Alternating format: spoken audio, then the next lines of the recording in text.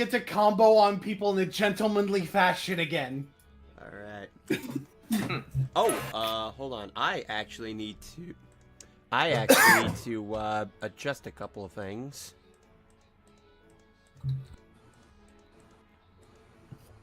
I need to replace these with my files.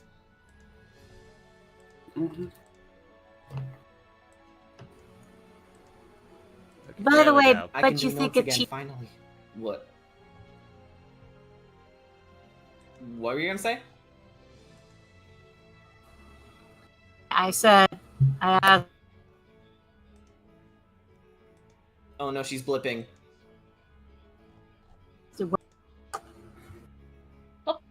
Okay, I see we are live. Yep.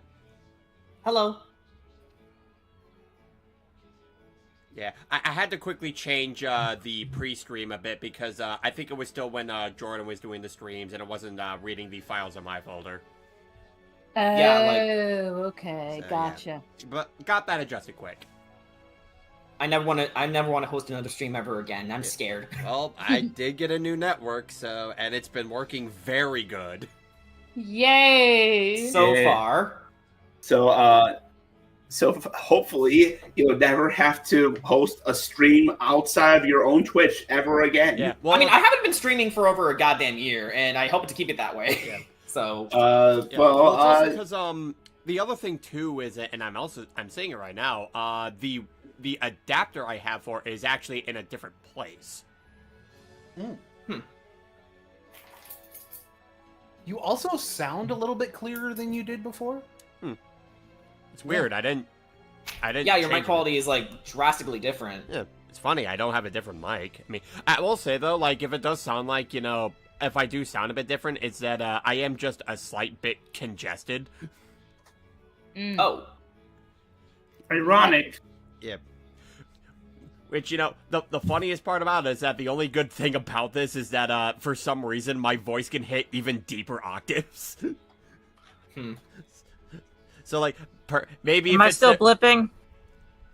No, you're good now. Okay, cool. Yeah, it's like, perhaps by the next time I go back to being Gamataki, it's like, I could be a little more like this. Or next time, I doubt it's going to last that long, but... Would the deep voice also help Kedrot? It absolutely will help with Kedrot. Oh, wow, it does. Oh, God, it does. You never thought I could get this deep now, could you? Oh, this is his seducing Illicent voice. No, that's Mr. Pokelo. That's right. Dad is here. Dad is gonna make things all Kedrot, right. but he's voiced by Mr. Pokelo. Fuck you, we're horny! Hold on, no, Jordan, hold on.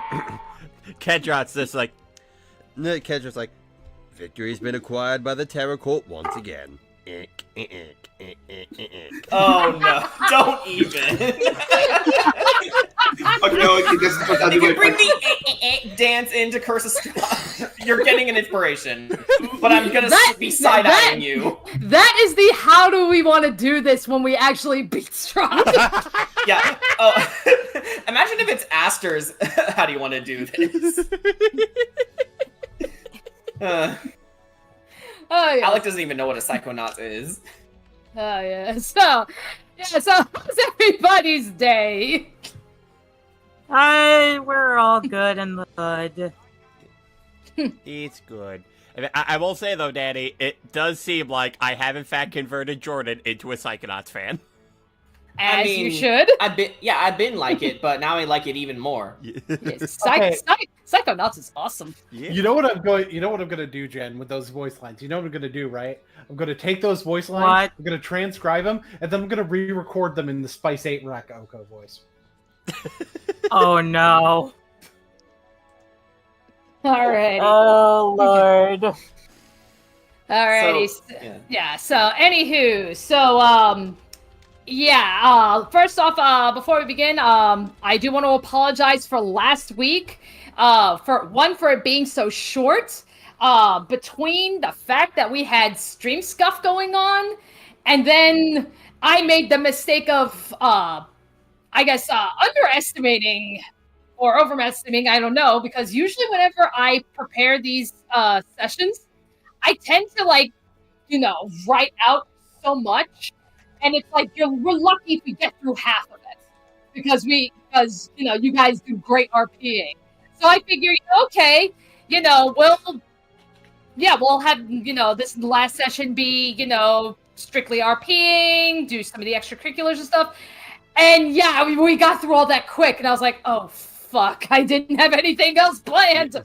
So that is entirely my fault. So we are going to make up for that tonight. It is going to be a much meatier session. There is a lot we're going to be going through. Me. Alrighty, and I will continue the role as Dave. Yes, Brian is now back officially as Dave. Not Dave the Wizard, Dave. Dave the Dave. Barbarian. Just Dave. Yeah. Just Dave, unfortunately. Though, that should be your future character, Dave the Barbarian. Dave the Barbarian. Why did you even become a barbarian? I thought it was a cross between a librarian and a barber. Oh, That's actually fair. Alright. So, anywho, are you all ready to start our next session? No, but let's do it anyway. Yeah. Alright. I have heard rumors about this campus quickies. Yes, so, on the latest edition of the Campus Quickies, a rather normal week at the Bow's End Tavern was interrupted by a stunning show by Pacifico Whitewater, who graced the students and faculty who were winding down with 2 songs, sung from the heart and touching the souls of all nearby. Allegedly invited by Aurora Winterstar, the Prince of East River was well received and even asked to come again by some of the staff of the tavern, as sales increased quite well that night. That's my brother, adopted brother. Alrighty. Really, not that wrong campaign. Isn't that Curse of Strahd? Yeah, that's Curse of Strahd, right? Amy's like, oh, I thought you were Sugash. Alright, What's anywho. the Alright, so, we're going to begin with Amy. So, Amy, having gotten permission from Veralda Lang to keep Sophiel's statue, you arrive at the Lorehold faculty offices. So you see 2 large offices belonging to the deans. Those are the ones on the north and the south. And then 2 smaller offices. The one that's actually the closest to where you are, that's in the west side. One has large statues on display, a warm fireplace, and sitting at his desk is a dwarven man with white robes and red accents and pauldrons, long black hair tied back in a ponytail, and a long bushy beard adorned in jewelry. And this is Hoffrey Ghostforge. Yeah! Okay. That would be the dean I am actually looking for. So, I approach and I give a knock. And he just raises his head from his desk. He's like, yes, can I help you? Hello, I'm here to acquire some knowledge on a statue. Oh, yes, come in. Dean Tullis mentioned you have something you'd like me to take a look at. Yes. So she gently takes out the statue of Sophia and places it on the desk. And she explains, what's going on, what happened at the manor and stuff like that, and that, she's borrowing it. All right. It's like, fascinating. A spirit statue made for another. And he takes a look at it, even kind of holds a hand out towards it, trying to focus himself on it. And it's true. I don't detect any spiritual trace within it. But I can sense the rock that was used to make this statue is quite ancient. Metamorphic. And, yes. I estimate this statue was carved somewhere between 600 and 700 years ago. Wow. It's like, yes, it's like I can pin down the age of the rock, what type it is. I even know how to make a spirit statue myself. But as for who possibly sculpted this, I'm afraid I can't answer that. That's something we're gonna have to look into.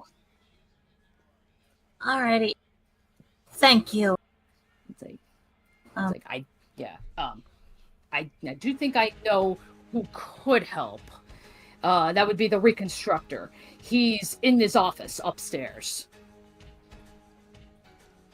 Alrighty, thank you very much. Can you give me like a little list or notes of what this statue was carved out of and such? Oh, of course, of course. Thank you. Alrighty, so you're gonna make your way upstairs? Yes. Alrighty. Doot, doot, doot, doot, doot. Alrighty. Alright, so you make your way upstairs, and the entire floor is pretty much like a museum in and of itself. Various objects are littered in the room.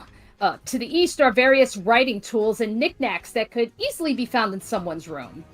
To the west are grotesque weapons and armor. The north and the south shelves and chests are just filled with treasures. And then there's a massive table filled with broken objects currently undergoing restoration. You know, a porcelain vase, a shattered sword, the remains of a tea set. And tending to these items stands a large man in white armor. Right. Amy would casually approach, obviously, and she goes, Excuse me. And the large man turns to you, allowing you to see his face. He has a styled mustache and beard, small spectacles resting on his nose, but most notably is that his skin is as pale as polished stone. And his name is Osgur the Reconstructor. oh boy. Right. Hi. A little timid. Yeah, so he just looks down and then he just smiles. He's just like, it's like, oh, hello. What brings you here, little one? Hi, I've come here to get an inquiry on a statue. As she holds out. Yeah. Do tell. She takes out Sophia's statue and presents it to him. All right. And he despite his big stature, he gingerly holds the statue in his hand. It's like, fascinating. So, what have you to do so far? Well, She begins to, of course, explain what happened at the manor. How the statue reacted to only her, and it seems to be only to her, that no one else could sense the presence of the spirit in the statue. And of course, repeating what's happened, like what went on downstairs, yada yada yada. Okay. All right. So yeah, Oscar just goes, "Oh, that's quite the riveting tale you've got there." And then upon hearing, like, as you're kind of retelling what Hoffrey told you about, that it's metamorphic rock, it was carved all those hundreds of years ago, he just goes, oh, that far back, eh? A lot happened back then. I can only imagine. It's like, well, the end of the Blood Age for one, thanks to the Founder Dragons. Founder Dragon. Yeah. It's like, yeah, surely you've heard. A long time ago, all of Arcavios was in war after war after war. Just one right after the other, no end in sight. until the dragon stepped in. Put an end to it once and for all. Ah. And the statue was carved during one of those wars, correct? Quite possibly. It's like, now, you say that your statue has a spirit in it, someone waiting for you specifically, right? Correct. All right. Let's see what we can find. So he'll bring the little statue to like a free spot on the restoration table, and with chalk, he begins kind of like drawing like 2 sigils on the table. He places your statue in the middle of one, and then he closes his eyes. You can see smoke billowing out of the empty sigil, completely enveloping it, and then within minutes, when the smoke clears, you see a second statue, looking exactly like yours. Yeah. It's not the same rock, doesn't have any magic in it, nothing like that. So yours is the real deal. But every carving, dent, detail is replicated here. So you can keep holding on to the original as you've been entrusted with it, and we can use this replica to look for clues. Better to work with this one, just for safety. Yeah, of course, I understand. I don't want anything happen to this statue. We would gently take it. Yeah, it gave us all a fright thinking that it just disappeared like that. Good to see that it's in good hands. Thank you. I do apologize for taking it without permission. It's like, what's done is done. As long as it stays on campus, I'm sure we'll be fine. All right. If you find out anything, can you please contact me? Of course. All right. What time is it? I'd say maybe this is probably like midday. All right, so about lunchtime. Yeah, give or take. So I will gently take the statue. She will bow. All right. I'll be at the bibliplo. I cannot say that fucking word. Biblioplex. Yes, the biblioplex. The biblio. The big fuck off library. The bibbidi I'll be at bobbidi the boo. The big Bigelow.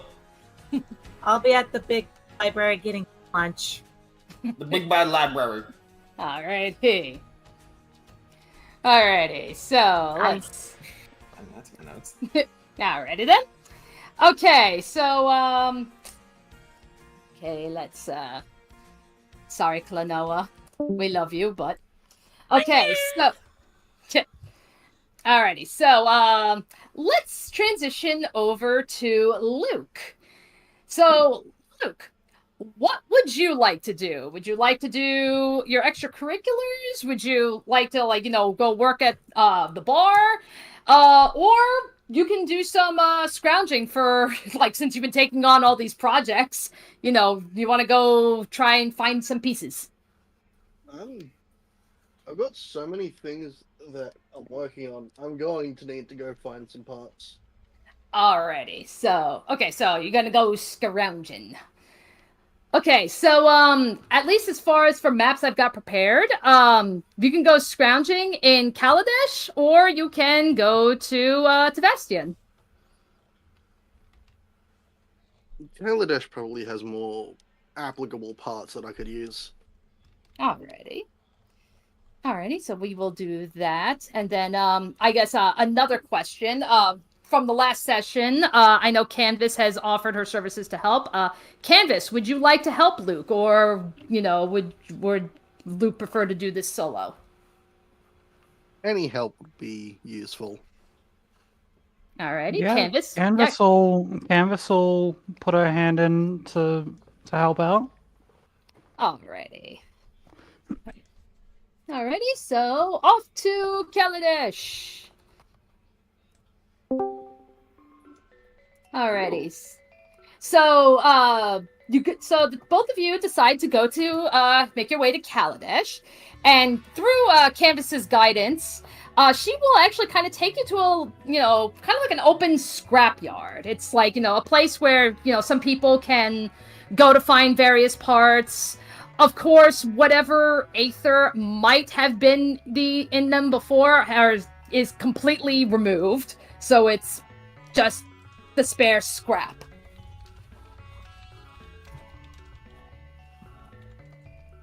All right. What are we looking for in particular? What are you trying to make this time? Luke is just staring at the piles of metal with almost what looks to be a tear in his eye, like, where has this place been all his life? Yeah, it would be. Ah, yes, scrounge crafting activate. All right.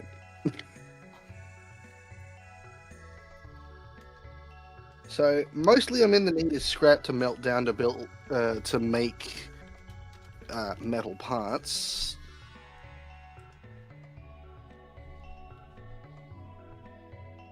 So you I just think it's need purer metals, so stuff with less rust and wear. yeah. All right, I think I can help find that. Just letting my cat outside. All right, and I guess it's time to get to work. Do I have anything that will actually help us here?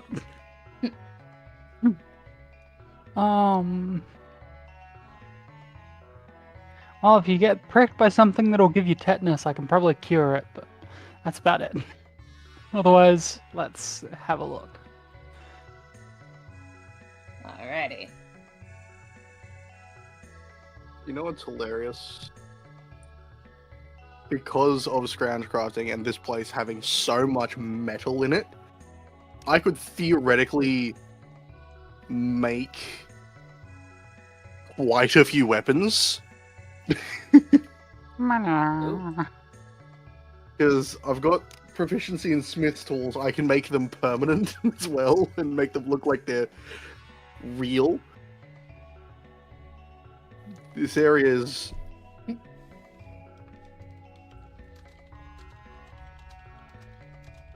How long do I need to spend?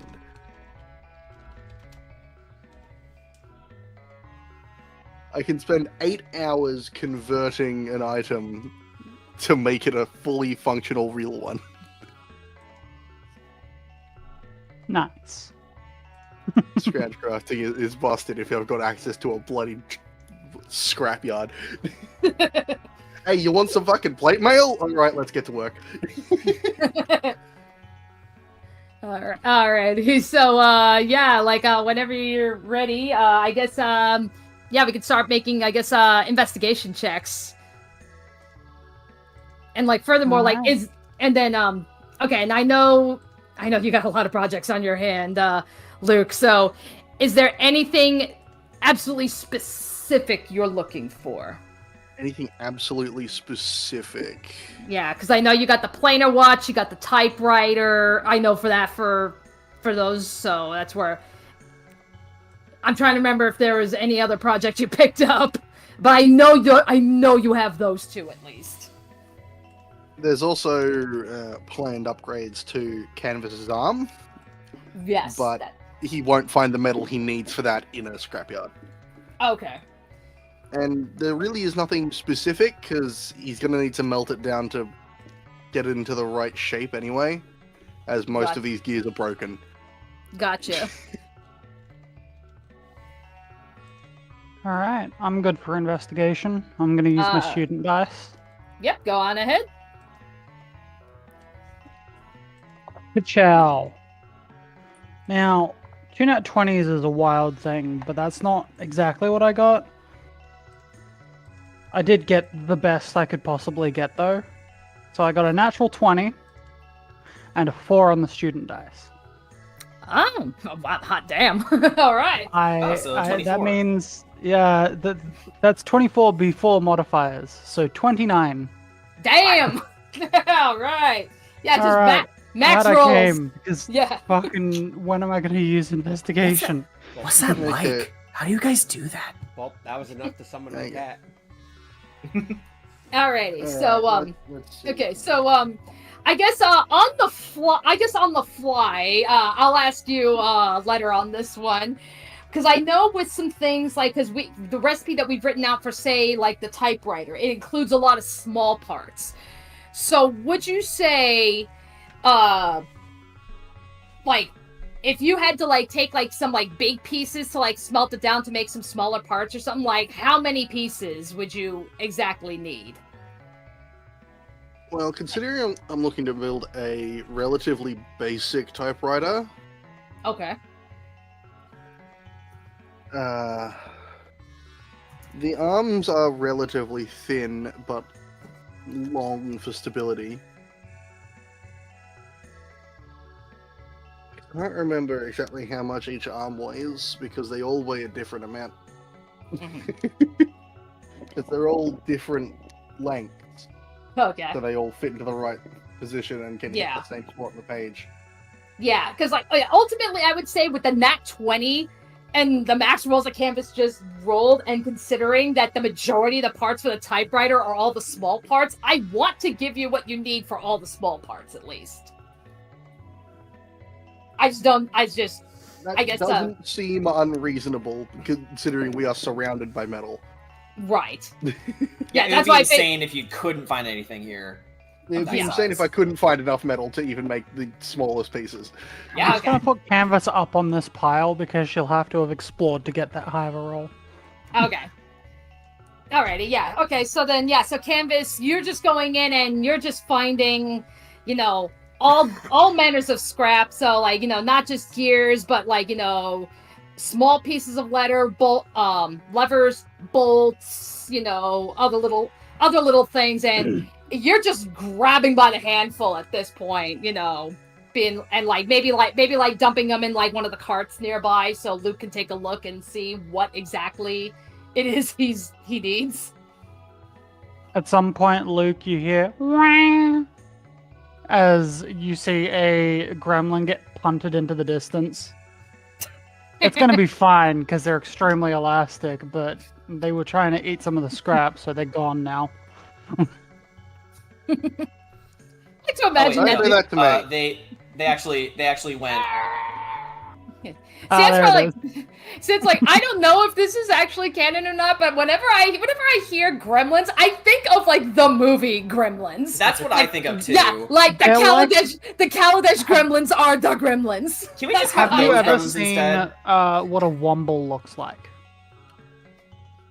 Okay. They have like a weird trunk. It's a gremlin from like the classic like movie and everything like that. They do all those things crossed with a weird elephant trunk and the requirement to eat and destroy machinery. Okay, gotcha. It's all of those things. The mischievousness, the weird trunk kind of... They sniff for rust and metal and ether, apparently. Okay. And, Ooh. they also just fucking hate machinery. Okay. Alright. Alright, good to know. So yeah, you're gathering, and any gremlins you're finding, you're getting them out of there. Now, for Luke's investigation, I did not roll anywhere near as well as Canvas. Okay. I rolled a 4 on my d20 and a 1 on my d4 for a total of 10. Seems like he's a bit overwhelmed. Okay. Yeah, it's You like You know know what? the- That's a great reasoning. yeah, He's a little bit awestruck about just how much metal is here. yeah, like maybe like Luke in his hands manages to find maybe like a metallic cylinder or something, but he's just he's just single perfect gear. But yeah, and it's like he's just like he just grabs this like single thing and is just awestruck. He's experiencing sensory overload.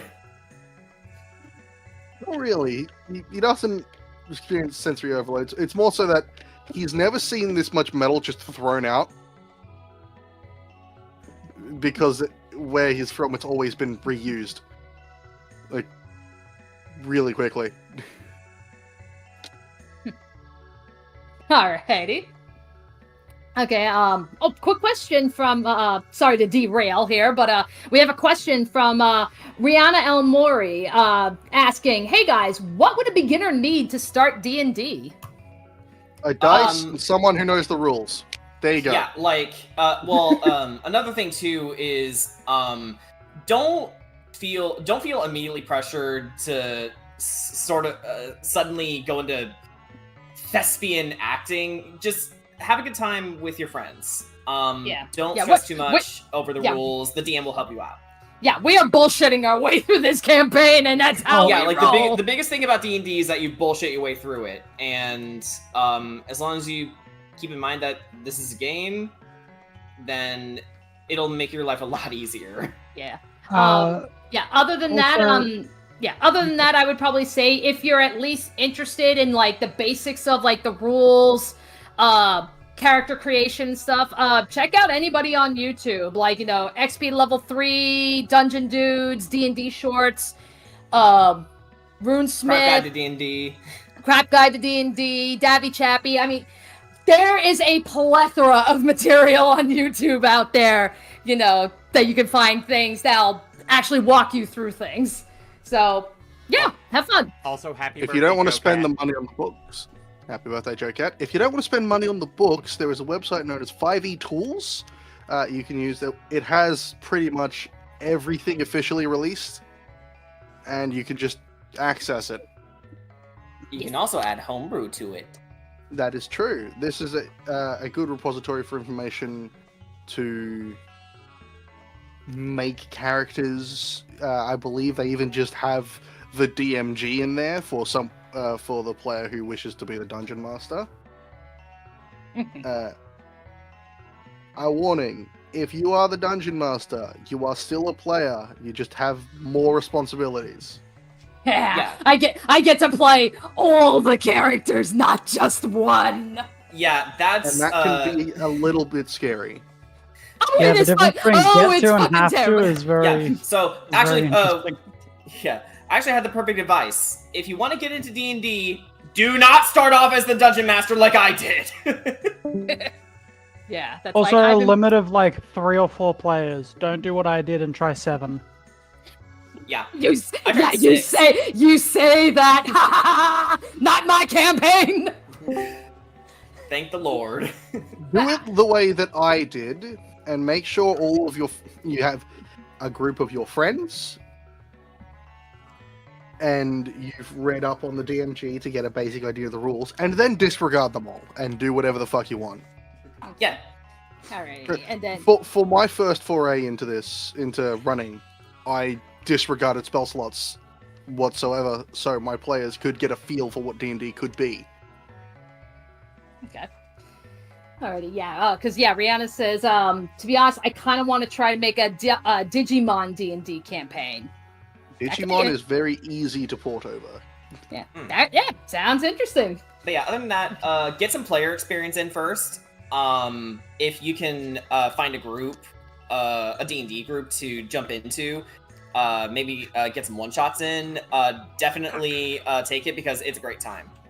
All right, I have just posted the link to 5e Tools classes area. That website has all the information you'll need.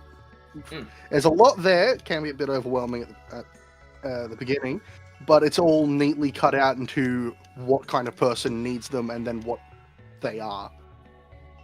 Okay. Alrighty, so yes, hope that answered your question, Rihanna. Hope you enjoy our shenanigans. So, anywho, Luke, you found the perfect gear. It is the perfect gear. That's the only thing he's found. Yeah, and then he looks over. He looks over, and Canvas has got like her arms full with like just gears and pieces and just shiny bits of metal, and she's like trying to carefully climb back down off the pile. Yeah, like gingerly trying to like take the steps but not slide. You know I'm going to melt all of that down, right? You can just sort of toss it. I'm not sure if you want to melt down things like this, and I like hold out a really nicely kept piece of metal. It's like, I don't know. Well, it's the wrong shape for anything I'm making. What about this one? It's like just a perfectly intact tiny gear. Okay, now that one I might be able to use in the plane I watch. She's just very carefully walking because she is carrying like she's dealing with the issue of when you're carrying too much laundry, and she's just dropping a bit every now and then. Oh man, I've been there way too many times. Yep. What's Badsum's? Because he's probably helping him. Yeah. It's like, I guess like, would Badsum be helping you out here, or is Badsum doing his own thing? He doesn't quite have a choice. However, he does have a -2 to intelligence, so this is going to be fun. Please get a 0. Please get a 0. Please get a 0. Please get a 0. No, he rolled a 12 for a total of 10. Damn. Just as well as Luke is. Oh my god. Yeah, so I guess like just as Luke has found the perfect gear, we could have like Badsum finds the perfectly straight piece of wire. An untouched piece of copper wire.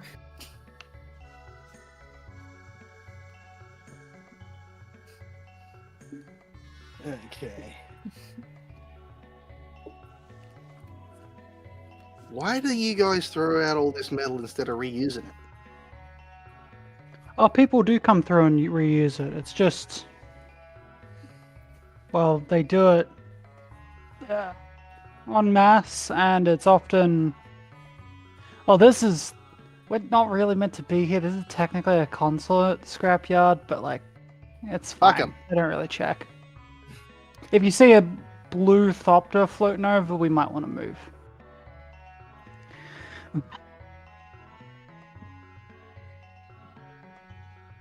I'll be honest, I've been completely distracted by just... this gear has literally no damage on it. Why would it be thrown out like this?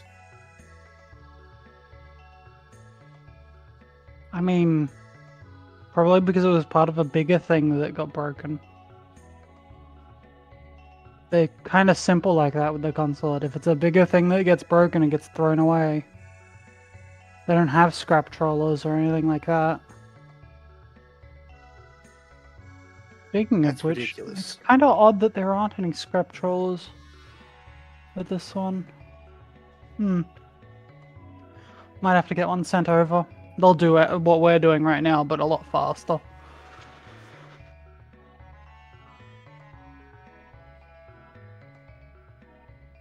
Anyway, I think we should have enough metal for at least the internals of the typewriter. And maybe some for the watch. I'm just going to get myself some casting medium next. Alright. Yeah, I'm glad I got to show this place to someone as well, because, I mean, no one else is really using it, and I can't convince the folks over at the Dragon Smile to use it because they're kind of busy. I do think there is potential here, and her eyes ever so slightly gleam as she looks over the piles of metal. There's a lot of potential.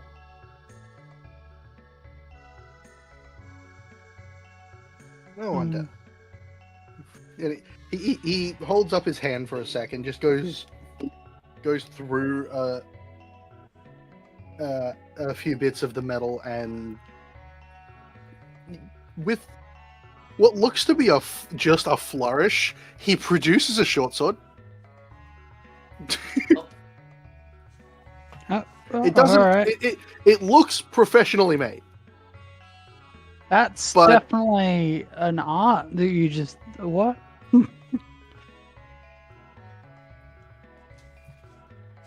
It takes him 10 minutes, but then he produces a short sword. You're full of surprises. I mean, I've got enough material here. I could literally create enough weapons for an army. Careful. Careful saying things like that. You don't know who's listening. That's true. Like my longsword, though. You can definitely make a longsword. If you do come back here, I'd like to come with. But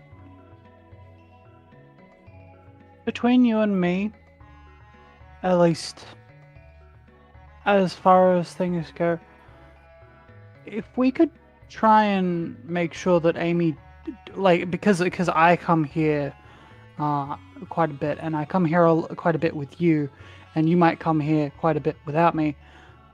Probably keep Amy away from here because apparently she's still getting looked for, which is bizarre to me, but yeah, that she's still on the books here. So if we could just conveniently dissuade her if the time comes. If she tries to follow me, and then does follow me, I'll just take her back. Alright. Thanks.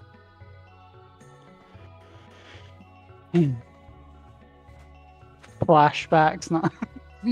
Yeah, no, we'll get to flashbacks. We'll get to flashbacks soon. I think that's about all we need. Yeah. Yeah. Probably enough.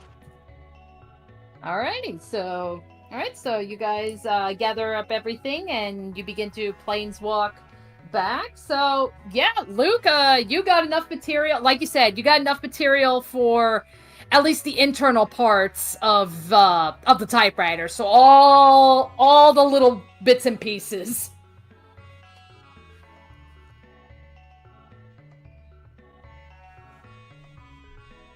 Alrighty, so. Okay, so with that being said,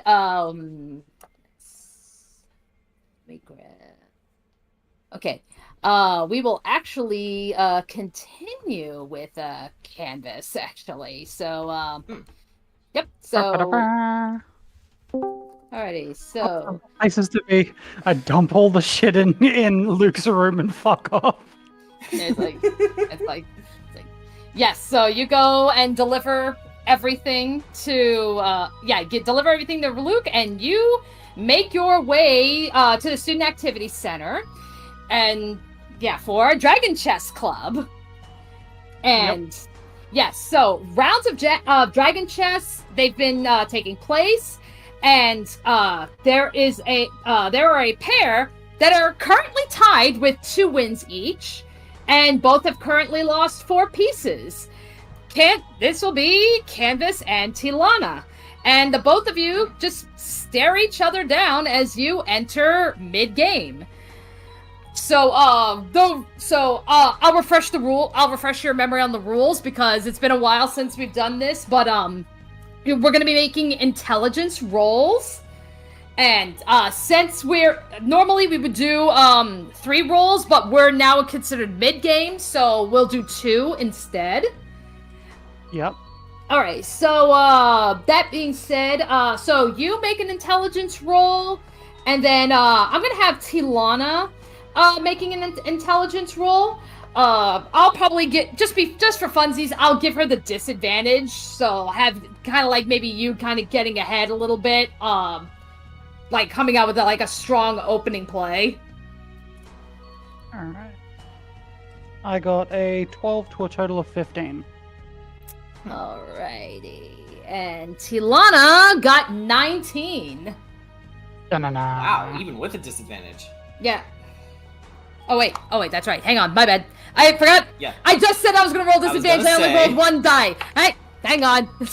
Yeah, I mean, it would be impressive if it did. Okay, yeah. I'm an idiot. It's So- fine. Never let it be known that Danny's an idiot. So that's actually a 12. 12. Okay. Well, all right. I'm ahead. I'm gonna win this one. Not a terrible roll. All right, so so even though you came out strong and Tilana was able to match it, but yeah, as of right now, it's like you look like you're kind of getting ahead on the lead. All right, so let's do one more roll. All right. And Tilana rolled another 12. Wow. Amber's also got a 12. Oh. All right. Oh no, it's contagious. Hail, mate. Yeah, still, like, so even though you, even though I'd say, like, you guys tied on the last round, because you won the mid-game, I'd say ultimately, Canvas, you ultimately win, but barely. Yeah, like it's a matter of like a couple pawns and a bishop at the end. Probably, yeah. Like, you've just been taking And I each am other's pieces. Yeah, welcome back. So you've just been taking each other's pieces left and right, and it's just kind of been like this little battle of attrition. But yeah, ultimately, you snagged the win, and now you got 3 wins to 2.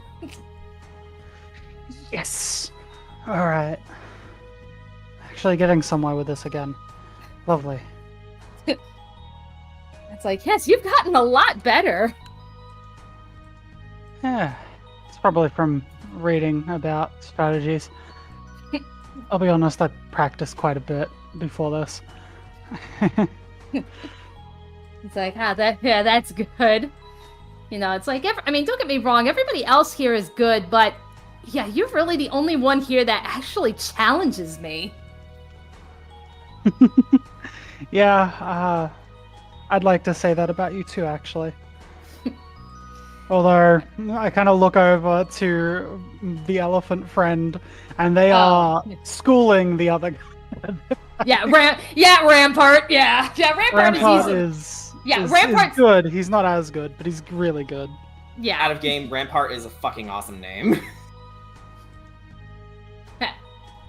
Alrighty. So, with that, Tilana just kind of like takes a look outside and just kind of sees, okay, a lot of time has passed. And she goes, as much as I would love to continue doing another round, I do have to get to the stadium. I do have softball practice. Oh, I could walk you there. Sure, if you don't, unless you'd rather stay and, take on Rampart. Nah, I've gotta get to work at the stadium, actually. Just nearby, so. Alright then. Alright, so let's go. Yeah. And they walk off. Yeah. Ba-ba-da-ba. Yep, I'll get us to the stadium. Yep, so when you arrive at the stadium, you see that some of the players are gathering, and in the middle, you just see Rosie sitting on top of Big Face. Beginning to try and gather everybody together for practice. Would it be possible that Pacifico is just here?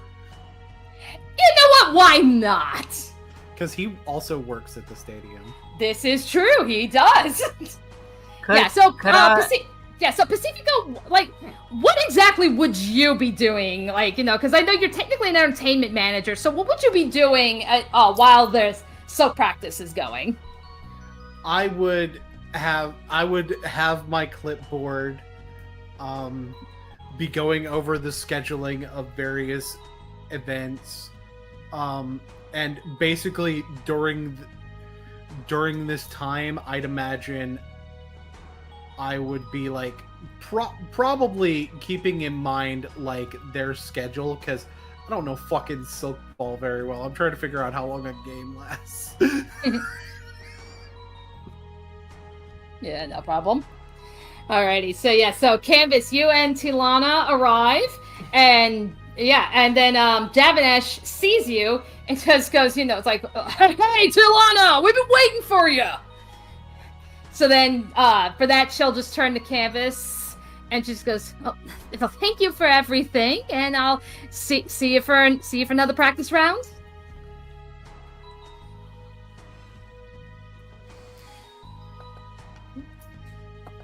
Then with that, she'll just kind of join in and begin her practicing.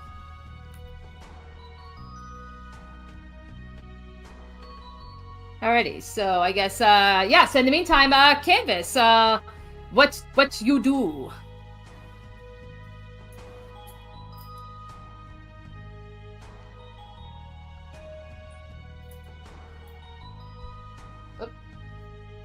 Canvas? Did we? Muted because I was doing something. Hello.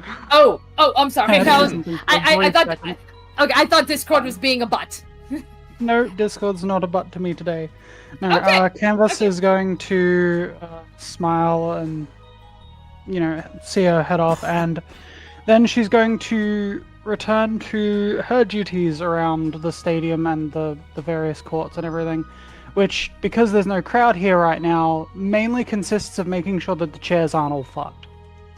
Okay. Because she doesn't have a crowd to manage, she is going to do the backup work of making sure everything's in order. Alright.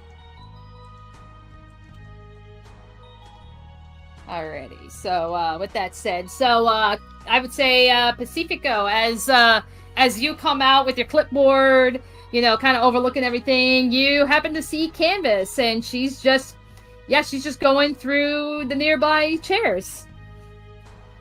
Oh, hey, Canvas. Oh, hey, You're funny early, seeing aren't you? Yeah. Kind of just looks back and forth, fixes a chair, something to do. Insight check. Make that insight check. I'm gonna roll. Where did my d20s go? I have other ones, but where did the ones I wanted to use? I need to ask. I need to ask this right now. Do you get a separate D4 for each of the things from your club, or do you just have one? It's pretty much whatever, however many student die you have, that is a separate D4. Because I have, because from Dragon Chess I get Deception and Investigation. Are those two different D4s, or is that one D4 that I've already spent? Yeah, it's 1D. Yeah, it's 1D4, your choice, and you can use that for Deception or the other one. Well, shit, I've already used it. I haven't. Well, actually, the thing is, remember the exam ones? Ooh, do I? They're not. Oh god, one of them's Insight. I haven't used those yet, and I believe the exam ones, those don't refresh ever. I believe that is the case. So even it's kind of use it or lose it. So yeah, I honestly, that's how I would rule it, because honestly, with each I'll just give you the heads up right now. Each exam uses different skills, so that's whatever. Rather than just stacking you with all these extra bonus die, because I think that's a little unfair. It's use it or lose it. So come next exam, whatever unrolled dice you had from the last exam, you're gonna lose it. 19. 19. So it's all right, Canvas, what is Pacifico seeing? So Pacifico is seeing, probably making some connections with that roll on Insight, as Canvas is notably avoiding looking at the court suddenly. And with the arrival of someone strutting onto the court, it would make sense from, distance traveled and reasons why she's not looking. It's Talana is the reason why she's here early. and Canvas is distracting herself with fixing a chair. She got pretty close to your insight roll, but not high enough. Pacifica would just notice that and be like, he knows that. He fucking knows that from himself. And it's like, uh-huh. Yep, uh-huh. I'm just fixing a chair. This one's not broken, so I can't fix it. So I'm not gonna ask why you're here, because you work here. She's just goes to the next chair. This is possibly one of the most awkward times you've seen Canvas.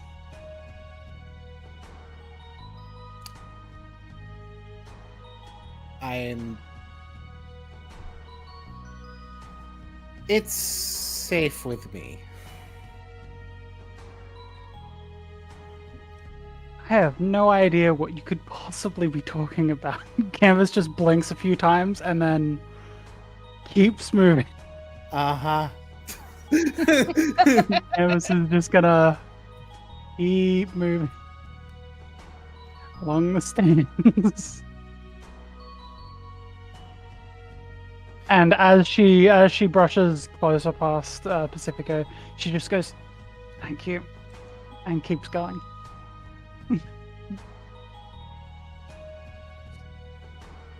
Alright. So she'll just kind of begin circling. So, Pacifico, what do? What do about that? Pacifico is going to continue trying to figure out how this game works and how long it takes to play. Because he has to... It's the most difficult part of his job, understanding sports. Seriously, where the fuck did those D20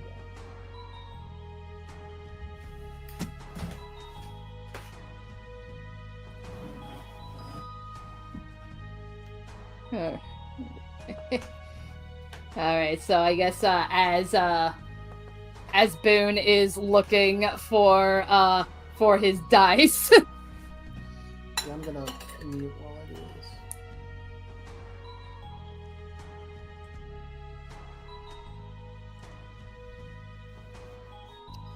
Alright.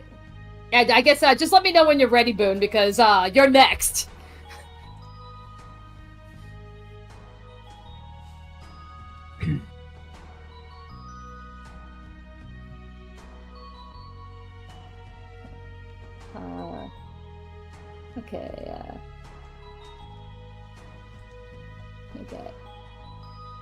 Okay, you know what? Okay, I guess while we're waiting on Boone, okay, you know what? We'll move this.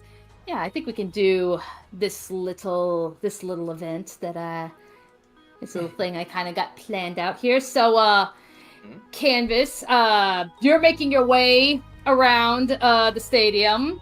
I'd say probably when you're like relatively like a far distance from Pacifico, probably maybe like on the other side.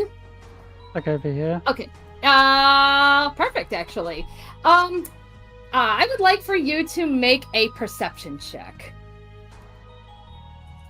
Perception check. That is a total of... Go to the sheet, go down to perception, which I'm not proficient in, so that is a 17. Alrighty, so as you're working the stadium, checking the chairs, you do continue to peek and watch the silk ball practice. So you're seeing as Tilana is just effortlessly weaving around the players before passing the silk ball to Javanesh in order for him to just unleash his full power as he scores a goal. You know, so very, very impressive play. You know, clearly shows the inner tactician within her. That being said, though, your captivation is interrupted when you hear footsteps, walking down the stadium steps right behind you.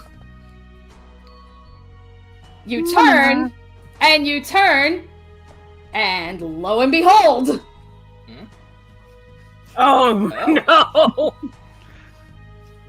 All right, it's like, it's like, Miss Zevenwatt, may I have a moment of your time?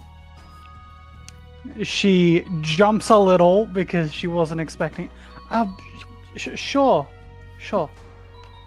Alrighty, and then I guess maybe he'll probably like direct you over to like a free chair or something. Yeah. All right. Okay. You're from Kaladesh, correct? The Plane of Inventors? Yes. Okay. If you don't mind, I have a couple of questions I want to ask you. Sure, shoot. It's been a while since you even said hi to me, so I'm just taken aback. Okay. What kind of inventions do your people create? Everything from animal-like life crafts to quality of life air fresheners, servos, thopters, constructs of larger sorts. It's typically self-powering themselves on Aether. I see. Okay. And then, so how often would you say Kaladesh lends itself to other worlds? You know, what inventions are they willing to share? Willing to share? Well, if you want to take the official statement, the consulate would say none. Now, how so? Well, they, I need to watch my words here. They control a large amount of the inventors' fairs that happen. They control a large amount of the, control over inventions and things like that. And them leaving the plane would be tantamount to losing them to a enemy player. I see. So ultimately everything is government sanctioned. Yeah. Although if you really want something from there, just don't go to the consulate. Then who would you go for? Who would you go to then, if not them? If you go to Ovia, she is quite helpful, Ovia Pashiri. I'm sure... How much do you know about Kaladesh? She, stops her thought and looks at Grayson. Not much. I mean, I've been reading about some of the other worlds that Arcavius has connections with, and ultimately I thought that hearing from a citizen would be far more valuable than a book. Yeah. If you could avoid quoting me on this, but finding your way to anyone dealing from the Dragon's Smile, probably your best bet. I see. Okay. Yes. Alright, well, that's at least a start. So, thank you for your cooperation. If I have any other inquiries, I trust I can come to you. Sure. Most of the time, yeah. Okay. Alright, thank you. And just so you know, yes, all this is off the record. It has nothing to do with the Strixhaven Star. Just my own morbid curiosity. Thank you. That does actually take a bit of a weight off me. Okay. And then with that, he just stands up. He just stands up and leaves. What an interesting fellow. So, I'm trying to think. Is Boone back yet? Yeah. Okay, yeah, because I know you were looking for your dice. Okay, so one of them I still didn't find, but I found the other. So. Oh dear. Okay. All right. So I guess Boone. Yeah, roll a perception check.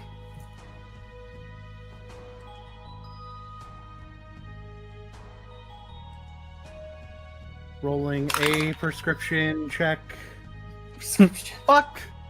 That is a 4. He is very focused on these notes.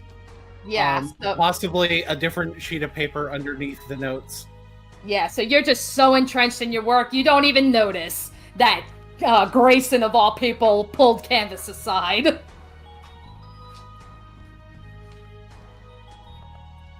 Alrighty then, so that will end that little bit. So now, okay, so Pacifico, if we can stick with you for a brief moment as we go to the water dancing club.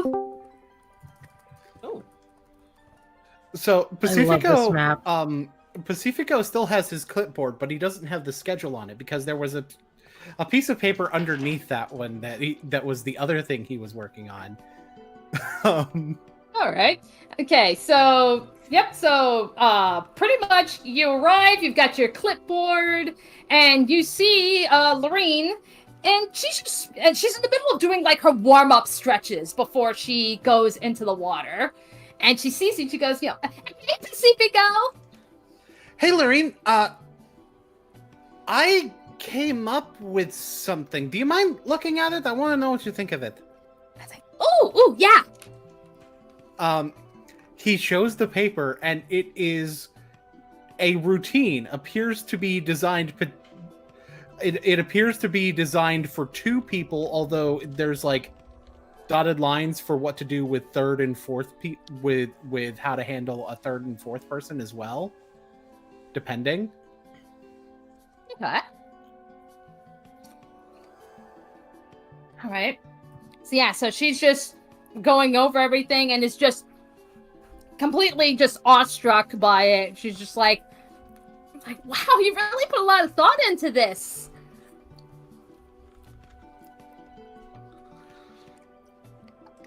Yeah, I don't know. I got inspired, I guess.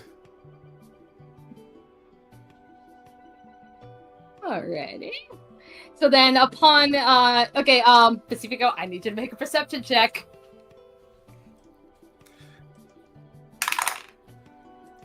Oh, that's a little bit better. That is a 16. that's really decent. Alrighty. So, you immediately feel someone behind you. Oh, good. It's like, Oh, and, no. and you hear coming out of your own voice, it's like, oh, that is inspiring. And you turn and you see the guy from the Strixhaven Star who had interviewed you towards the beginning of the year. However, they have on their name tag, they have a new name, Helen Highwater. Oh my god. Yes! It's like, I'm going to use this character. Did you have to do that in my voice? It's like, oh, but where's the fun?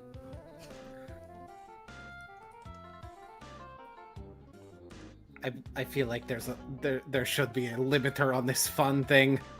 Some kind of limiter. Yeah, and then now you'll hear like a new voice coming out. It's like, it's like, nah, don't worry. I'll make sure you're comfortable. Just poking some fun. I appreciate that. Okay.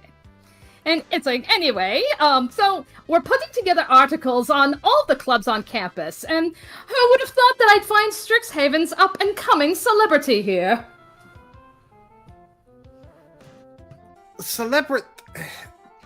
Yeah, I suppose. Yeah, you've been making quite the splash lately. Ha!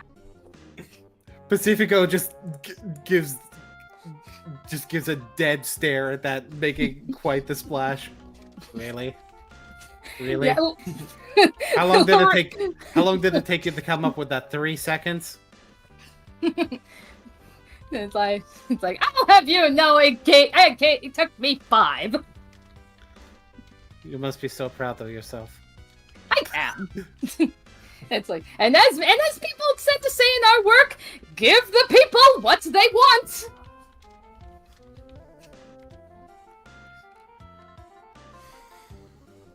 Yeah. So, sure, I guess. So what were you interested in asking about? All right, so first things first, what drew you to the water dancing club?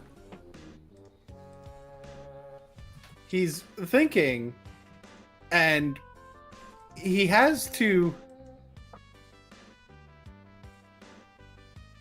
And he's like, I feel like I need to roll a deception check because the answer... Go ahead, roll that deception. Because we know what the Decepticon. actual answer is, but he doesn't want to say that. That's a dirty 20. Nice. Okay. All right, yep, okay. Nice Decepticon check. So he so it's like he's thinking back to it. It's like, well, to some degree, I guess it was Grayson who did. Yeah, and Lorraine just turns to you and just like, wait, what? Wait. It's like, what did he do? Well, he kind of indicated that I might not be the best fit for the star, and considering some of the ways I've been discovering myself, the Water Dancing Club has been a good fit. Kind of funny thing, it was kind of in a mocking tone, really, but I took it as a bit of a challenge. It's like, well, his loss. Yeah, his loss. All right, so then, so that's where, Laika, he's just kind of scribbling. I don't feel like I need to roll a deception check for that because Pacifico does not realize. Yeah, so Laika's just like scribbling the response, and then goes, it's like, well, given your little concert at the tavern, I trust you perform with a partner here as well? Or are you strictly a one-man show? I can most of the time be a one-man show, although I have done a thing or two with a partner. I've actually designed a routine that can support 4 people. He's like, yeah, and then just like upon hearing that, he's just like, oh, care to share?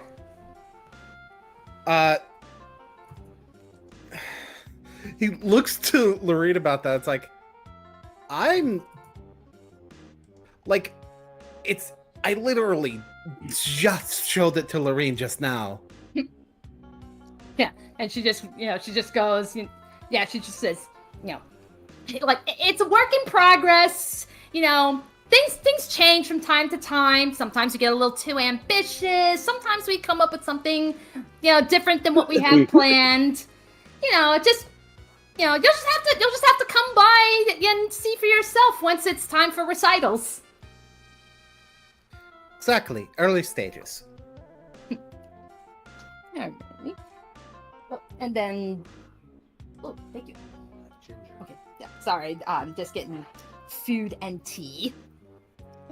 Alright. Okay, so then Laika says, it's like, okay, well, seeing as how many have seen you sing, how would you describe your dancing? What kind of routines do you perform?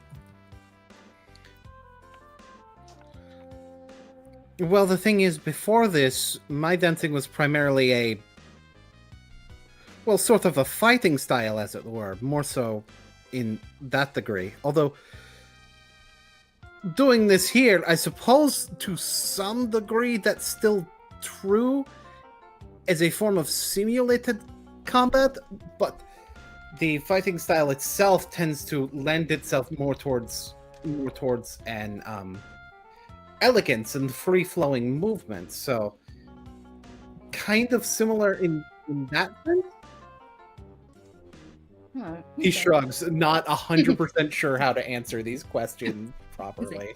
Yeah, it's like, well, no doubt you'll draw a crowd, and to think this is all in your first year. So my last question for you is, what do you intend to accomplish here in the years to come?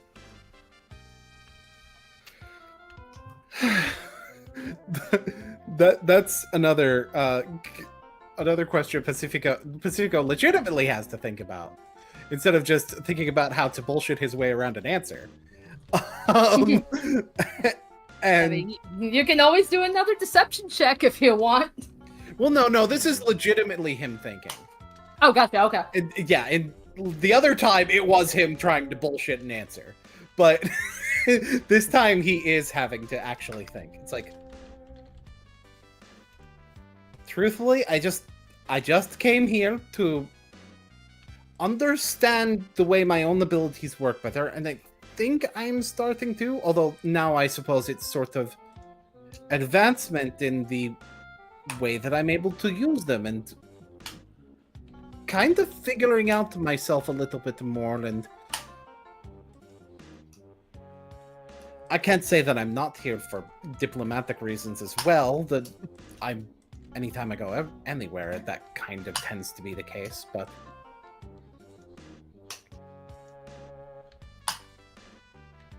All right. So at least as far as on the record stuff, that's the last of my questions. But off the record, so given with everything that you've learned, would you say you're still gunning for Silverquill, or are you starting to look elsewhere? I suppose you would probably like it if I was still gunning for Silverquill, huh? It's like, Ouch. yeah, and he just kind of just shrugs, like, yeah, I mean, truthfully, I don't think it's anything against Silverquill. I definitely would belong there, but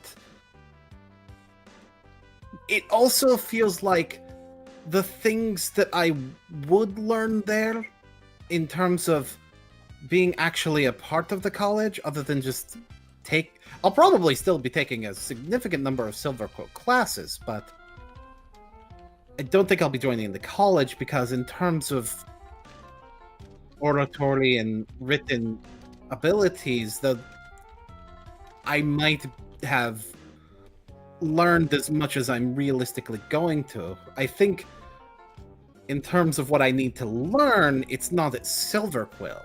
I think in terms of what I need to learn, it's in Prismari.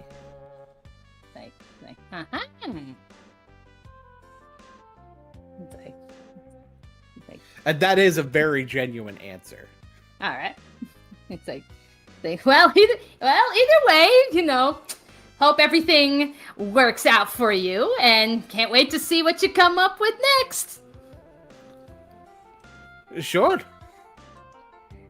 Alrighty. So then with that, Laika just kind of, just politely bows, turns, and just leaves. Oh, we had the same idea. Yeah. What?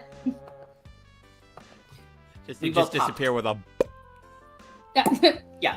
Yeah, probably. Yeah, probably. Instant transmission. All Is right. it transmission if it were based?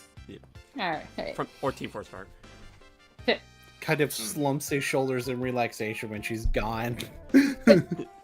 It's like, yeah, like, Lorraine just kind of just like scratches her head. She's like, it's like, yeah, who was that? I've never seen that person before. An interviewer from the Star. It's like, huh, so you've already been interviewed? Yep. Close to after, basically the day after orientation. Ah. All right. Okay. I mean, he seemed harmless, but kind of weird. Yeah. Okay. Well, enough of that. So, let's get you warmed up, and let's see what you came up with. Let's see if we can, pull off what you got planned. Okay, yeah, let's do it. little bit nervous doing something of his own design. Alrighty. Hang on. Let's actually. I think now's a good time to turn off the Moogle. Alrighty. So. All right. Okay. Let me. Yeah. Let me pull up. I really gotta write down like what exactly. Because I know we did specialized roles last time. Let me try and find them again. Okay, there we go. Okay, all right. So same rules as last time. We're going to do a series of 3 roles, and yeah, we'll see where that goes. Actually, let me put the Zelda back on real quick. There we go. Yeah, let's put the Zelda back on.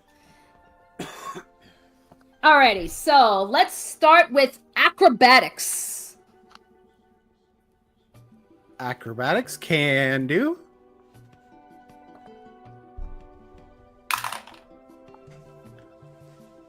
Huh. That is a 15, which is actually fairly low for me.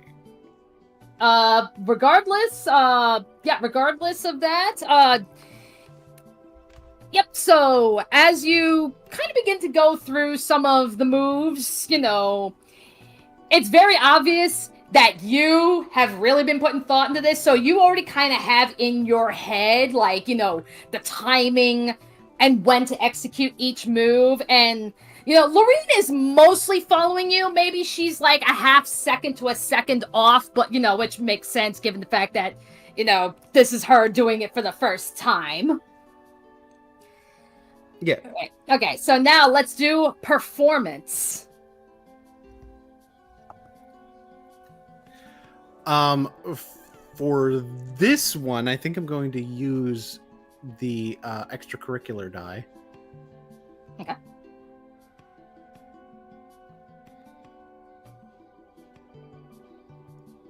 So I'll untick that.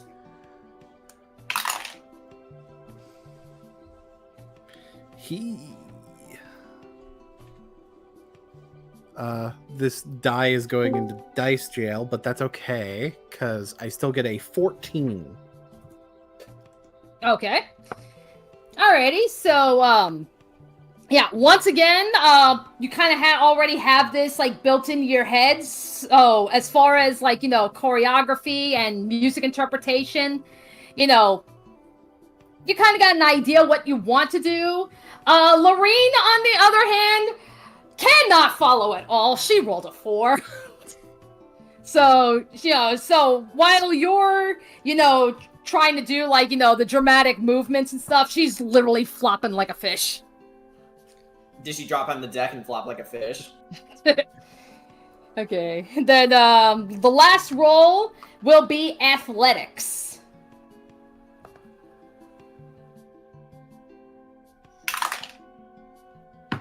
That is a 15. Alrighty.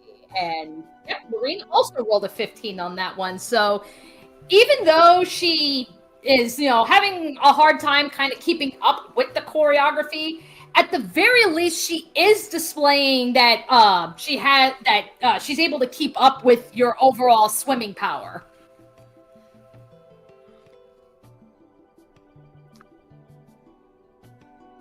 Okay. So as the routine, pretty much as you go through it all, I guess overall, how would you say, Pacifico? How are you feeling? Pacifico is feeling good about it, and he's probably thinking he's probably a little bit more judgmental of his own performance. Like he would say he's a little judgmental of his own performance. He's like, Lorene also did not seem to get that as well as I was hoping. And he's thinking about, did I did I like not write that down as well as I thought? Thinking about like why Lorene didn't get the performative aspects as well, and also kind of like nitpicking his own performance. Alrighty, and then yeah, I'd say Lorene, she's probably like, there we go. I'd say she's probably like hanging on the edge of the pool, just like catching her breath and just exhausted. She's like, yeah, that's a lot of moves.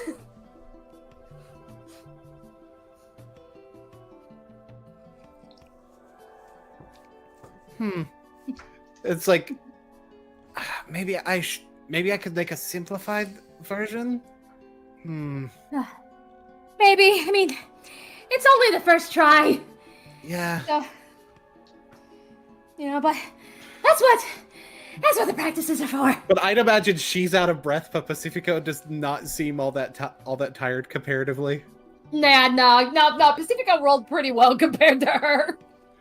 That, and he's also a little bit more used to. He has more breath to use, as it were.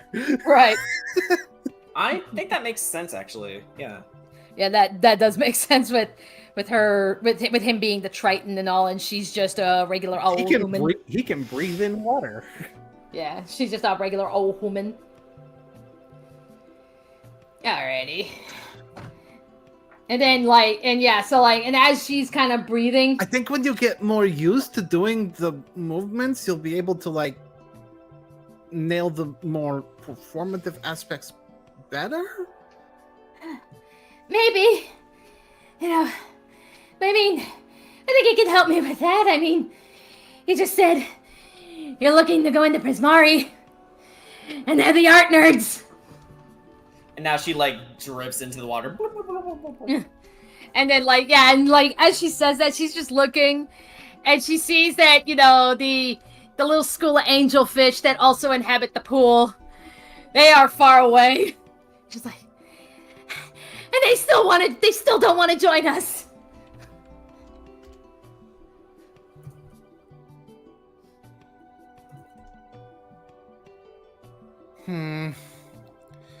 Yeah, I'll be honest, part of the reason I had the 3 and 4 lines was just in case that happened.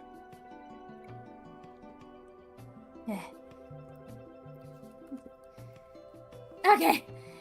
Yeah, let's just. Although if I do drop it down to strictly a 2-person routine, that could simplify things a little bit more. I guess maybe we can try a couple more times. Let's just see if indeed we can do that, and if we have to simplify things, so be it. Yeah, sounds good. Should probably wait for you to recover from the first time, though. Kind of halfway laughing at her without intending to. Yeah. Yeah, she's just like, okay, just 5 more minutes. Alrighty. And then I think that's actually a good place to end that bit. And it's like, yeah, take the same approach that I take when it comes to doing aerial routines. Like my God, this Friday I actually have an aerial recital, and I've had to simplify the routine I choreographed because I was getting too overly ambitious. Hey, true to life. Yeah. Yep. So it's like, I know exactly what you're talking about. And the interesting thing is, Pacifico can pull it off. Lorene might have some trouble. Alrighty. Any hoozle. Okay, so now we are going to check in on Thistle. So we will say, this is, we are now pretty much in the middle of the night. In fact, you are sleeping. All right. And then let me transition over. So, Thistle, when you close your eyes and you let sleep take you, the darkness melts away, and you find yourself at a massive citadel at the foot of a mountain. At its base lies swampland, filled with countless fireflies, azure oaks and golden orb trees on the land surrounding the city. Each tier climbs higher up the mountain, filled with homes for its citizens against the alabaster walls, and you can clearly see little flickers of light in the walls, no doubt signifying the homes of your fellow fairies. At the peak is a large temple, surrounded by purple pansies and the same trees at the base, but the oaks are violet and the orb trees here are blue. Thistle, what is this place? So he looks around a bit and says, "The Bane of Gloom's Citadel?" And he just sort of takes it in, and he feels his chest tighten. I never thought I'd see this place again.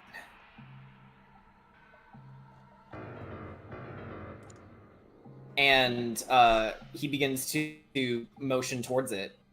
Alrighty, so you cross the gates, but you find that the city is completely devoid of life. You take a deep breath, and you get a scent of smoke in the air. And Thistle's eyes immediately widen as he realizes what the smoke is. And he says, "No, not again. I can't let it happen again." And he rushes towards the one place where he knows he will find them. Alrighty. And then let's delete that bit. So, as you fly towards the church, the smoke in the air gets thicker, and you can feel heat surrounding you.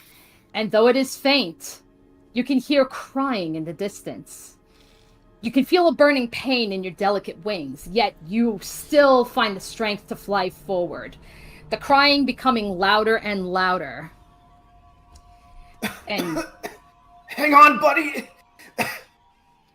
Approaching the church, you can faintly see two figures in the doorway. One appears to be a soldier, and the other is a woman wearing a simple robe, but carrying something wrapped in her arms. The source of the crying.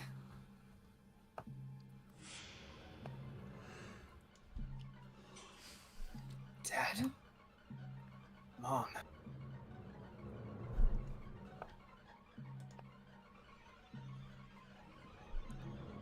Alrighty. So what do you want to do? I reach out for them, and he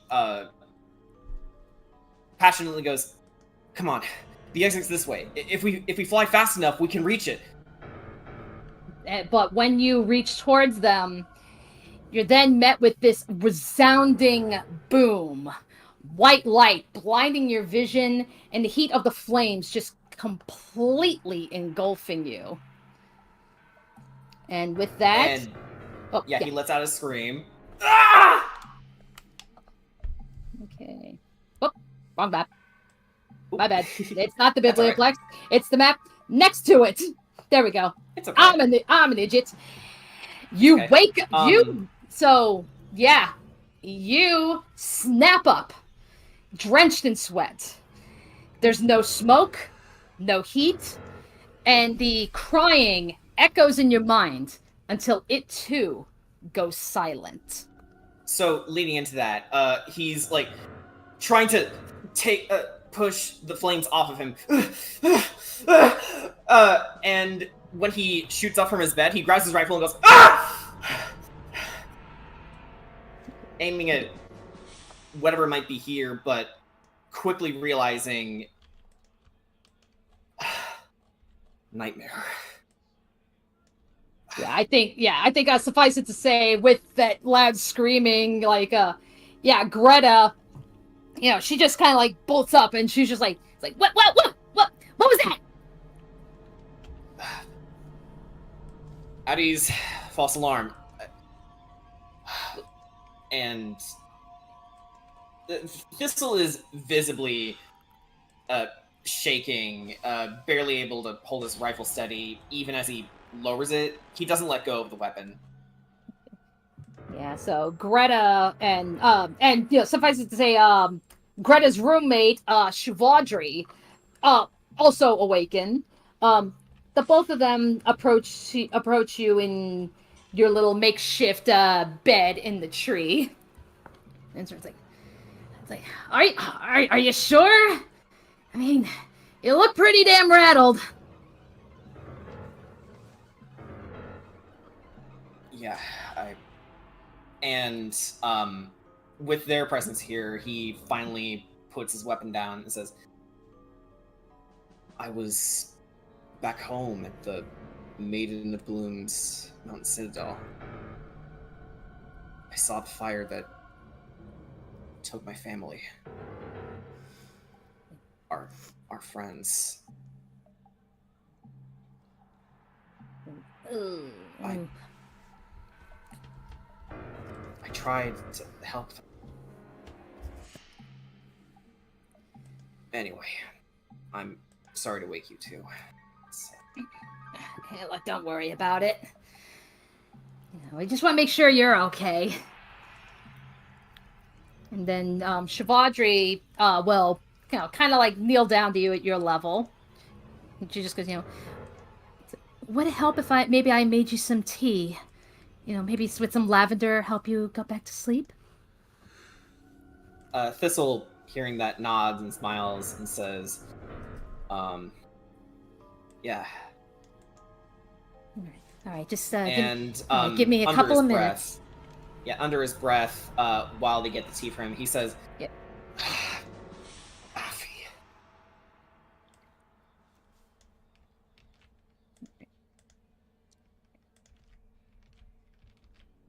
All right, yeah, that's where guys like, look, it's obviously a sore subject, and I'm not really gonna, barge in on the details and stuff, but just know you're here, you're safe, you're with me. I'm not gonna let anything happen to you. Yeah, I know. Greta. And then a couple of minutes will pass, and then Shivadri will come with the little thimble of lavender tea, and she will, hold that out for you to take. He takes it and says, thanks, and takes a sip. That's a lot better. Now,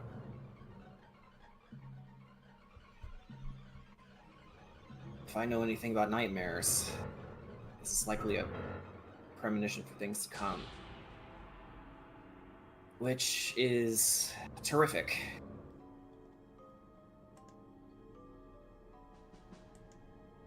I'm just wondering what might lie in store for me. The longer I delay getting home. Spice, I'm worried about her. Have I told them about Spice? I don't believe I have. I don't think so. I mean, I don't even think you've really even mentioned to the party. Like, if anything, maybe a name drop, but as far as, like, any, like, intimate details, no, you've been keeping Spice pretty close to your chest. Yeah, mainly that our last talk didn't really go well. Yeah. And leaning to that says, oh, right. Spice was a friend of mine. We ended up together after the Citadel fell.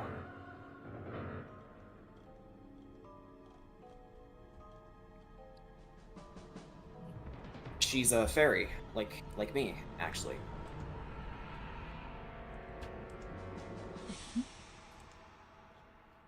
All right. Yeah, and then that's where, Shavadri, she'll just, kind of just nod, and she'll be like, yeah, I understand. From what I've gathered, you know, you do care for your friend, even if you had an argument, but friends have arguments all the time. And I'm sure wherever she is, if she's half as strong as you, I'm sure she's okay. Well, funny you say that. I'd say she's stronger than me, stronger than any of my fellow shadow dancers. Say, well, then no doubt she'll be fine. Yeah.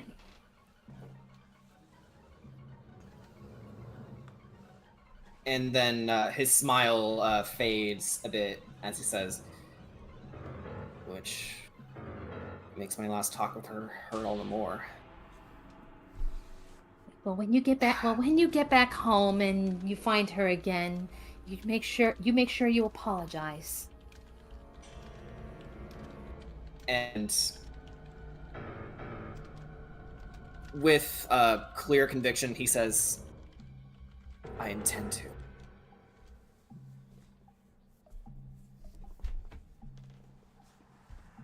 Well, Alrighty. no use dwelling on it. We should probably get some shut-eye. Like, yeah, gotta study for exams coming up. It's gotta be fun. Boy. Exams. Is it strange that I'm sort of looking forward to those once I'm officially enlisted? Yeah, I'd say that's pretty strange. Shivadri just kind of chuckles to herself. Thistle actually chuckles with her. Yeah, she's like, yeah, I don't mind them at all. I mean, they are necessary. Yeah. Just think of it as a trial. Well, given what I had to go through back home, this should be a walk in the park for me. Well, famous last words, but... Things like, all right. Well, if you need anything, you just let me know.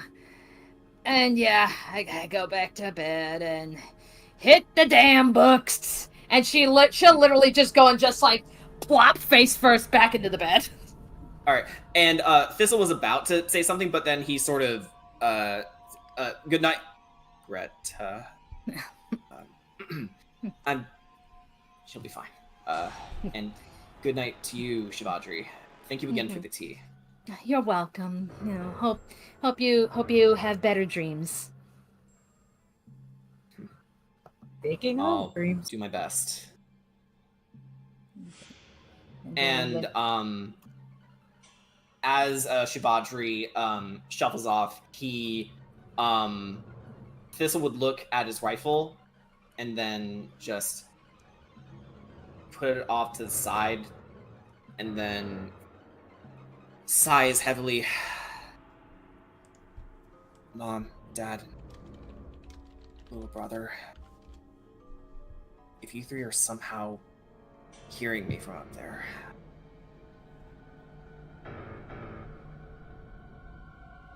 well, here's hoping that we won't meet again too soon. And then he'll turn back over and go back to sleep. Alrighty. Okay, so let's turn off the creepy music. So all of that, I will say, so all these little events that happened, that took place throughout 1 week. So a week has passed now, so go on ahead, add your money where it's necessary.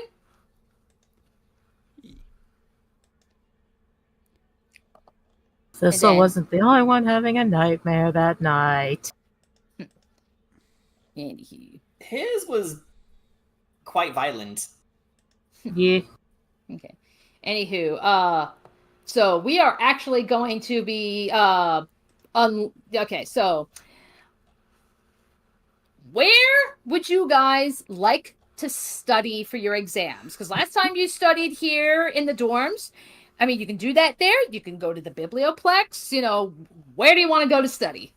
I have plans. So, You have plans? I have plans. I have no idea what necessarily the skill checks are for the exam.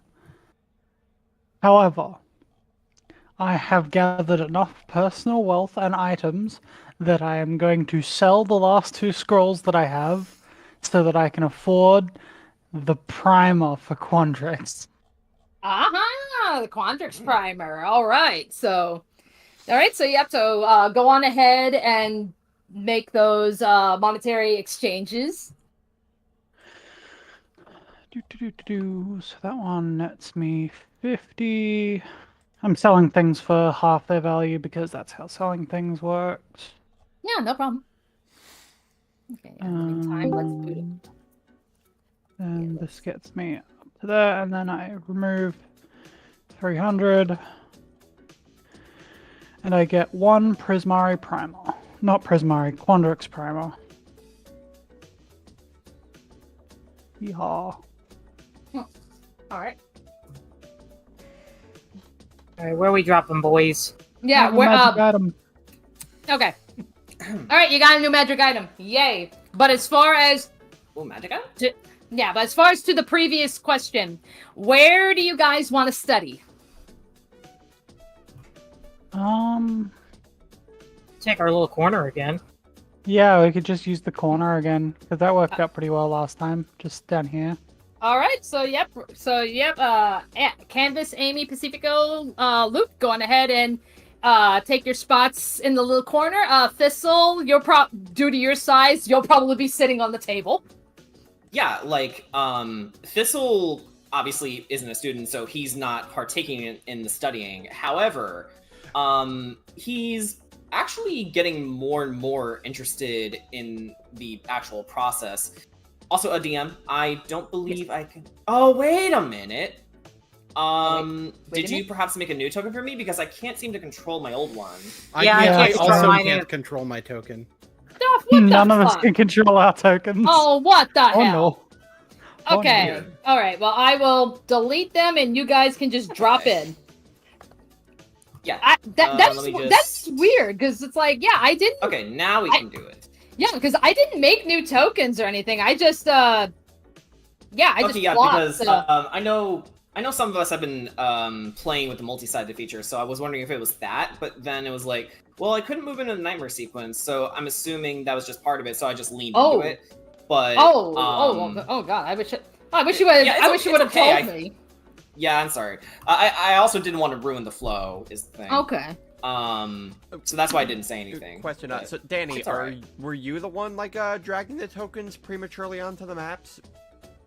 When I was making, when I made the Thistle map, that we were just on, I did put his token there. Might end up be what's happening, because when you as the DM drag and drop something on there, it may likely have a bit of a thing going on where it's like, okay, so since you as the DM drag this on, you control this, but as soon as the player's able to do it, then that's when it gives them the control. Well, counterpoint, that shouldn't happen because, hey, Jen, do you remember all the times that you were struggling with putting Kira's token on the map in Curse of Strahd? And I had to help you? You were able to control them, right? Yeah. Yeah, so I don't think it's that. There were other times where if I dragged a token onto the map in Ravnica, it didn't work. So I don't know.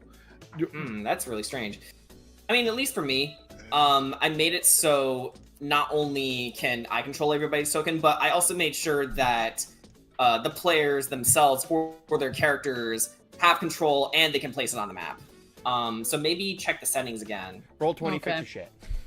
Yeah, roll 20, fix your shit. Most importantly, roll 20, fix your shit. But okay, it could be a fine-tuning issue. And at some point, I'll get the primer when we have more of a means of making money. But I have these scrolls that I need to learn. Being a wizard is hard. All right, no problem. All right, so anywho, so the four of you have taken a seat Thistle, you're probably like on the table, and you're probably like, while everyone else is like studying with their tools, I can imagine like Thistle, like there's probably like a book, and he's probably just kind of like sitting or laying on the book, like as he's reading it, because he's so tiny. Yeah, you know what? I like that. And then he'll like use the butt of his rifle to turn the page because he doesn't want to rip the page with his fairy darts sticking out. Yeah. Okay. So he does yawn a little bit.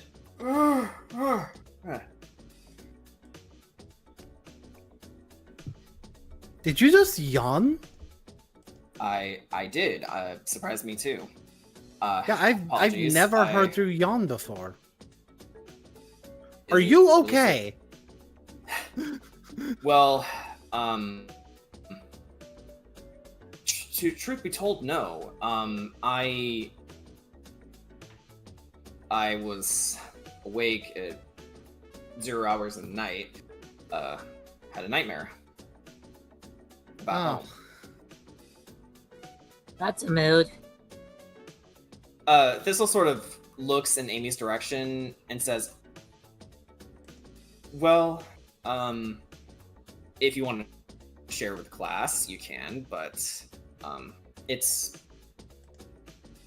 nothing to concern yourselves about. Oh, it God, I'm sorry. happens in my line of work. Oh God, I'm sorry. I didn't know it was contagious. Is it? What the hells are you on about? I have nightmares too. Pretty often, actually. Everyone has a nightmare every now and then. It's probably not your fault that these two had nightmares. Yeah, Unless you I cast. doubt it's that, sir.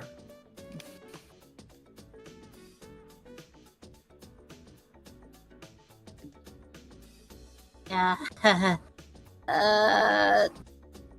But So, yeah. more. We'll discuss it after the study session.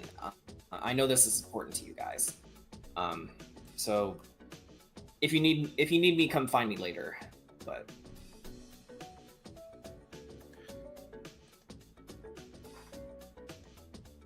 Yeah.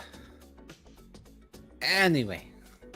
yeah, don't try to spread too many more nightmares along the way.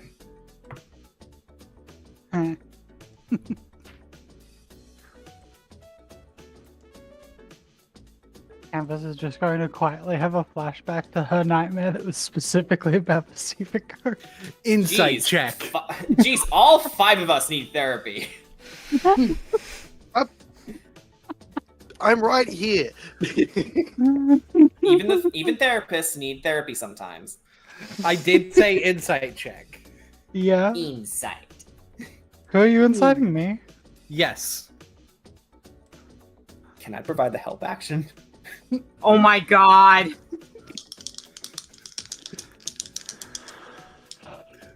Cold D20s. This is mean. So is Thistle, kind of. One of those is cocked. Alright, I re-rolled it. It's not higher than the other one. I'm gonna use my student die.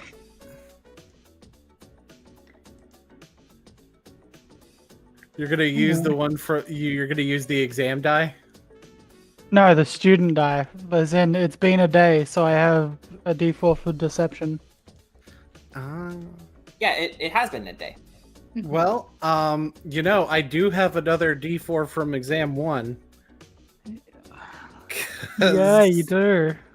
So I'm gonna use it. Yep, this is fine. This doesn't seem ethical. 25? Oh, wow. I got 21 with all my bonuses combined. If I didn't roll the die, it would have been a tie. 21. Yeah, you see Canvas's eyes go a little bit wide for like a brief second, looking off to the side.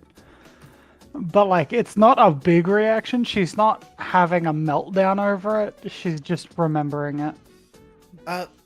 Hey, Canvas, let's talk later, okay? Yeah. Yeah. Sure.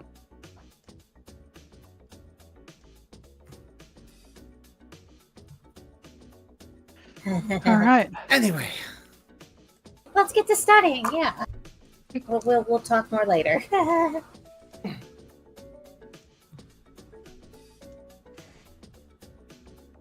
All right, I put down in my notes, we all need therapy. which is true. All right. Yeah, but once again, Thistle explains a little bit about what happened, but not everything.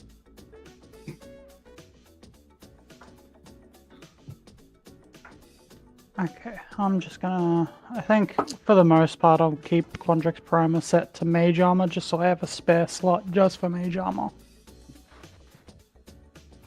Budget Warlock. Yeehaw. Well, now.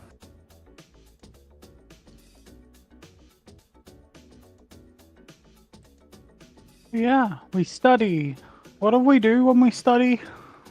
I think we roll. You can, yeah, it's I like, believe... you know. Yeah, so this is where you can just like RP studying, you know, go through your notes. I know Luke had come up with some devices last time to help out. Yeah, you did. You made flashcards, basically. Yeah, like flashcard goggles, right? I believe. Which is They super are cool. Sunglasses. Oh, I do need to flashcard ask, sunglasses. You know what I mean. I do need to ask. Still Could cool. I have my my fractals token assigned to me, so that when I need to, I can drop it in as well? That's right. Okay. I got around that by making my own. Yeah, that's where I gotta remember. Like, yeah, how did you do that? Because I don't think I made your tokens. I think you made them. So You Yeah, did flips I- and jumps to me, but I did my own. I've Okay. made the token and I sent it to you. It should be above the last message I sent you. You can Oh, create a well. character, B, and then just do it yourself. What? Like, in That's your a thing I can tokens do? list, you press Oh, I plus can do this character. in my own time. Yeah, All right. you Okay, I can do can at plus least- character and do it. Yeah, give me a moment. Yeah, I can at least speak for myself. I'll do that for the DM. okay. Yeah, I can at least speak for myself that our DM made my tokens for me. Although I did give her the materials. Yes. I believe the roles were to study was, I think, in history or investigation. Yeah, I'd say like either of those probably for basic studying. Yeah. Well, History would be good for that, but my investigation is a +6.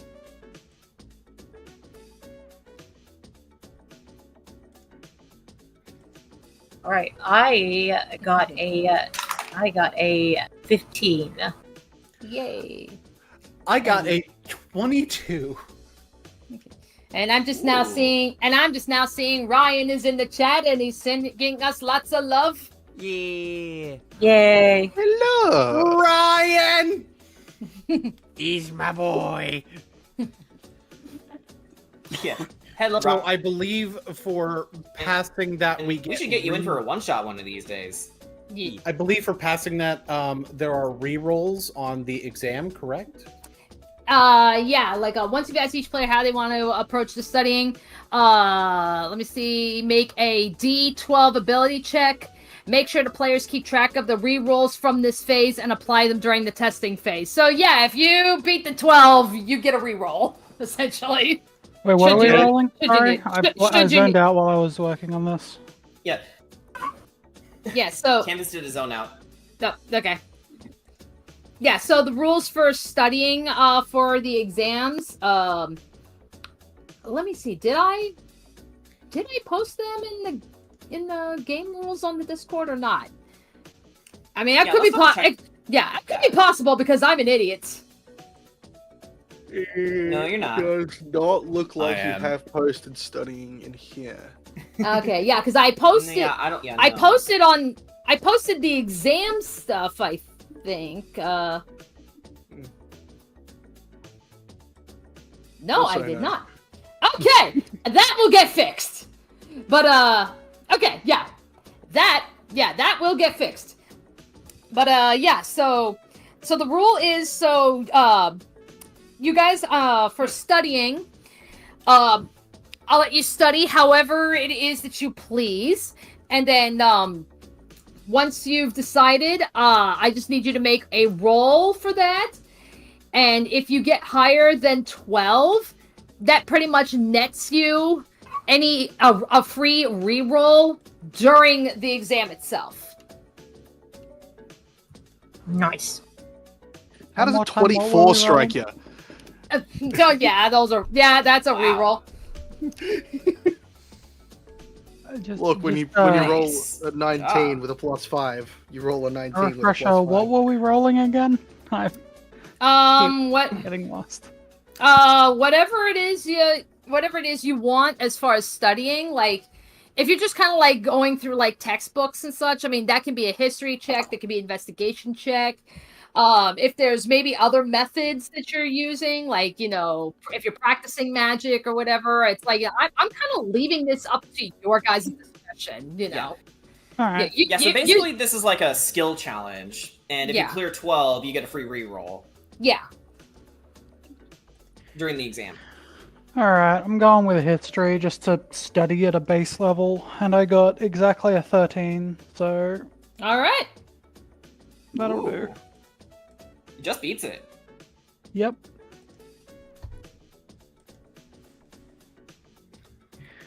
Alrighty, so it at least I do let I let Luke have a look at the primer a little bit. Yeah. So that he can just flip through it at some point. I managed to get the Quandrix primer. I think Luke might be interested.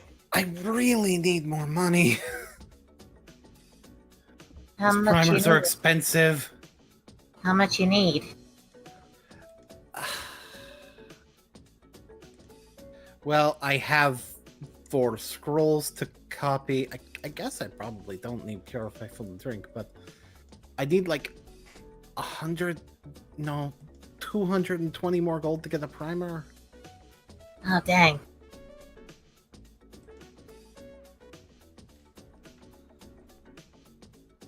I mean, the good news is next year I don't have to buy books yet, so... But I have spells to copy, and...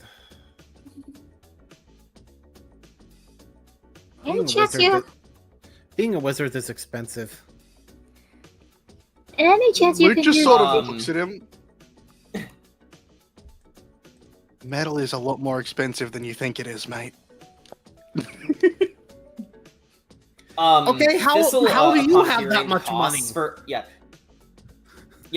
Thistle, upon hearing the costs of all the primers and materials needed for school, Thistle says under his breath, all that just to get ready for school? Affy. Pacifico. That's military speak for another fucking inconvenience. AFI. Okay, anyway, Amy, you were saying? By any chance you could use this particular scroll if she pulls out the scroll identify? Oh, I already know that spell, actually. Alright, how about this one? She pulls out locate object. That I don't know. You think you could use it better than I can? I probably could, because I could add it to my spellbook and have permanent access to it. Yeah, technically you can. It is available to wizards. I just need the money for inks. She will pass on the scroll locate object to Pacifico. That's 5 scrolls. How much he's money? got. Yeah. How much money? Well, what level is locate object? Is Pacifico ever going to have that level of spell slot? That's the question. Let me see. Locate object. That's bad, that's right? second level. Second. Oh yeah, then that'll be quick. It's like, let's see, for locate object and vortex warp, it's 100 gold. each. For I forget what level snare is, and my computer has decided to be slow when I'm using. Snare is a first level. Okay. All right. And the first level spells, the 3 first level spells I have, it'd be 50 gold each.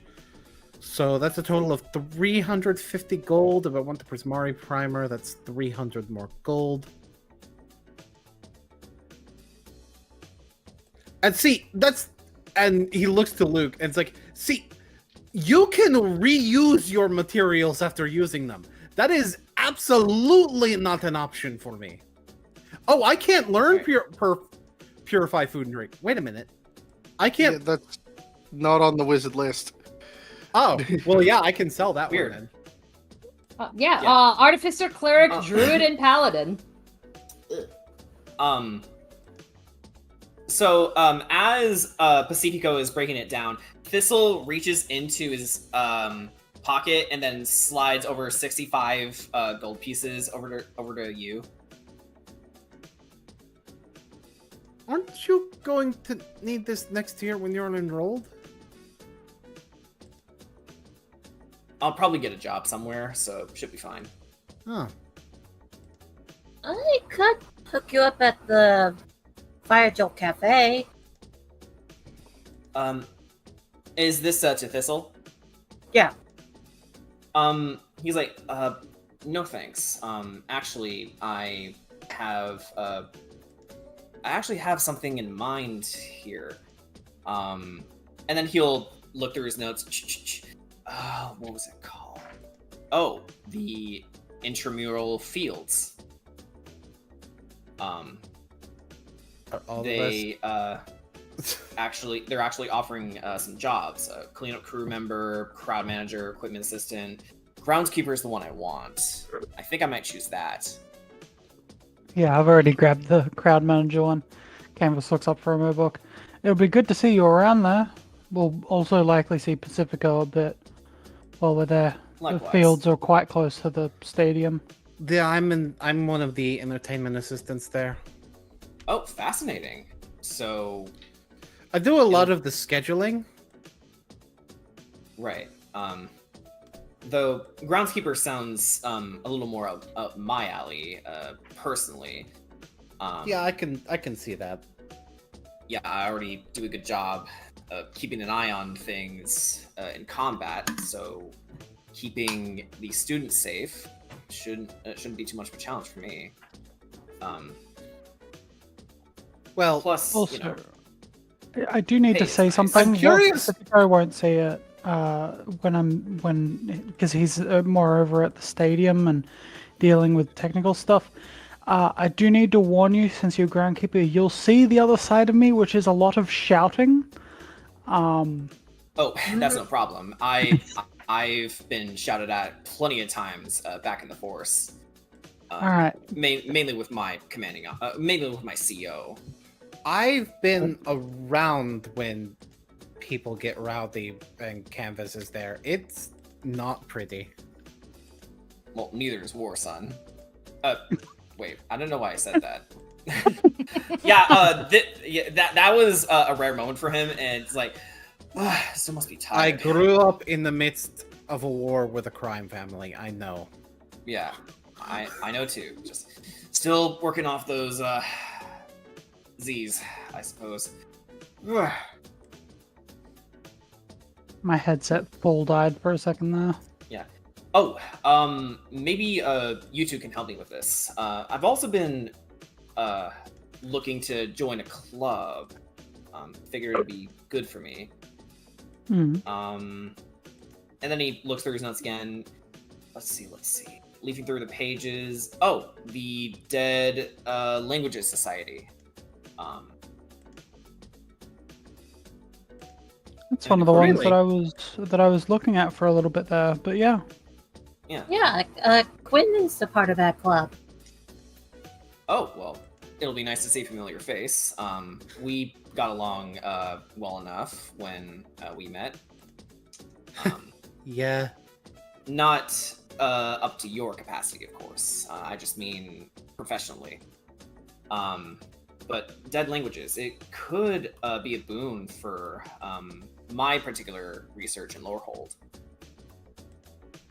I was tempted to join that club, but at the same time, I did like to express myself through the drama club.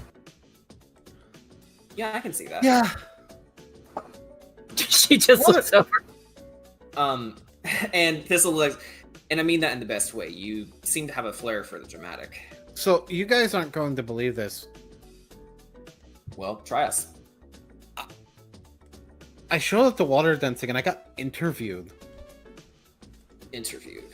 Oh boy, that means the rest of us are probably going to get interviewed here. Oh boy. Oh yeah, Grayson came and spoke to me. I'm surprised you didn't see.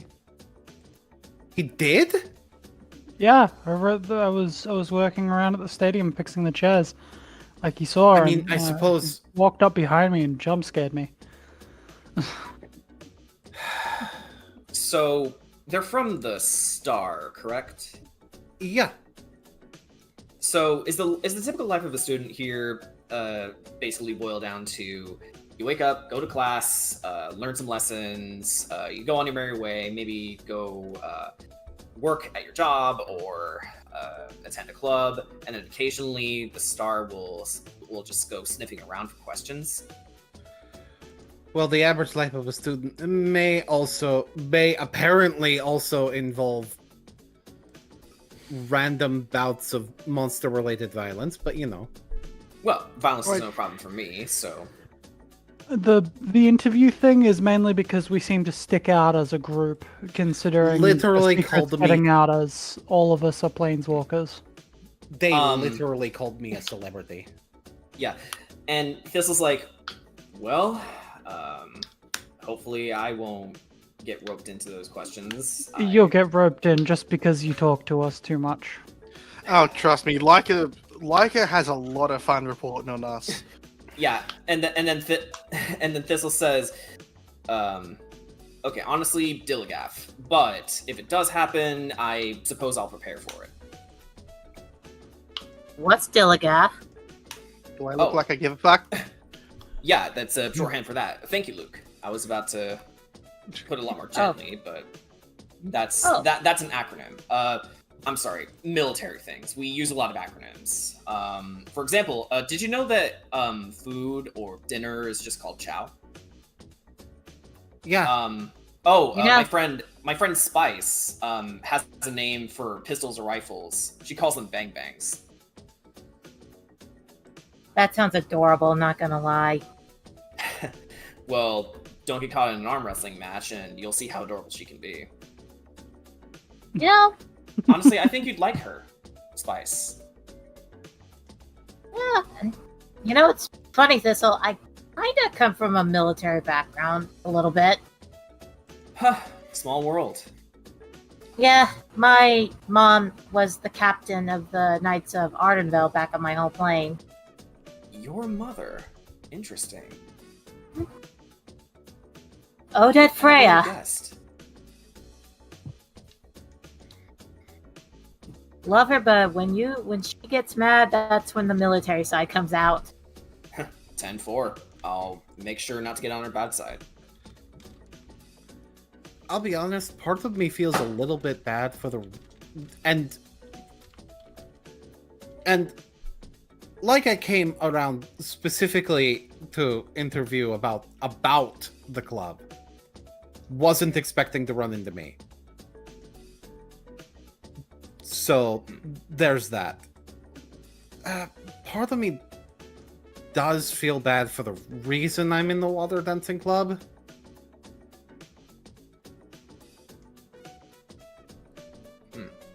What do you mean by that? I'm kind of there out of spite. Thistle actually goes... Not even kind of, mate. Yeah, Pacifico, I gotta have to look here. Would that reason happen to involve Grayson by chance? Yeah, I was about to sign up for the Star. He kind of scoffed at me, made fun of my dancing, And then I was just like, you know what? I'm going to show you a thing or two, and join the water dancing club. I mean, well, not for nothing. You and Luke seem to have found your particular niches. I'm trying to do a routine with Lorene, but Lorene's having trouble keeping up with me. Oh, and just so I know, Lorene is from Witherbloom, right? No, Quandrix, actually. Quandrix, thank you. And then he makes a note of that, scribbles out the wrong college, and then he writes down, okay, good to know. It's good to keep tabs on all the other students. I just want to make sure I know everyone before I officially attend.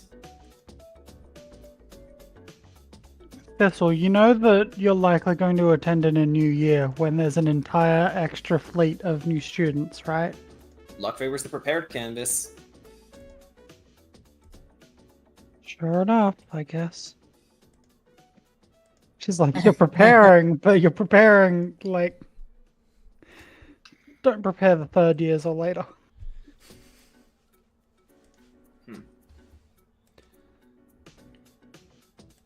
I suppose you have a point.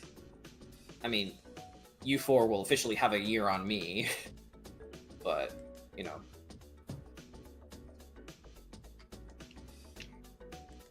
But at the same time, it's like... I suppose it's a good thing, because... I don't know. Oh, speaking of which, sir, are you going to take the gold or not? And he refers back to the 65 gold that he slid over to you. I'll take it. Good man. All right, so at some point, I'm paying you back. Doing my soldierly duty, keeping my superiors well armed. Though, giving back is also good for your men. So thank you.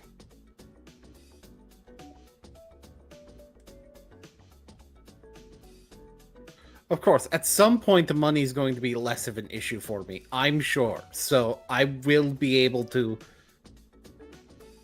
correct. I mean, if we really need money, I could decommission these two for a while and just make like 50 gold a day. I mean, hey, money's nice. It doesn't matter where it comes from. And I'm definitely not going to ask my parents for money. I could actually make 100 gold a day at this point. Hang on. And he quickly just does some math on his notepad. Yeah, Thistle looks over about 100 gold a day. Yeah, Thistle looks over to you and says, "You got something to say, Luke?" With a smile. Just musing on money troubles. Look, I can literally make vials of acid, which are 100 gold on the purchasing market, so you could probably get about 50 for them if you sold them back. Nice. I just need to decommission flits and jumps for a few days. Because magic for an artificer is kind of stretched throughout the creations.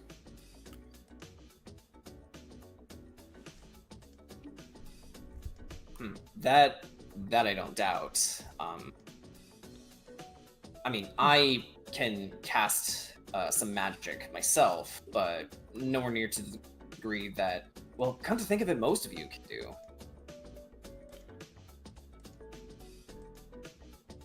I suppose if I got tips occasionally doing singing at the bow's end, I'd make more.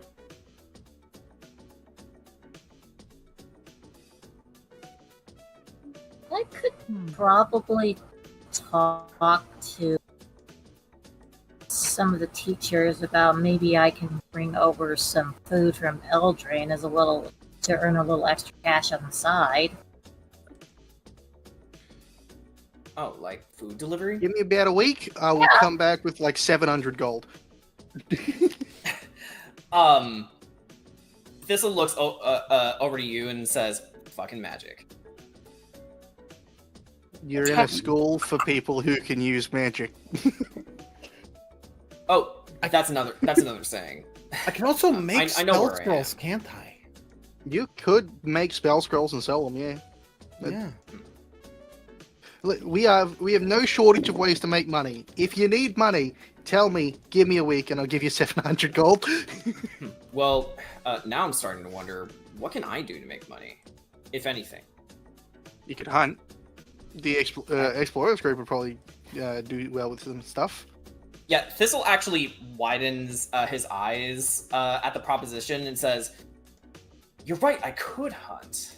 Okay. Make sure you get yourself a permit for it first. You don't want to go around poaching. No, well, of course not. I'm not insane. I'm violent, not insane. That's the big distinction to make here. You have standards. Well, I wouldn't say standards. More like a code. I'm an assassin, not a crazed gunman. Yeah. One's a job, the other's a mental condition. Yeah. One's a Why job, did and the I have other's a mental feel- sickness. Why did I have a feeling you were actually going to go there? Yeah, I was about to quote him, but then he beat me to it. It's like, well, one's a job, and the other's a mental sickness. Dad, put Mom on the phone. Put Mom on the phone. He wouldn't say that though because his parents are dead. Speaking But- of magic, Go on. No, go ahead. I'm done. so I found out my little statue friend here. Well, I don't have her on me. She's in my room right now. Sophie's statue is over 600 to 700 years old. Wow. And she's made out of a very special material that they're researching in.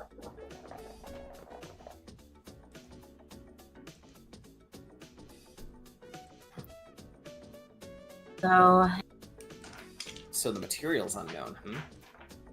Yeah, That's interesting. yeah. Any descriptors? Not yet. They'll report to me when they find something. That's fair.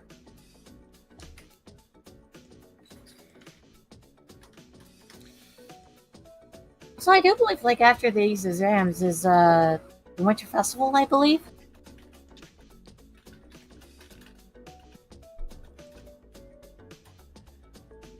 Is that right, DM? Yes. They have another one of those festivals going on? Yeah, I believe they have a festival for every season.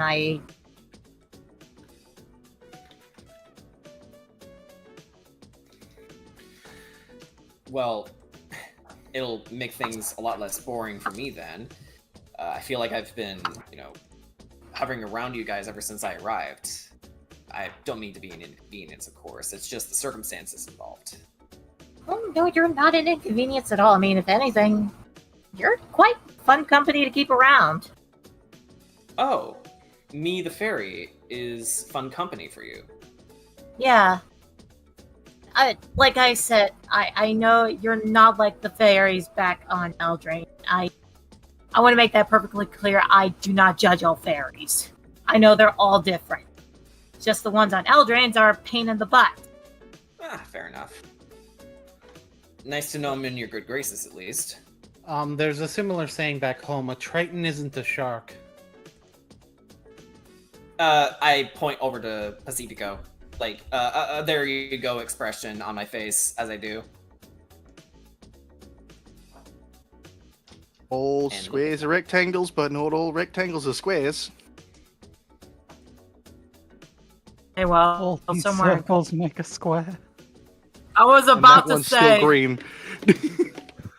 You're Yeah, not one of me a you're while. not one of those. You're not one of those types who puts everything in the square hole, are you? Look, if it fits there, it fits there. Listen, I'm just saying. I've had a guy working in engineering. He used to do that all the time around Spice and I. He pissed me off. if he was an engineer, he was doing it to piss you off. It worked. That's what I'm saying. That being said, Spice is the one who punched him. Lost 2 whole teeth as a result. Only 2? Dang. Only 2? Well, Punch an engineer. well, hold on. She loosened the first 2, damaged all the rest. He had to go on leave for several months after that. Yeah, sounds about right. She got into quite in trouble for that, but in her words, she'd say something like, she'd something, what's a spiceism? Oh, right. He was bloody asking for it, mate. Had to punch him in the gob. I mean, punching engineers is typically something that happens because we enjoy pissing people off. True. Oh God, Luke, Christ, please got don't. teeth to break.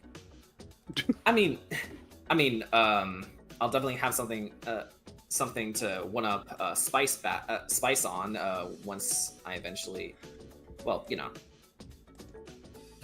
we'll cross that bridge when we get to it. Luke, if I ever take you to Eldraine, please do not piss off my mother. So what you're saying is that you shouldn't go wasting our precious time. Right. Nobody got it. I got it. I was just trying to remember, like, hold up, wait a minute. What is that a reference to? Yeah, what is that a reference to? Ad game. Wannabe by the Spice Girls. I was never gonna get that. Are you kidding me? Yeah, neither was I. I got it. Dylan Watts apparently got it. They said, Nice reference, they say. Yeah, nice reference. Alright. Hi. Hey, Canvas, you still alive over there? Yeah, I'm just heading a book. Oh, that's fair. Canvas, after your exams, do you want to go take a walk with me? Sure.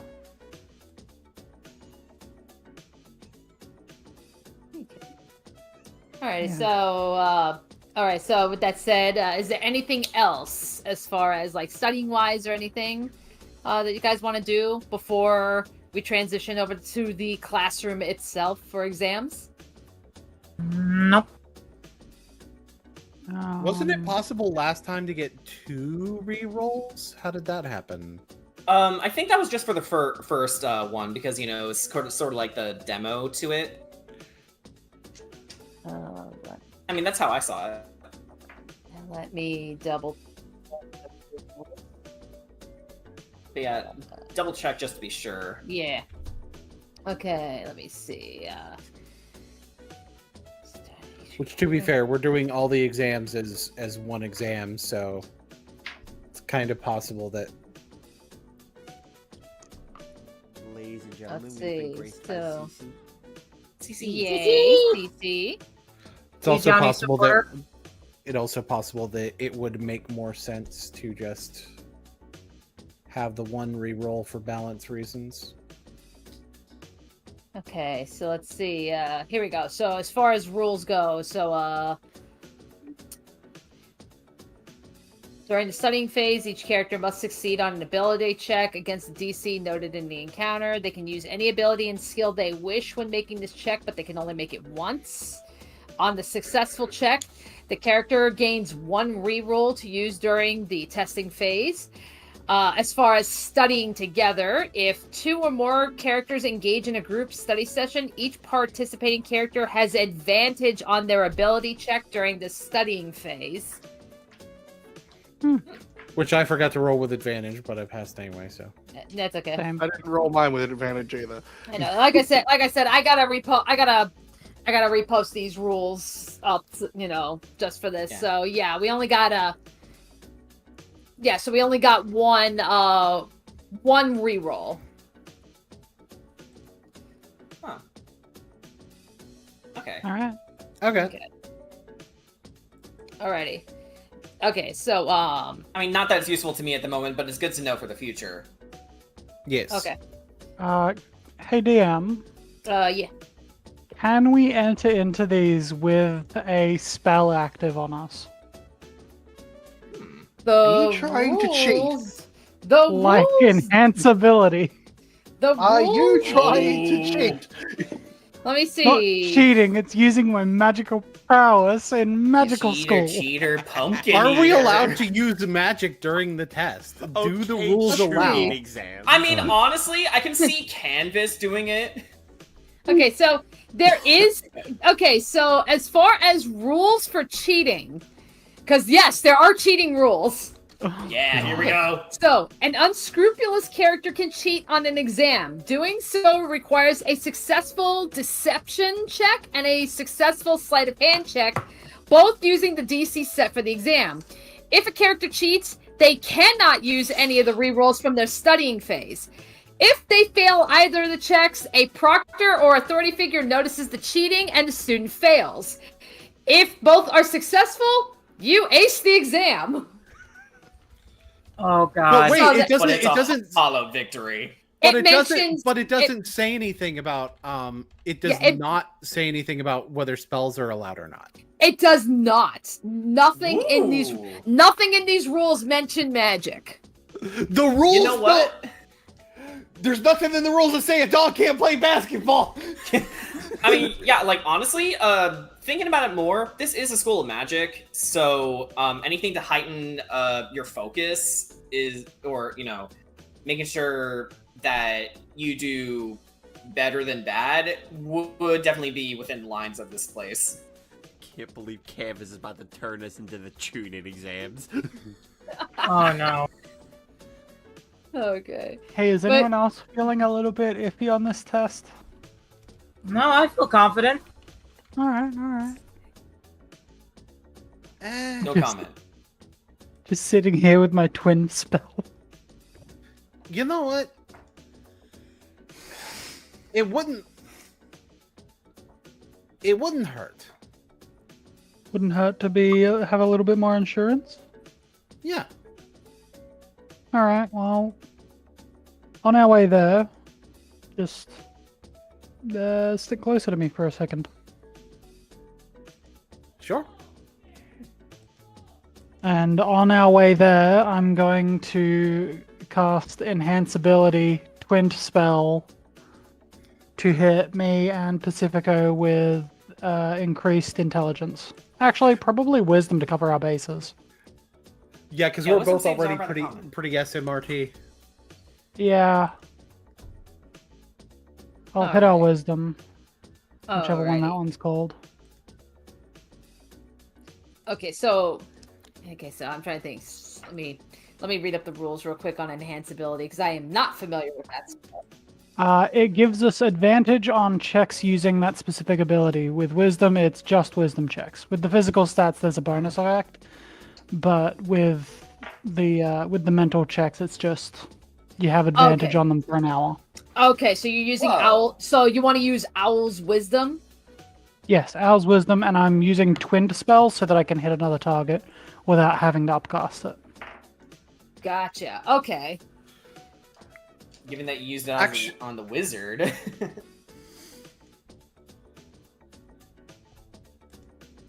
Yeah, that is also not a wizard spell, so I would not be able to pick that up myself to be able to. So Pacifico is basically not failing this exam. I mean, unless the exam is based on charisma, then that might happen. Then you might be in trouble. Yeah, Yes. Charisma But might be a little bit dangerous. I'd be in a little bit of trouble because I do have a +2 in charisma. I have a +5 in Charisma. Me Yeah, too. you would be fine. I don't- If it, Yeah. Anywho, +1. anywho, we ready for exams? Yeah, let's Yes. go. Oh, Hit me yeah. with an exam.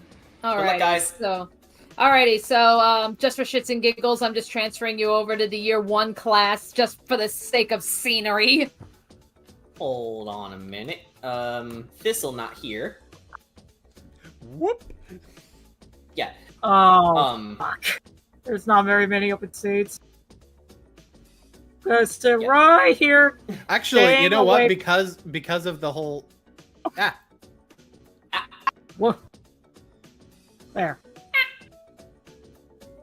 Yeah, because of the whole thing with Canvas helping Pacifico beforehand, I'd imagine Pacifico would wind up sitting next to Grayson. Yeah. Oh, DM. Yes. I would like to say that Thistle is not here, for he is preoccupied with other things. Yeah, I got you. Thank you. Stay away from the hyena. Okay. All right. Anywho. Nice. Alrighty. So, we're gonna be making 2 rolls. So, your first roll, I need you to make a nature check. That's intelligence. Prismari Prima coming in handy. Not Prismari, Quandrix.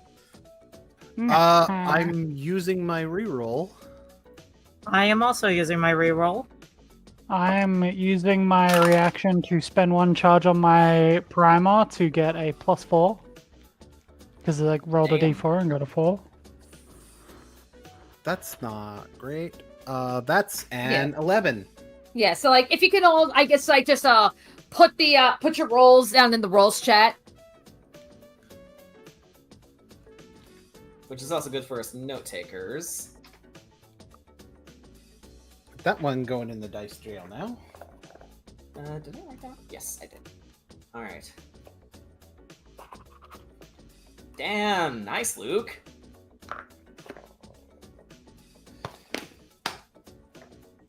I suppose it makes sense that the nature is where Pacifico falters a little bit. Okay. Yeah, you can't be an expert on everything. Alrighty. Your second roll. So, Canvas, good job. It's an animal handling check. It's a wisdom check. Whoa. So yeah, good call, Canvas. Yo, Hog. Mm-hmm. The drink mix? Because you said Pog. That's with advantage. Ooh.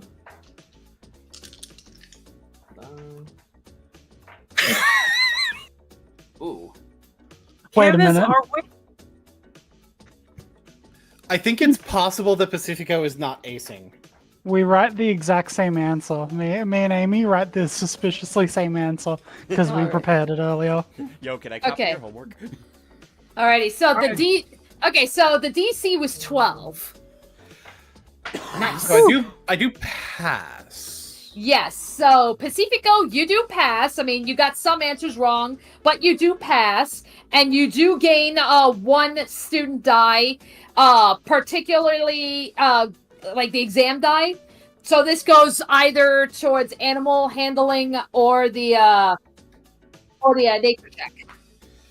Yep, this is Pacifico's weak subjects, so I guess that makes sense. All right, so Pacifico, you pass and you get 1.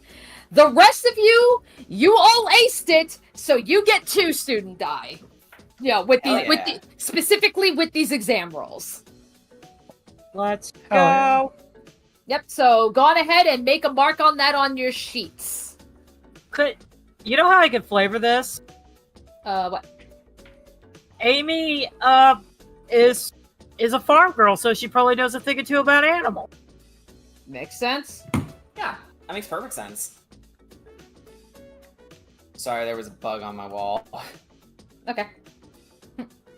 Considering the roll that prevented him from acing was an 11, I'd say he got one or 2 extra answers wrong. Yeah, but because he's a perfectionist, he's still panicking internally when he gets the grade back. Yeah, so it's just... I got a B. Just oh my god.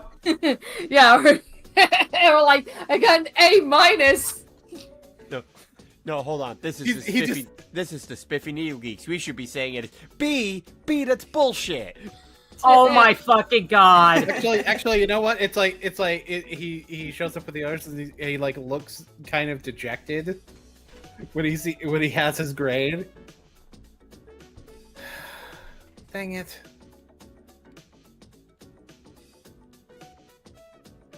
I got a B-.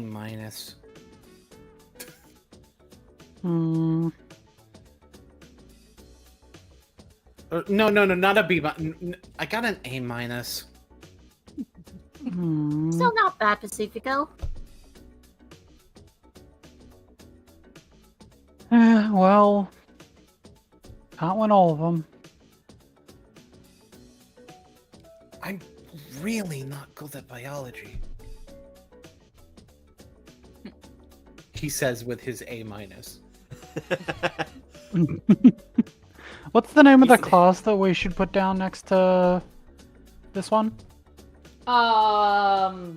Yeah, probably, I guess whatever you had last time. I mean, I just threw you guys on this map specifically just for show. I didn't even write down the class because... Yeah, so technically this map, like, this is the general studies map that everybody has to take, so this is the arcanobiology. Yeah, again, I put this in there for, like, you know, mostly for show.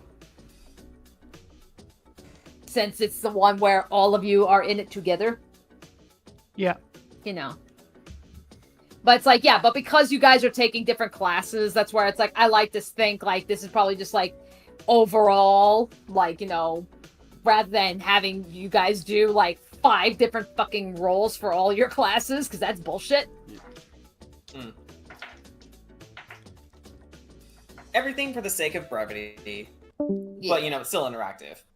Alrighty.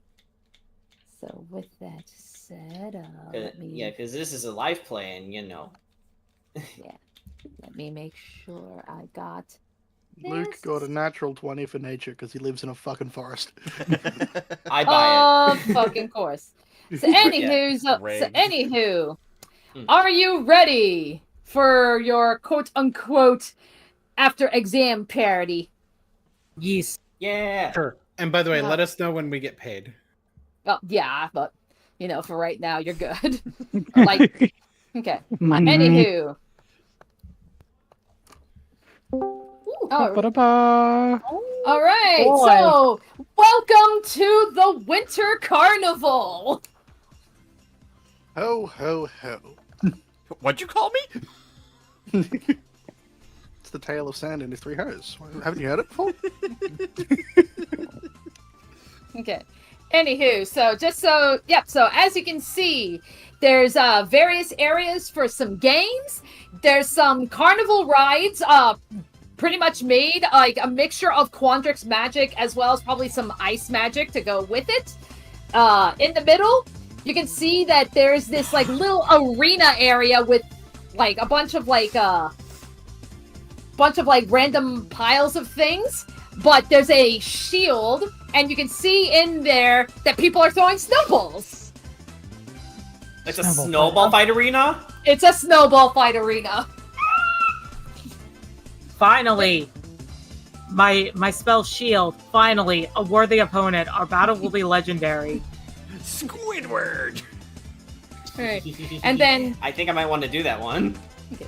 So as you all enter the Winter Carnival, and you kind of begin your sightseeing and such, you each are given 1 ticket to a game called the Lucky Wheel. The Lucky Wheel. That is over The here. Lucky Wheel. Boy, miss. Yep. So I'd then, imagine Pacifico being the extra type that he is. To get to the Lucky Wheel from where he is, he would go into the arena and just snowball fight his way across. We can play that out mechanically however we want, but I think it'd be funny for him to do that. It's like I actually do have rules built for the snowball arena if you guys want to partake in the arena. Yeah. I am definitely covering Pacifico. Stepping up to the plate. Oh, let's go. Okay. Alrighty then. Okay, hang on. Let me pull up the rules. Okay, Are we all doing it? Okay, You well, will all fall before the might of me and my 3 creations. okay. Wait, so That's not fair. Okay, so I'm gonna bring mine. the snowball arena. There's actually gonna be. So the rules are 2 teams of 3. Oh. Okay. You know, 2 teams of Teams of 3. 2 teams of 3. Everybody gets 5 temporary hit points. You're free to move around as you wish, and once I'm done reading the rules, I can switch over to the arena map. Ooh, you have a whole map for that. I actually do have a map for this. You know what? Fuck it. Let's go. Yeah! Okay. I'll be right back. Okay. Okay. Yep. Yo, there it is! Yep. Did not mean to put them in there. They're on the outside. I think I had them in there. They're just kind of spectating. They're just like... They're just watching. Yeah. They are the commentators. Okay, so 2 teams of 3, so decide on your teams. So everybody, when you participate, you gain 5 temporary hit points. You are free to move around as you wish. You'll see there's some snowball. Yep. Now hold on a second, Luke. You're one person, but you can't bring 3 animatronics as one person. Yeah. No, that is straight up cheating. Especially since one of them has sentience. I'm the final boss. What do you want about?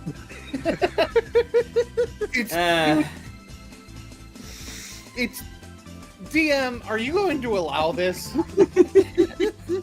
I am but one student. It's like, oh, tough decision. I am not Luke. I mean, I am you can always say no. I would say yeah. Here's the thing. Here's the like, toughest part about being a DM too. Yeah, you can always say no. I know. Well, that's where I would say if Luke is going solo, I'd be willing to allow 2 of his creations, so you can't bring all 3 because you are counting as a player. However, that only applies if Luke is going solo. If somebody's teaming up with Luke, then yeah, you don't use your minions. Or like so basically the minions count as players. They can. But yeah, it's like I said, I'm only willing to allow, because remember, Luke will count as 1 player, so you can't bring all the minions. You can pick and choose which minion you want, but that's if you want to go solo. Okay, if that's how it's going to work, Badsum will sit out. Alright. Okay, so it'll be Luke Flits and Jumps versus Pacifico, Thistle, and you're gonna need a 3rd person. So either Candace or Amy. You can't bring all 3 of them, Luke. I'm not Luke. I'm Melon Lord. While I'd like to, I don't need to. I'm not sure. They're muted. Huh? Oh, Amy is muted. Okay. How could this happen to me? Amy is not muted now. I told you guys. Oh. They're blipping. Blip. Blipping. Hello? Oh, there you go. Hello. I hear you. Yeah, I had to restroom. Oh, we did not hear that at all. Oh, we did not hear you at all. Sorry. All right, what's going on? Okay, so team, join. So Luke is pretty much challenging everybody in the snowball arena. 2 teams of 3. Luke, it's gonna be Luke, Flits and Jumps versus Pacifico, Thistle, and somebody else. So who wants to join in the mayhem? Should it be Amy or Canvas? Well, how about we roll a d20 and whoever is the lowest goes. Whoever's is the lowest goes. You could just do yeah. odds or evens. Yeah. Yeah. Okay. Roll a D100. Ow. Yeah, so 1 to 50 is Canvas, and everything else is Amy. Okay. If my math is right, and my math is never You right. want 51 and up is canvas, 50 and below. All right. Yes. So I guess I'll make that roll on roll 20. Roll a D100. Indeed. And that's a 14. Amy, that's you. Amy, you're up. Oh boy. You have been decided by lot to fight the Snow Baron. Alrighty. Okay. Man, So I gotta say, you and Boone use the D20 far more often than I do, which is to say I don't ever use it, and I don't plan to use it really. Do you mean a D100? Yeah. Well, okay, for Ark's Unstable Mutations table, sure, but I'm not the one rolling it, he is. I will coat you in mountains of snow. okay. Anywho, let me post the. Let's see. Let me get the rules. Okay, so again, the rules. So 2 teams of 3. Everybody gets 5 temporary hit points. Okay, good to know. Thank you. You are free to move around. You do gotta go to the snowball mounds to get your snowballs, and you're gonna make attack rolls with the snowballs. The range for the snowballs is 20-60. Okay, snowball range is 20 to 60. Good to know. On a successful hit, you roll a d4 for the damage, and obviously, once you lose your 5 temp HP, you are out of the game. Last team standing wins. And then because, you know, just to try to cover my bases, especially since we just had this discussion with the freaking exams, attack magic spells are not allowed. You're not allowed to cast Fireball on each other. Damn it! Don't worry. I'm not casting Fireball. I'm casting Catapult. Yeah, That's an attack. I'm using a snowball though. Oh my god. Yeah. Lucas is determined to break this game. Fuck you. Yeah. He's an engineer. An engineer who doesn't play games fair. Okay, yes, Jen. Okay, so we can't use attack magic, but can we use defensive and debuff magic? Could I cast Fairy Fire? I can allow. Like, you can do that, you can do sleep. Well, fuck. Can, There's advantage for the entire fight. So Can I enter Blade Song? Oh my god! Yeah, can we use our class abilities for this? Class abilities, I say, could be okay, just as long as, like, it's not, like, ultimately, like, I want to be, like, the temporary hit points can only be taken away by the snowballs. It's a snowball arena! Use the fucking snowballs! Use the snowballs! The only thing I'm using is, like, defensive abilities. Yeah. I don't actually have defensive abilities. Yeah, big question for the snowballs, too. What modifiers are we using for them? Our highest one, would you say? So, like, for me, for example, would I just use my dexterity? Am I proficient with them? I would probably say dexterity, yeah. Like, Okay, dexterity. I would say it's probably either, like, maybe, like, dex or strength, because, you know, you're either trying to, whip a snowball fast, or are you trying to, like, throw something, like, as hard as you can, like, that kind of stuff. So I have put myself in a bad position here. No, you don't understand, right? The homunculi have a strength stat of 4. What's their dex stat? 15, so it's a +2. Mine's also only a 15. Okay, so I guess I'm not as powerful as you think I am. I have no stats that are above a 16. Okay, so we'll use our highest attacking stat. So for me, it would be +4. Yeah. So I'd say yeah. Use your highest attacking stat for that. Yeah. Let's. Okay. Sounds good to me. So I'm gonna. I really need to work for this win. My highest attacking stat could be considered intelligence, but for the sake of this, it would be dexterity, which is the same. Does it have to be stuck to strength or dexterity? What do you think, DM? Oh, is that typically for throwing? Yeah, for throwing, it would normally be either strength or dexterity. Yeah. My intelligence and dexterity are both 18, so it wouldn't matter in my case anyway. Alrighty. Okay, so alright, so with that said, okay, Luke, I need you to roll initiative because you didn't I don't have you on the initiative order. I totally forgot you didn't roll initiative yet. Yeah. Well, it appears that somebody's smiling down on me. There's initiative. Initiative's right here. Yeah, because I gotta. 20? Dirty 20? Is that dirty or a nat? Dirty. It's not natural. Okay. So I'm not going first, but I do have the benefit of the fact that my homunculi take their turn on my turn. Yeah. Right. Okay, let's But higher than me. Alright, so technically 20. So Amy technically goes first because she got a nat 20.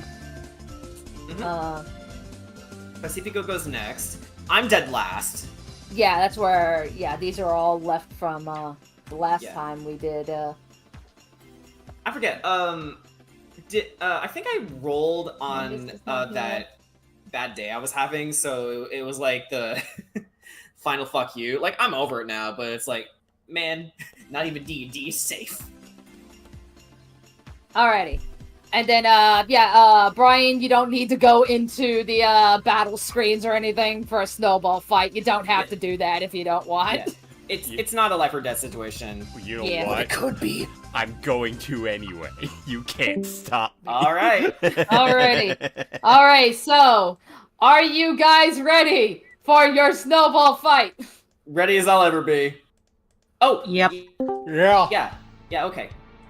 Alright. Amy, you start. Alrighty, so remember your movement's unrestricted from the sounds of it, right? Yeah, like movement is normal, but okay. Yeah, I just wanted to make sure I got that detail right too. Yeah. Alright. I'm gonna move, here. Make a snowball. Alright. And I'm gonna throw it at the kangaroo. Are you gonna throw it at jumps? Okay. All right. Roll the hit. That will be a 19 to hit. All right. You hit him. Alrighty. So roll a d4. All right. That one cut. The AC on my side, if you roll above a 14, you hit. Oh wow, low armor That class. is my AC. I'm, again, not as strong as anybody here thinks I am. I'm just really good at single target damage. Yeah, no, you're a glass cannon, functionally, right? I'm not even a glass cannon. I myself can't do much damage. It's because I've got the backup. Yeah, I mean, just in terms of your main class thingies, you know? Like, you yourself don't do too much damage, your automatons do. I'm not even allowed to use the cannon here, so my main combat strategy doesn't work. Anyway, Amy, what did you roll on the d4? I got a 3. Alright, so yep, Flitz takes 3 hits, so that should mean he's down jumps. to... That's jumps, that's it. Jumps. Yeah, so jumps should be down to 2. Flitz flies, jumps. My turn. Alrighty.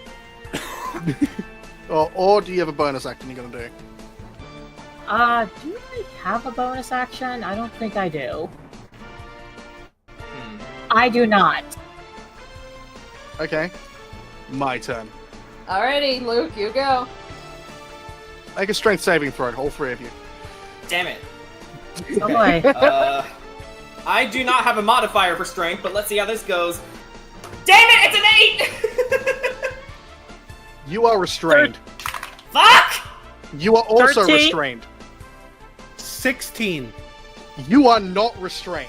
However, this is now difficult terrain. I got a Congratulations, 13. you're restrained. Yay. Great. What now?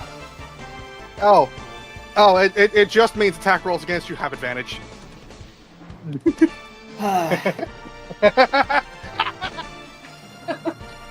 Luke, you're madman!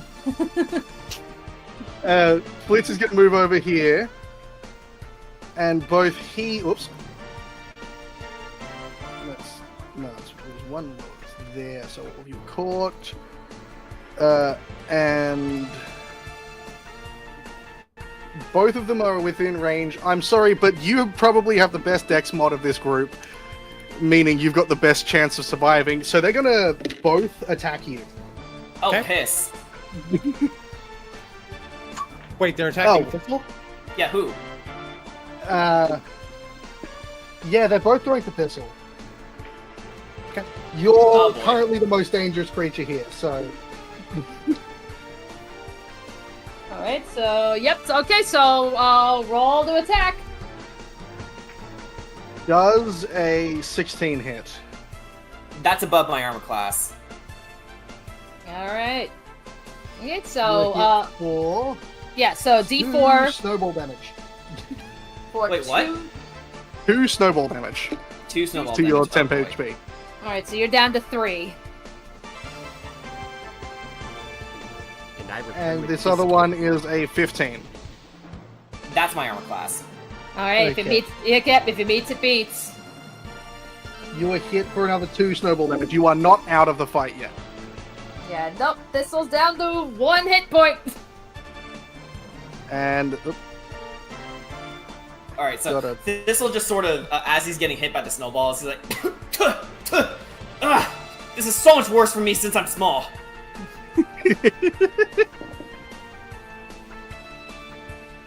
and that is what we can do.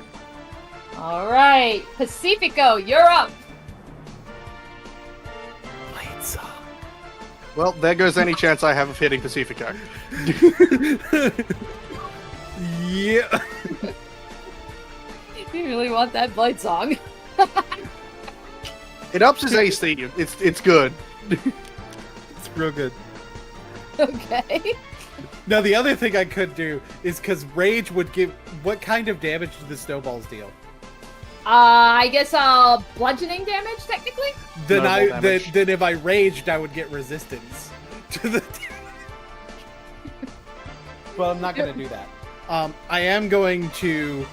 Jumps is going to have another snowball launched at him. Okay. Oh, that's not good. That's an 11. Oh, you miss. Pace. It's like- 5. Pacifico's still kind of shaking over the A-. Pacifico is still shaken over the A-, and that's going to be Pacifico's turn. Alrighty. He is right by a mound, so he's in good position. Alrighty. Okay, Thistle. So yeah, you got Thistle. attacked. You've been attacked twice, so Yep. You Nah. are restrained and you thus cannot move. You Yep. can make another strength saving throw to try and escape, or you can still make. Yeah. You can still try and attack, but you can't move. So unless you have a snow. So yeah, your only recourse here is trying to escape the vines. No, it's not. What is it? I would like to cast Fairy Fire using one of my once per long rest abilities. Okay. And okay, each object in a 20-foot cube can range is that one. Okay, so I'm gonna make a cube around. Yeah. Wait. Hold on. That's not how that works. Shit. yeah. How do I was trying to you make a get cube. Yeah, that's why I was like, yeah. How do you get the cube viewable? You do measure, shape, square. Measure, shape, square. Oh, I see. Okay. Yeah. So go ahead and get rid of that lime line. I don't know what that was. But yeah, that. So if you wanted to stay there, you do fade, delay, linger. Oh, fade, delay, linger. Gotcha. And that'll keep it there after you put it there. Yeah. Okay. So no, that's not. I want it to go higher. Ugh, damn it. I'll get this eventually. That's hold on. too much. I know. If you just do it like this, then I'm trying to figure out how this thing works. As you know, I am not a spellcaster by nature. There we go. Jesus. Okay. Okay. Dex save. All three of you. So Flitz, Jumps, and Luke make dex saves. And the elephant. So, Yeah, Rampart's just like, what? He's not in the fight. Yeah, he ain't in the fight. Yeah, but he's not in the fight. glowing. He's not making the save. okay, Luke rolls a dirty 20. Damn it. Jumps rolls a 17, and Flitz rolls an 11. Okay, so Flitz is the only one who doesn't make it. So, Flitz now has advantage on. No, everyone has attacks at advantage to Flitz. Yes, because for the duration, objects and affected creatures shed dim light in a 10-foot radius. But yeah, that's pretty much what I wanted to do. And Thistle just looks at Pacifico and says, "Go get him, boss." Alrighty. Okay, so now back to the top of the round. Amy, what do you do?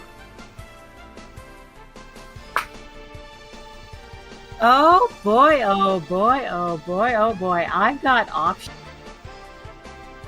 Do you now? Read this.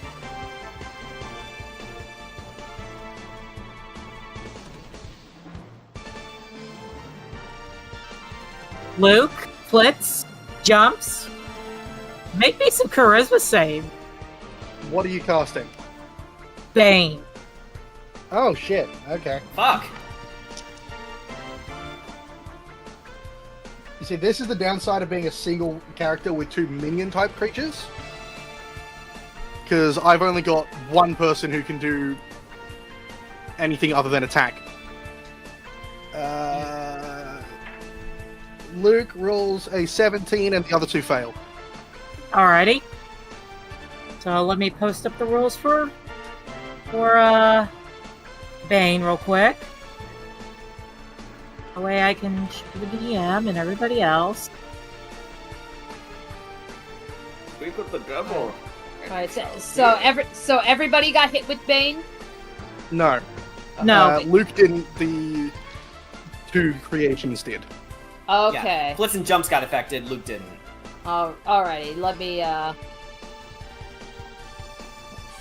let's do a, I posted it in general. Yeah, I see it. I'm just putting a little symbol just to signify that, okay, they're on Bane.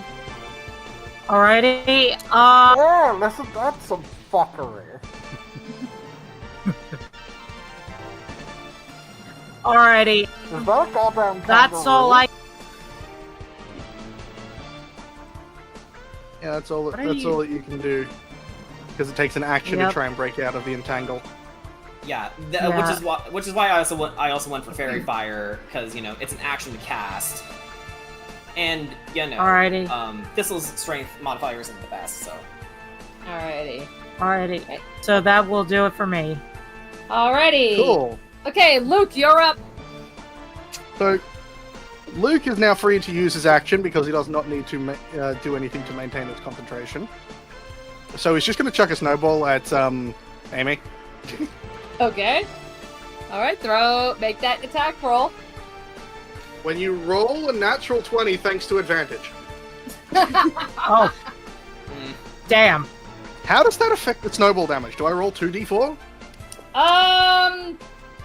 That's a good question. I'd say yeah, yeah, I'd say probably like roll it as how we normally do. Yeah, just to keep things fair.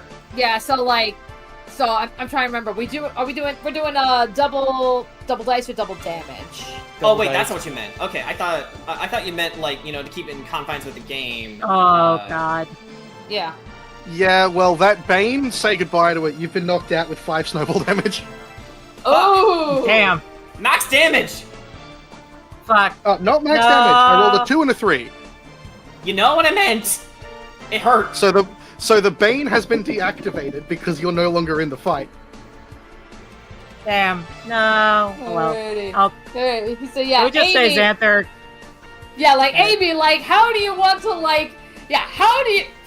instead of how do you want to do this, how do you want to dramatically fall?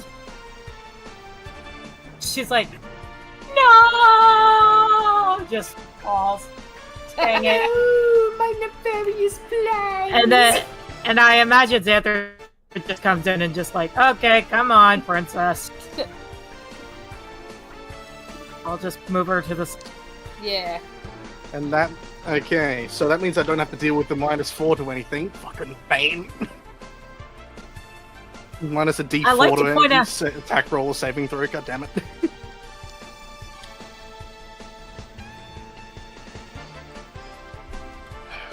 Okay. Right.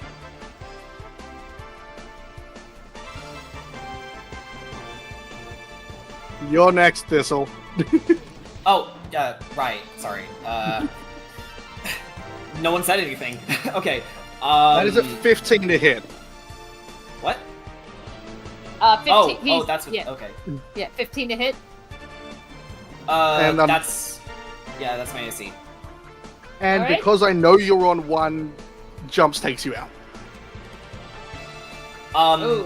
Thistle's just buried in the snow. Outright. He's just We buried just in see the his snow. little He is a tiny fucking fairy. And that takes care of the fairy fire. Oh my god! Right. Luke, you madman! Thistle's not even gonna move. Yeah, However, he's that Luke- gift right there. However, in reality, Luke is the one dealing with the final boss. No, that's what you think. There's 3 of us now. There's 3 of you. Are you and sure that's? Yeah, Are you sure there's that's 3 of you enough? and a casino. Alright, so I'm trying to think. Where are you at Not on? quite done yet. Yeah, that's what I was about to say. I've got Like, one more attack. yeah, that's where I was like, yeah. Where are we on now? One more.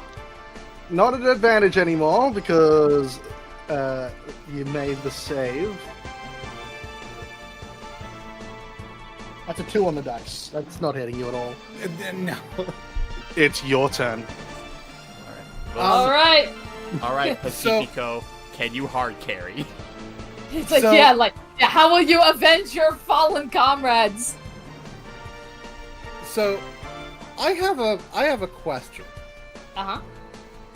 What would happen if I had something that gave me temporary HP?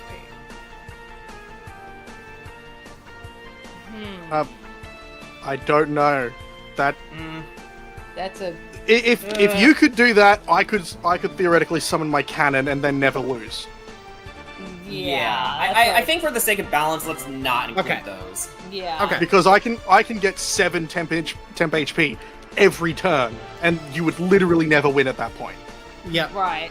Between that and then you have spells like heroism and such, it's like, yeah, we gotta keep the arena fight going. You know, we can't have it be holding out forever because rising temp HP. Yeah. Then my best bet would be to just to attack jumps again. That's an 18. That should hit. You are barbs. What? Oh, he's using silver barbs. Okay. Roll higher. Not 1. Oh, Yes! God And damn I'm it. granting advantage to myself. Wait, no. I'm going to give it to jumps because I have a plan. Okay. It's my turn again. Oh my God. Hold on. Hold on. Unless you have a bonus action that lets you do anything. I'm checking to make sure. Nope. Yep. Okay. Alright, it's time for my nefarious plan. Luke is going to drop concentration on Entangle and cast it again.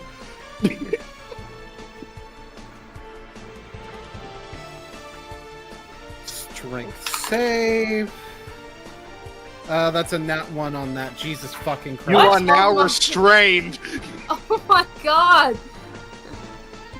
We're back in advantage. Alright, here we go. Oh my God, what is happening? The curse of the A-. Letter is happening. Look, I never said I was going to make it easy just because I'm not a very powerful character. I disagree. I'm very good at controlling a battlefield. Anyway, that is a 16 to hit, which probably misses. That misses. Okay, next attack. Oh, that is even worse. It is now your turn. Excellent. I only get the one attack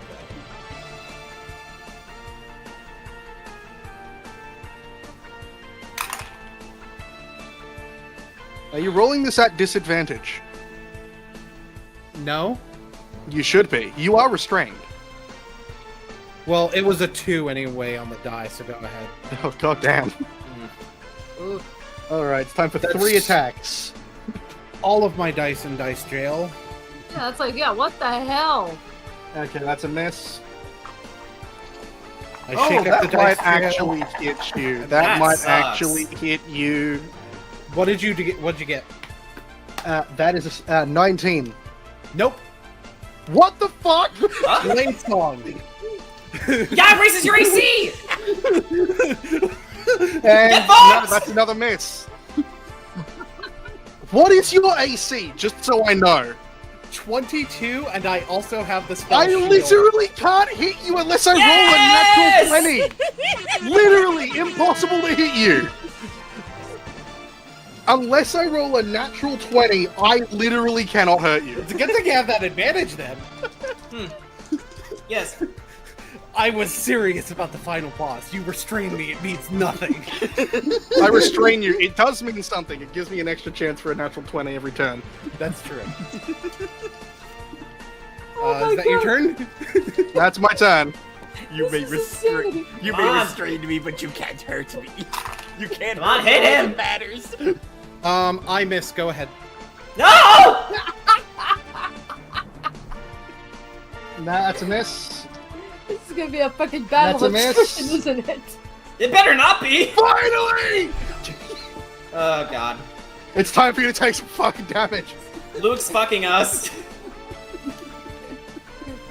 4 plus 3, 7 snowball damage. Hit the floor.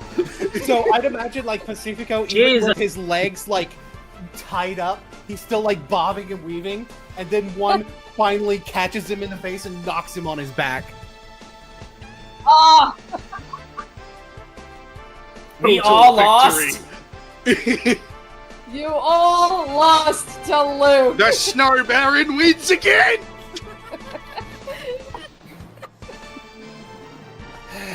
I'm gonna go cry and Thistle's still in the snow.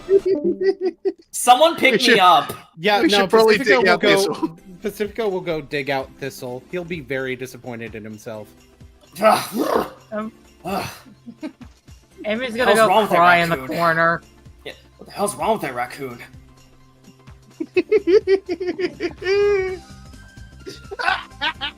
Are you sure he's not mentally insane, by the way?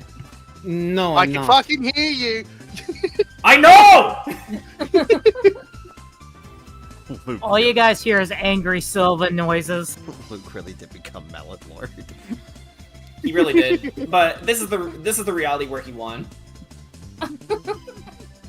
There is potentially a reality where he loses, but it wasn't this one, and that's what's important. Fuck you. By the way, fuck my dice. Yeah, I know, that was so fucked. You should smash them with a hammer. Then I'd have no dice. Do it anyway. No, I'm kidding. I'm Civica, kidding. give me your address. I will order you new dice. Oh wait, no, I have 2 more over here. Never mind. Not having enough dice is something I will never have a problem with. Well, I mean, the thing I had is, plenty of dice too. It's something I shouldn't have a problem with, but I do because I'm sending them all to jail. No, what I mean, Boone, is I have so many sets of dice that statistically it is highly improbable that they all go to jail. Yeah, well, it So should wait, be very statistically improbable for 4 of them to go to jail. Okay, so really? continuing to what's happening in front of us. Yes, anywho. Okay, so, yep, you all had fun in the snowball arena. So, Yeah. It was stupid, but it was fun. alright, so, I guess we'll kind of go down the line here. So, let me see, Pacifico, what do you want to do? You know what? Pacifico is feeling a little bit down on himself. Although there is the lucky wheel, he might see if they have non-alcoholic drinks. Yep, they do. So, like, the food and drink that they have here, hang on, let me go ahead and go quick. Basically, hot cocoa and coffee. Ooh. And then food Coffee! is... Yeah, and then...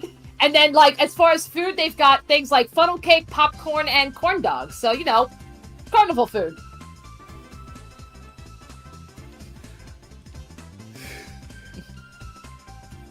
What's good pairing for coffee and carnival food wise? Funnel cakes. Yeah, probably the I'll try Yeah, it. probably Yeah. the funnel cake. The Coffee- fuck is a funnel cake? What? You forget there are people here who live in Australia. What the fuck is a funnel cake? Funnel cake Oh, is... yeah, like, somebody can grab a picture. Basically, yeah, hang funnel... on, I'll get it. Okay, so or yeah. he'll get it. Okay. Yeah, so funnel cake is basically, it's literally like batter that you drip directly into frying oil. And it kind of like, yeah, it goes in like this like weird fried like stringy shape, and you can top that with like powdered sugar or fruit, Ice cream. chocolate, ice cream, that kind of stuff. Like, yeah, like here in America, like, yeah, it's pretty common food, like if you go to like a carnival or a festival. Yeah. It's fry Oreos. They don't knock the fried Oreo. Don't knock the fried brownie either. Fried brownie is fucking amazing. I also heard of fried Twinkies. America. Yeah, we will deep fry it and cover it in chocolate. Yeah, we need to be destroyed. Anyway. Anything, including water.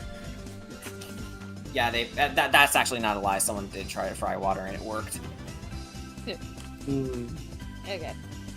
But yeah, so Brian posted in the general chat. That is what a funnel cake looks like. It's literally just deep fried strings of batter. That is not a fucking cake.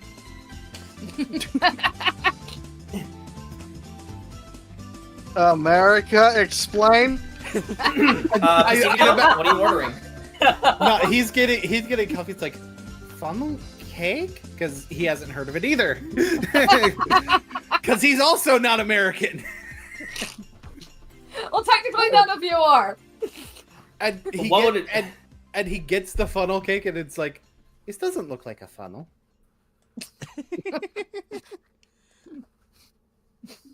That's weird.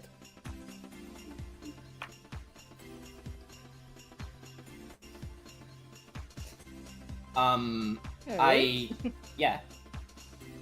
Alright, so yeah, what does Pacifico think of the funnel cake? He does like it, and he thinks it goes good with his coffee! Pacifico has an addiction. Clearly.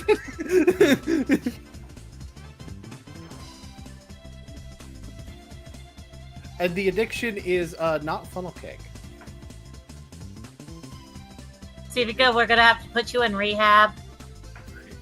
You can hear him all the way from over there. Actually, you know, if he yells coffee, sure.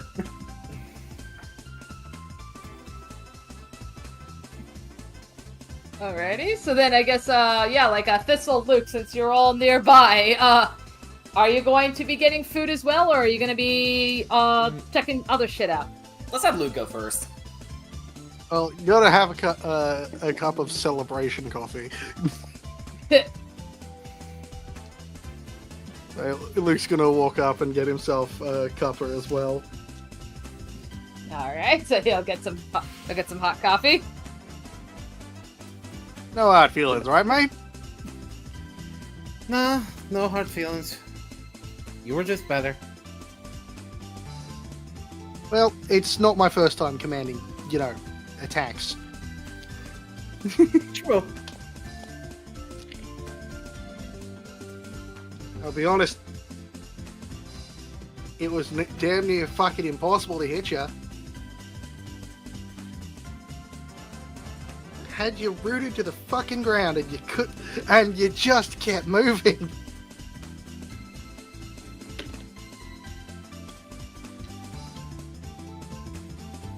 Why are you rolling 6d100? What the fuck are you doing? Be silent, Dave. Don't worry about it.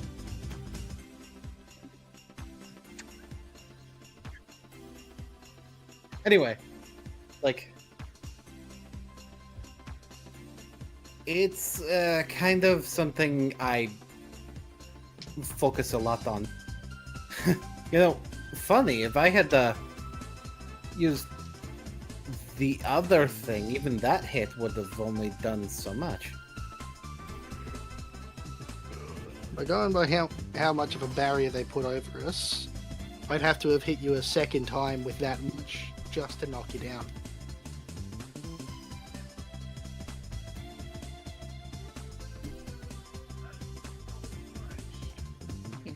I just, my aim was bad though. Oh, no, don't worry about it. I had you rooted to the ground. Your aim was gonna be bad. No, even before you had me rooted to the ground, my aim sucked. Don't. Hey, sometimes you're built for a snowball fight, and sometimes you're not. I resent that. Thistle fires a warning shot in the air. Hang on, let's see how close. A snowball is flung in Amy's direction. Oh yeah, well, lol, no shield. You're really gonna use up a spell slot for that? No, I'm joking. You'd have to roll with disadvantage because you're outside of the min range.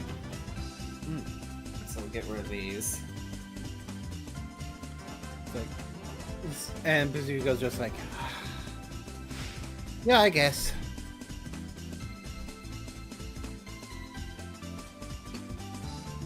Alrighty. Yep, I'm gonna go try that myself. Luck. Yeah, I'll probably go with you. Hey, Grayson. Hey, Grayson. How you doing?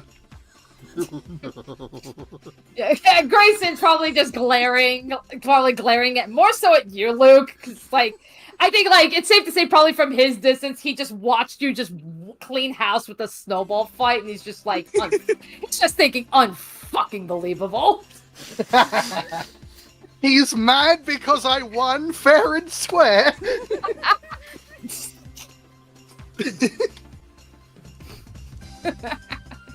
This is Grayson we're talking about. That is a good point. Alrighty, so if anything, Pacifico's performance might have been impressive to Grayson. He dodged a lot of snowballs. Okay. Alrighty, so. Alright, so. Lucky wheel. Okay, I think to are we skipping over me? Alright. Well. Okay. Thistle, you go. What do you want to do? what is there to do, for the record? Like, we already got through the snowball fight. What else is there to do? Alrighty, so we have, there's the Lucky Wheel, which is where Pacifico and Luke are going for. You can ride the carousel, there's a roller coaster, and there's a Ferris wheel. Over on the west side, there's two carnival games, like a hit the target and the fishbowl toss. And then there's a tent in between where where I believe her name was Mavinda, and she currently has a sign-up sheet for what is known as the mascot parade. Okay. I think Thistle wants to head over this way. Yeah, he does. Yeah, he does. I mean, yeah. That's why I went there. A guy with a gun wants to go learn about aiming and win? Alright. Okay, so, this is pretty much like your standard, like, hit the target with, like, hit the target. Yeah, but yeah, with the weapons that they have there, so they've got, like, short bow, dagger, javelin, hand axe, darts, like, get the typical fare that you get for these, like, target tossing games. You get 3 tries to hit the target. Oh shit, I was not even paying attention. I'm sorry. Go from the top. I'm sorry. Hang on. I will... was dissociating hard. That's a mood. Okay. Alright, so choose between a short bow, dagger, javelin, hand axe, or darts. You get 3 tries to hit the target. You'll be making an attack roll. And then, depending on if you hit the target, I'll have you roll a dice, and then depending on what you roll for that tells you where you hit it. Okay, so what's the dice? What are the weapons again? Okay, hang on, I'm gonna post this.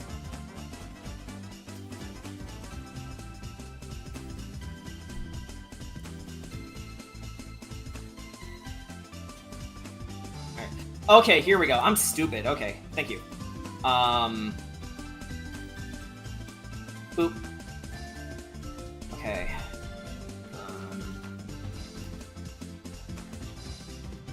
I think thematically, Thistle will choose the darts. 3 strikes to hit the target, make an attack roll. Okay, gotcha. Okay. Alright, so go on ahead and make your first attack roll.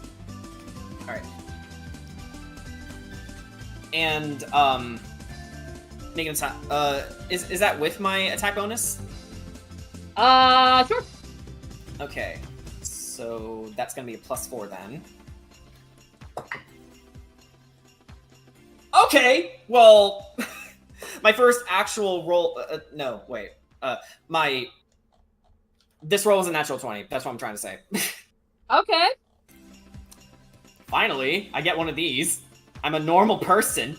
Natural 20 for 24. Alrighty, so that's definitely a hit. So, okay. Go and roll D4. A D4, gotcha. Yes. That is... Hang on, let me put this in the light. Yeah, that's a 1. Alright. Alright, so I will make a note of that. So so you hit the target, and the dart, lands more like on the edge, but it does hit. Okay. So, alright, so make a roll number 2. Okay. Second roll. Okay, 19 for that one. Alright, yep, that's a hit, so roll that D4. Okay. Roll result is a 4. That's a bullseye. Yeah! Alrighty, so one more. So go on ahead and roll one more. All right, here we go. Ah, yeah, 17. All right, yep, that's another hit. So roll one more d4. All right, what do we got for this one? That's another 4. Wait, no, that's a 1. Trigger the light. Oh, That's 1. Okay. All right, One. so you got two that hit the edge of the target, but you did get one bullseye. Alrighty. Yeah. Alrighty, so with that, Thistle, your prize. You win, let me see, I'm trying to think, yeah, so you win, okay, dumb question. So, I know, like, so for darts, I'm trying to think of how we're doing this for, like, specifically with you. Should we have these be darts that go in your gun, or are these regular throwing darts? Yeah, like, dumb, I know, it's a dumb question, I know, but it's like, I just gotta clarify, what should we go with here? Honestly, I could go with darts specifically tailor-made.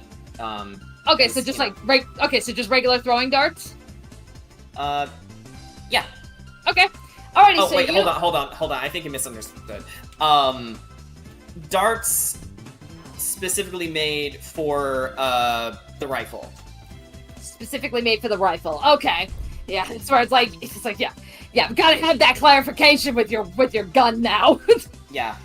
Okay, so for your weapon, so you get 3 darts for your weapon. They are +1 darts. Nice.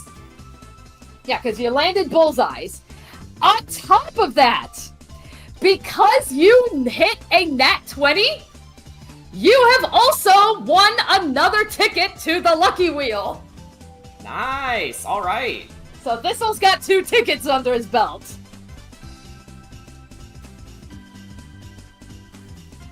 Well, I feel a lot better now. Okay. Yay.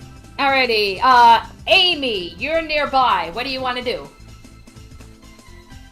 Alright. I see Quinn over there, kind of chilling out. I also see Canvas. And I also see this fish game. Well, it's your choice. It's your choice. We'll roll a d4. Alright, I am going to the fish game. To the fish game. Alrighty. That's not yours. Oh my god. No.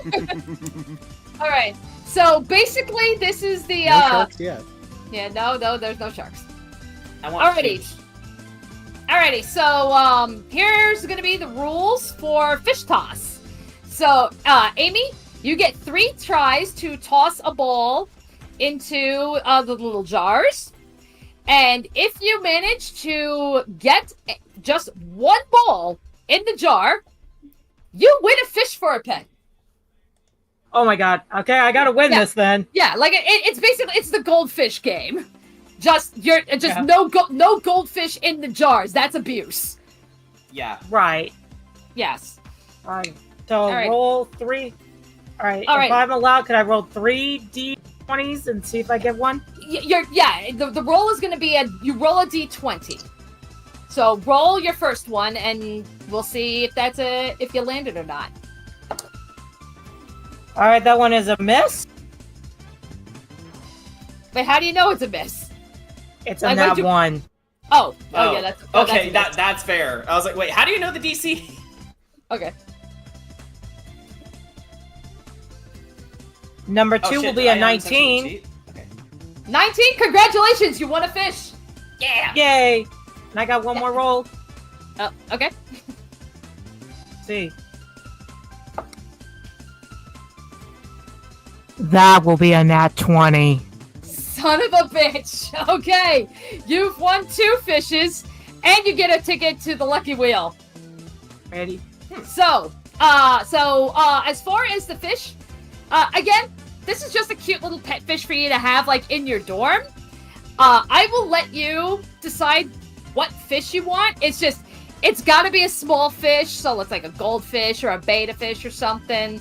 You know, if you want something else like a hermit crab or maybe like a little like Neocaridina shrimp colony, I'll allow it. You just can't have giant arowanas in your room.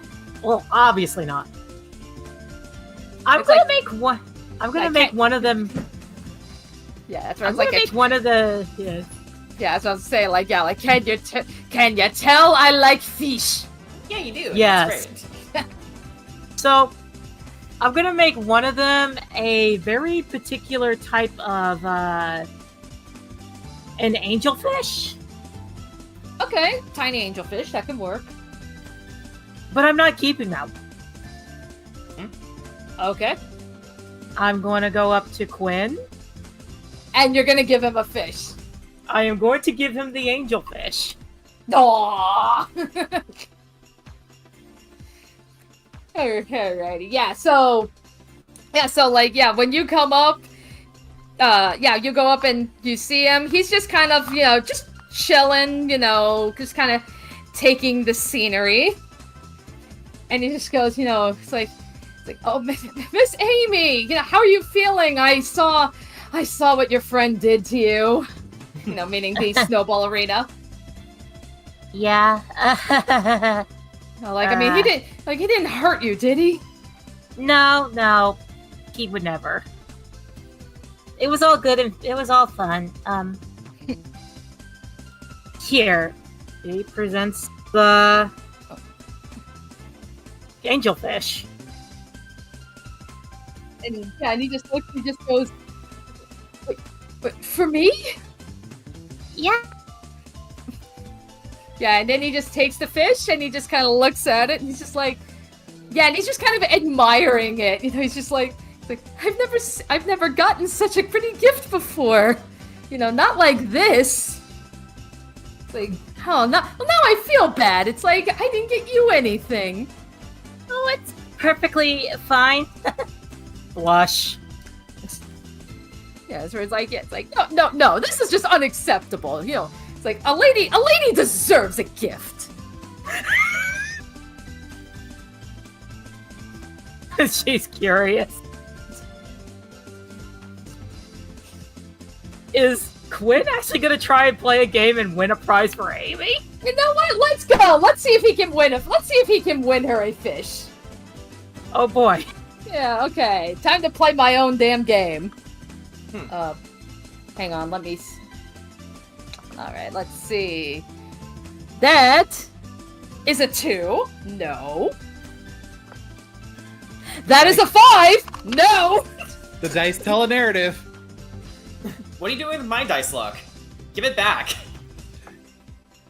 Yeah. No, I'm the one with your dice luck today. Okay. And that is talking to the DM. Okay. Well, guys, that's a 14. They're all misses. Boy, fail. Oh no. Fuck. Yeah. So I think he's gonna pull a moxie and just goes another. Yeah. Okay, let's see if we can do this one more time. Okay, let's see here. What do we got here? 16, that's a no. 3, that's a no. 10, that's a no. Oh my god, this is gonna be fun. This is gonna be hell of a boss, isn't he? He's just gonna keep going until he gets some wins. Could I provide the help action? A 16 is a no? The DC I put is 17. I made this a high DC because this is actually a very hard game. Makes sense. Could I provide him the help action? Sure, why not? All right, let's see. All right. Let's see. Last one, come on! Come on! And it meets it beats! He got the 17! Awesome! Yay! Like, awesome, what are you doing with my dice luck? It's like, yeah, I'm the one taking the fudge rolls. By the way, I found a very pretty fish. Well, very quick terminology that I learned early on. fudge means you're faking the rolls. Bad rolls are bad rolls. Oh, okay. Yeah. By the way, DM is faking it till you make it. Gotcha. By the way, DM, And this reserved is for the DMs second. only. Okay, Jen. This is the other fish that I want. It's called a fairy rainbow fish. Ooh. Oh, that's Wow. pretty. Or fairy Cool. fairy wrasse is what they're called. Ooh, yeah. He's like, oh, that is pretty.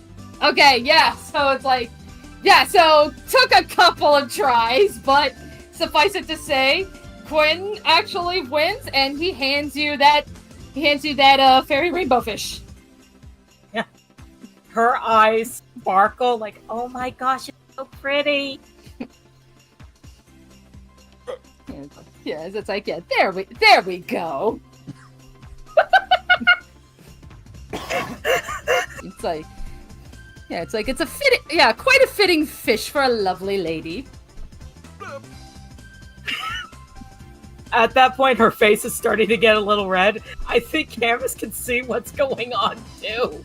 Yeah. It's like, yeah, Canvas, what are you doing? Canvas is kind of taking in the scenery and just looking around, but she sees this and is just going to quietly enjoy the moment because it's admittedly kind of cute, but she's just gonna sit there and go, yep, this is fine. Nice fish. And just exist in it. And then you hear in the distance, No, you hear somebody say, "You two should kiss already." this isn't a boat joke.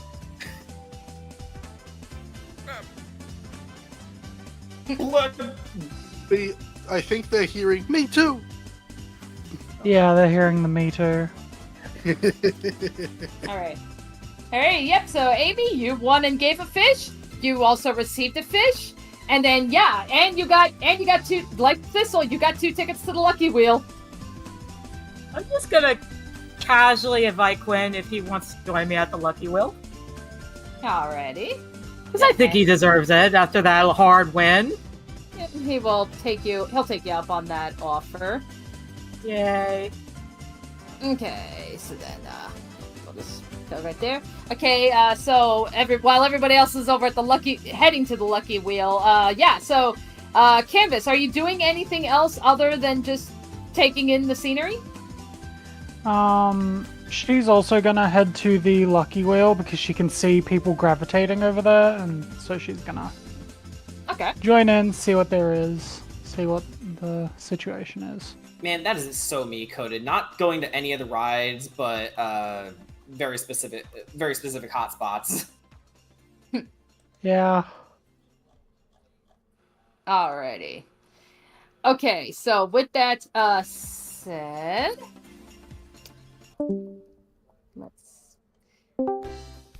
okay, so I think I am going to spare because Brian's already streaming and I don't want to jinx it. I can at least screen share this for you guys. Sadly, the audience will not see this. As soon as I figure it's a out... wheel. It's literally a wheel. Oh, you actually have a wheel? Wow. I actually have a wheel. Yes. Okay. We'll Mad Libs describe it a little bit. But hold on. There may be a way. Okay. I just don't want to overpower this thing, and it's like now all of a sudden you start like lagging. And well, here's the thing.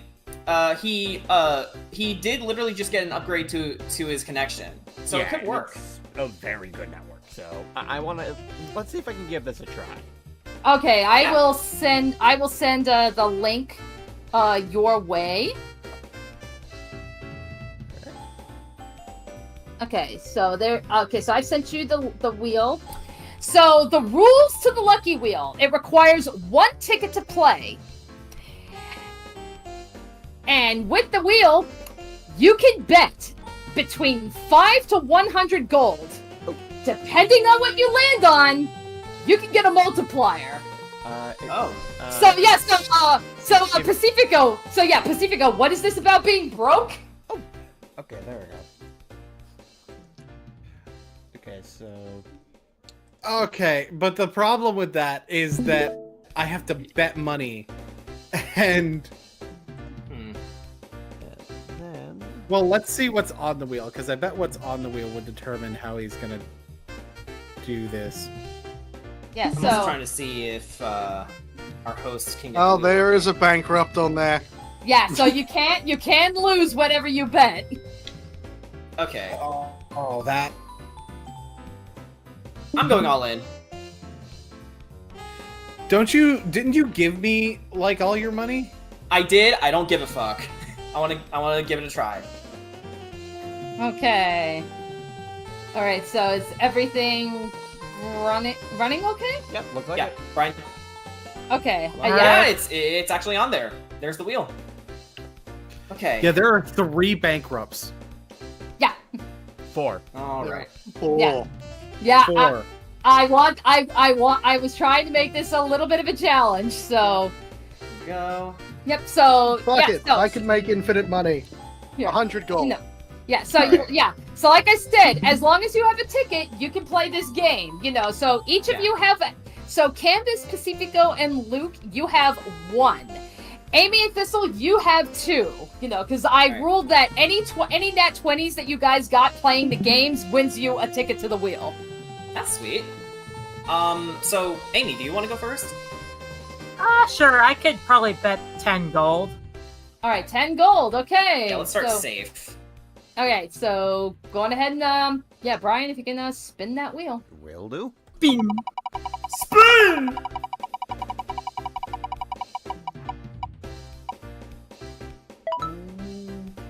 All right. Times 2, nice. That's 40 gold? 20. Yeah, because you bet 10 gold, correct? Yeah. Yeah. So 10 to 20. Yeah, so 20 gold. Yeah. 103. Okay, let's try again, and this time let's bet 20 gold. All right. All right. 20. What? 1.5. Okay, so let's. That's 30. Yeah, 30. Cool. All right. All right, so those are your 2 tickets, Amy. All right, 233, not bad. All right, so who's next? I can go next. Okay. All right. Thistle, you go. Okay, so I'm gonna go a little higher. I'm betting 20 gold. 20 gold. All right. Let's see how bad this goes. Oh, you also get 30. You also got okay, 30. 30 gold. All right. Okay, you got 1 more ticket to go. Okay. So yeah, I'm gonna do it again, and I'm gonna bet. Let's bet 40. Ooh, 40 big gold. spender. Okay. All right, 40 gold. Come on. 1.5. Yeah. So that Alright. returns you back 60. Neat. I get some money back. Okay. Alrighty, so who shall Told you be it'd be next? fine. Okay, so who shall be next? 100 gold. Okay, here we go. All right, come on. All right, Luke. Big bucks, no whammies. Oh my god. Big What? money! Yeah. Whoa! You just got 400 gold. We keep go, man. winning! What's winning like? Hey, you can pay off your college debt with that. But we're in college. The secret debt mechanic. Pacifico Well, has to... don't even get me started on student debt. Okay. I will Make disembowel infinite you. money, but I just keep getting more. It's like Luke is Dr. Money. Oh, we brought that I back. don't want these filthy capitalists on my ship anymore. Capitalist? No shit. He says he hates communists. Pacifico has Yeah. to think, and he looks to Canvas and is like, you go first. Canvas is going to like look at the primer in her pocket that she spent most of her money on, and goes, 5 gold. Cheapskate. 5 gold. Okay. Swear to God. 15. Yeah, 15. Yeah. Okay, 15 gold. Just see if There you you go. go. Yeah. Luke puts 10 plat in your hand. Go for it, mate. Ew.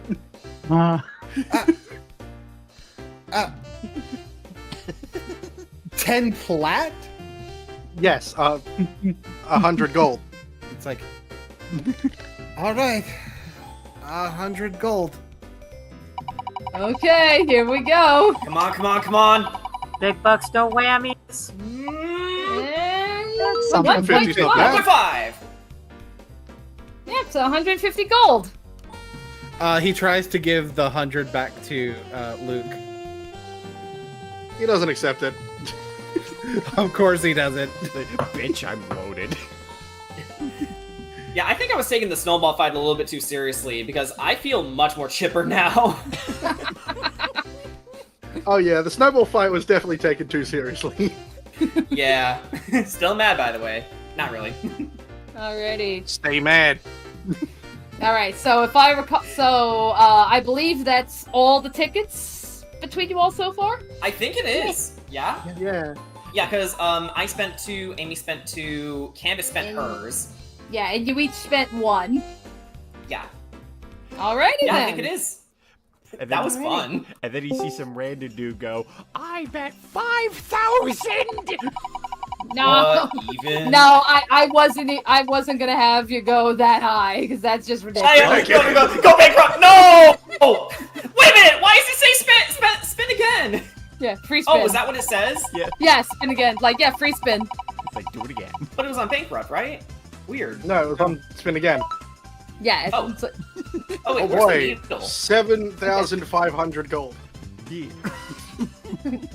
Hey, hang on, where's the needle? I'm looking in the wrong place. Was it at the It's top? on the left. it was on the Oh, left. I couldn't see it. Yeah, it was just very small. Oh, that explains it. Alrighty. Ah, Okay, anywho. Okay, so. Alright, so you got your lucky wheel, you got your winnings. What would you like to do now? All right. How did you? Yeah. How did more you guys? victory coffee. How did you guys get more tickets? Oh. I just got really lucky at the game. Yeah. I shot a couple darts at target and I got a bullseye. They gave me a ticket for it. Actually, Pacifica, why don't you come with me? Sure. She gives a wink to Quinn, and she takes Pacifico to the fish game. Yeah. Meanwhile, Luke with all his money just going. He absolutely would. No, the fuck he Luke, wouldn't. tell me he. And how? No, that's what Grayson imagines in his head. Well. You know what? Yeah, I like that. I like that a lot more. Like Luke okay. would do it, but I in Grayson's head he would, because Grayson's just like, how does this rat keep winning? That's racist. Oh well, actually, I'm since good. Okay, you know, since Quinn is here, I would like to talk to him. Sure. Hold on. I also want to make doubly sure I'm. Oh yes. Okay. So I. Thistle flies over to Quinn and says, "Hey, Quintelis, you got a second?" Oh, hey, it's you. Yeah. Yeah, I got a minute. All right. So I've been looking at some of the clubs on offer here, and it seems that you're a member of the Dead Languages Society. I am. Well, it'll be. I think I'll feel a lot more secure joining it now that I have a familiar face to see there. I was like, oh, so you're considering? Oh, you're gonna join that when you enroll in the school? Yeah. It's like, I mean, it's like not that I'm complaining. I mean, what exactly is bringing you to this? Practical reasons. considering I'm going to be joining Lorehold, out of all the colleges, I figured any extra languages that I could pick up could be beneficial to my particular case. So, any tips you'd like to offer, I'd be happy to hear them. Absolutely, yeah, I'll absolutely help you out there. I mean, a man of the theater has to be able to speak all kinds of languages if he's gonna reach to all kinds of people. Yeah, that's true. What's theater? Oh no. Oh no. Yeah, and he's just like, wait, what's theater? What's theater? It's like, do you not have theater where you come from? No, we have a lot of death back where I come from. So hoping you would say something like, we have the theater of war. No. It's like, yeah, he's just like looking at you just like shell-shocked and stuff. He's just like, you know what else had a lot of death? Fucking Hamlet!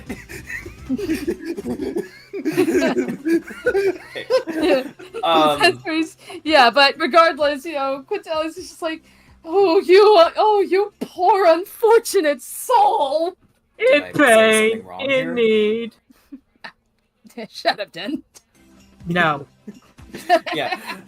Did I say something wrong here? It's just, you have no idea what you're missing out on. Theater is just is nothing but the highest form of performance arts. Okay, well, I'll hold you to it. Oh, all right. There's so much I have to learn.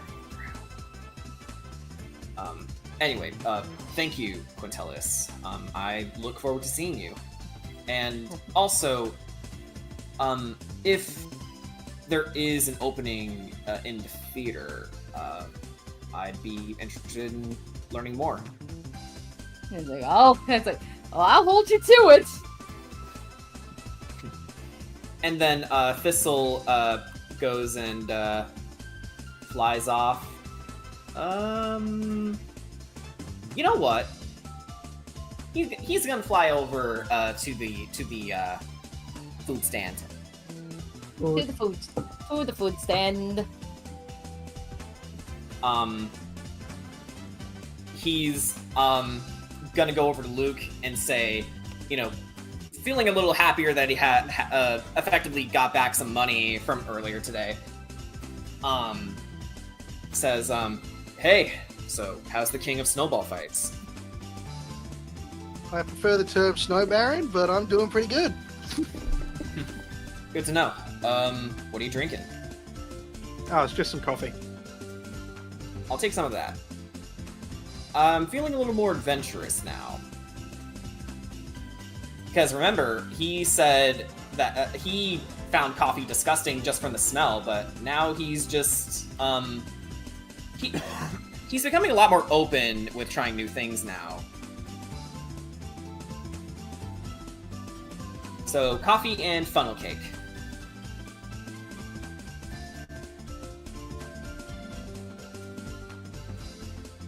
Oh, did you get that? Did you get that? Did I blip? No, I heard you. I heard okay, you. Great. Okay, great. Sorry about that. I was like, wait a minute, everyone's silent. Okay, no problem. Okay. But yeah, the one stereotype with fairies is, they are attracted to sweets, so I can say that's well within Thistle's character to enjoy sweets as well. Okay. So coffee and funnel cake. Do they cost anything for the record? No. Yeah, no, these would be free. Oh yes. Okay, so yeah. It's like I'm not charging for fair food. Yeah, nor should they charge fair food ever, or if they're going to, make it cheap. Anyway, he enjoys the funnel cake immensely. Just taking in all the flavors, the sweet notes, and he looks at the coffee gives it a tentative try. Huh. A little bitter, if you ask me. Oh, you can add sugar to it. We can add sugar? Can we get a bit of raw sugar in his place? Please do. He's raising his hand excitedly. Alright, yeah, so it's like, yeah, somebody will pull out like a sugar cube or something and hand that your way. Yes! Like, he watches it like a hawk as it goes in the coffee, and then he sort of dives in and drinks some of it. Oh, that is so much better.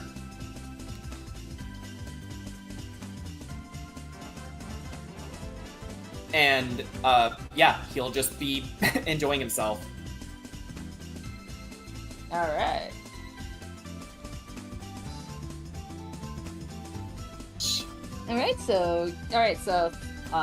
So Thistle's doing that, Luke's doing that,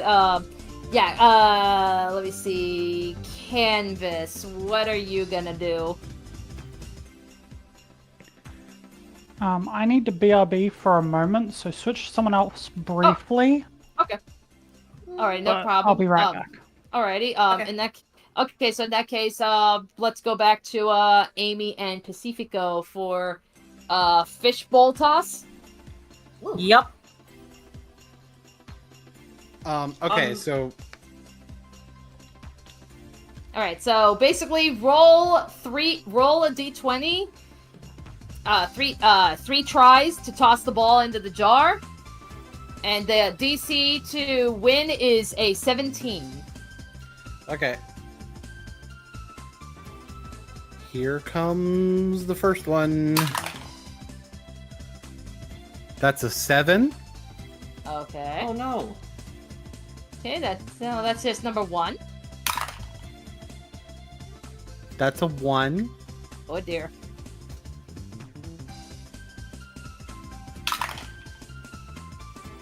That's a 14. Oh, Could I provide the help? Like, I'm just giving Pacifica some tip. Okay. Yeah, it's like, you know what, and we'll have like since Pacifico has Lorraine and Aurora around him too, like they'll cheer him on too. So do I just So we'll have you we can have you do another 3 tosses. Since you did 3 already, Okay. so we could have you do like one more round. That's a 9.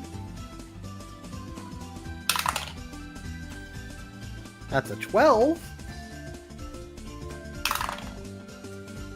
And that's a 4. Was What that is with, going on? Was that with advantage?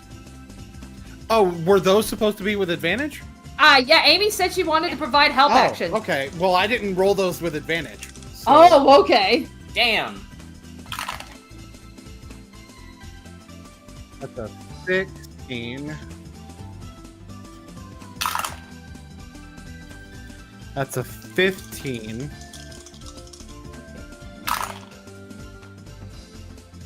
And that's a 19! Okay, there we go. Okay, like- so He just casually tosses, it's like, I don't think this is gonna work. Oh. yeah, the throwaway toss is the one that gets in. That's like, yeah, so I think it's safe to say all the girls just immediately, like, cheer. So, Pacifico, you won a pet fish. He feels a lot better because he finally did something right today. Yeah. Gets this little guy. Yeah, so, yeah, like, I guess, whatever kind of, whatever pet fish you want. You know what? Rainbow fish. Rainbow fish. Like a Basmani rainbow fish?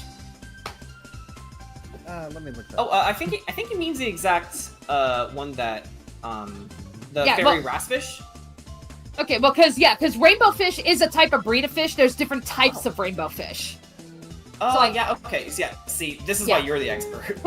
I know. Yeah, that's why it's like typically like when people usually think of rainbow fish, the first thing that comes to mind, it's called a Bozeman's rainbow fish. It's literally like a fish that it's like the front half, like on the head, is blue, and then it just kind of like shifts into orange when it goes near the tail. Okay, so while Pacifico's looking that's gonna be the one. that up. Okay. Yeah, that'll Brandon's be the in one. chat. Brandon. Chocolate fountain. Do you have to bring that up every time? Frame 1? What the fuck? Yes. What is we're gonna go with a Bosmani rainbow fish. Alrighty, so Pacifico, you get a little pet Bozeman rainbow fish. You're not Jen, understanding. I need to know this. this lore. That's a reaction spell. It deals psychic damage, and it is automatically cast whenever Brandon shows up. Okay. Oh, I just noticed what Luke changed his name to in Roll20, Snow Baron. Snow Baron. Snow Baron. That's his title forever now. Just gives a high $5 automaton. This thing has a lot of colorful fish.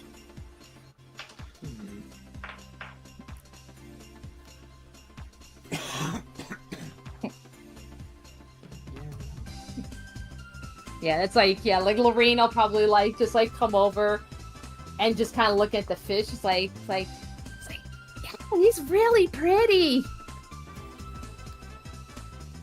Like, do you think you like water dancing? I don't know, but Now thinking about it, and I know this will actually put Amy in a bit of a good spot, she'll give her rainbow fish to her. The fairy rainbow fish? Yes. Yeah, so, okay. So, yeah, like, Lorene just kind of looks and is just like, wait, oh, for me? Yeah. Oh, well, thank you. Just to give a little flash to the water dancing club. Like, it's like, yeah, I like the way she thinks. Still keeping the fish Quinn gave me, though.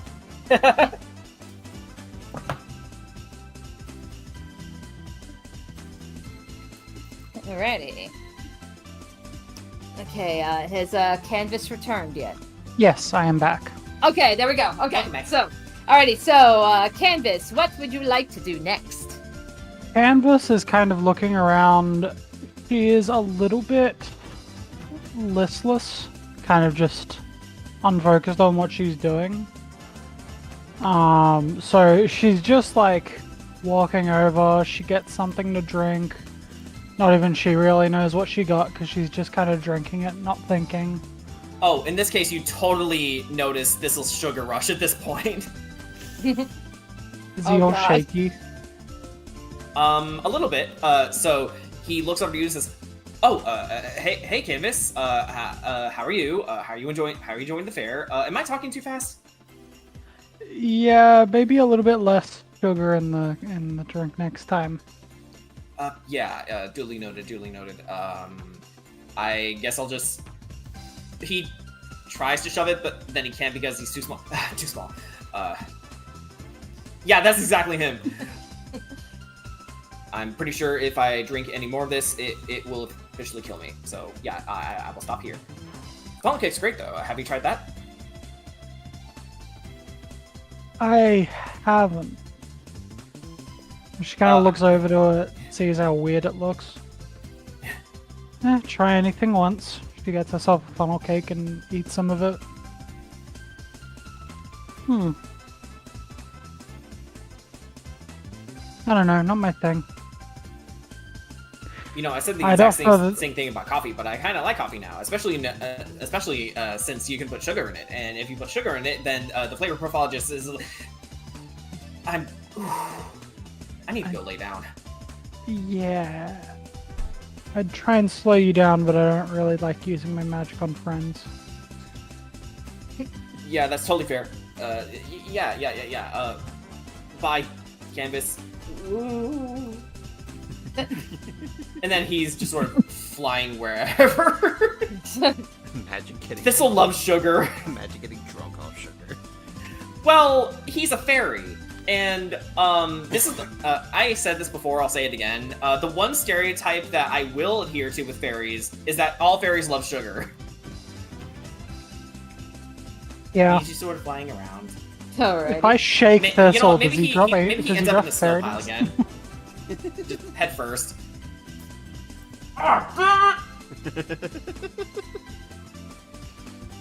I'll use Mage Hand to, like, unbury him from the snow.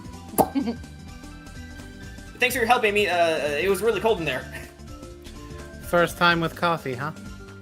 Yes, first time with coffee. Wow, I was wrong. I was so wrong. Coffee is actually really, really tasty, especially if you add things to it. Which is unlike tea, because, you know, tea is already naturally good, but with coffee, you have to add to it a little bit, but if you do add to it, it becomes a lot better. I mean, I normally take mine black, but yeah, most people do tend to add to it. Have you ever thought you can put chocolate in it too, you know? You can put chocolate in it! Oh yeah, I've done that with my coffee before. Yeah. I've been robbed my entire life. I need to just spice this.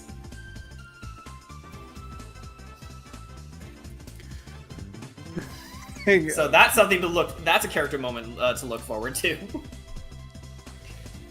I suppose it'd really spice up her life.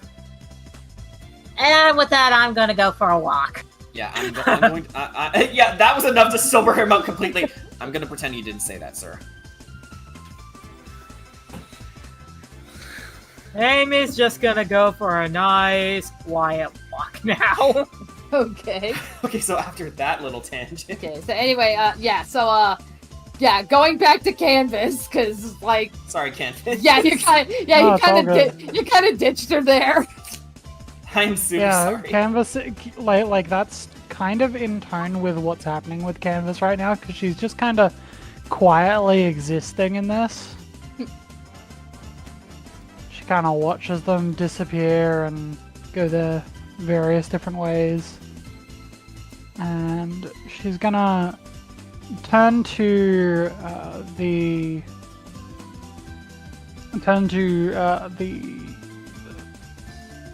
fractal that she has, and just kind of run her hand over the side of its head for a moment, shrinking it down to tiny, and then just putting it in her backpack.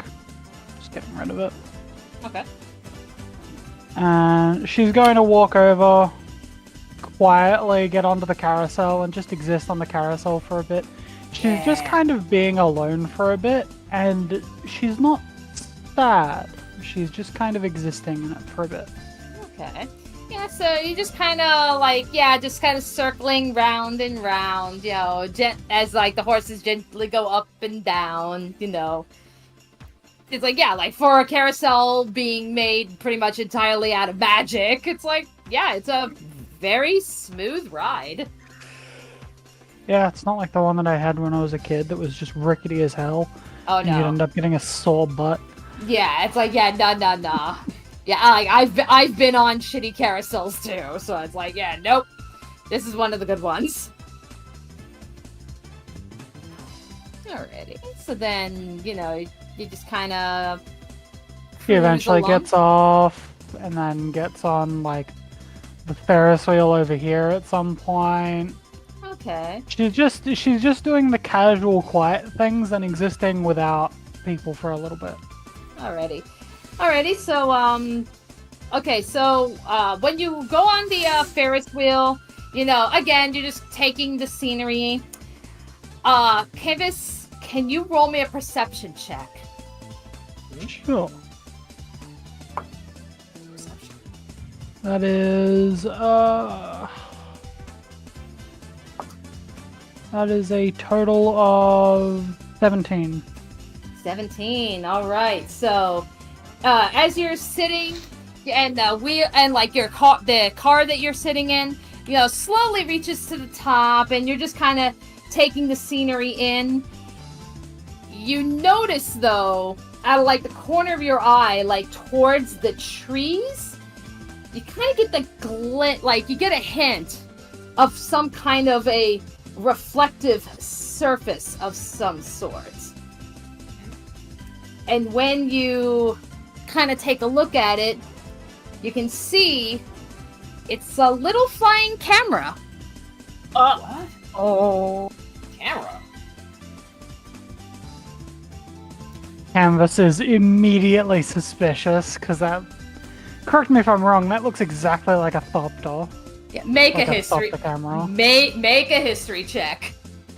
Oh boy. Fucking sauces. Fuck. That is a natural 20. Alright, so, yep, right? immediately at first glance, you immediately recognize that, yes, this little flying camera is Kaladeshi. It is from Kaladesh. It is Kaladeshi design. Kaladeshi Thopter. And it's looking around. Yeah, it's not looking at any, it's just kind of like, just going back and forth from the high point, just, covering the fairground.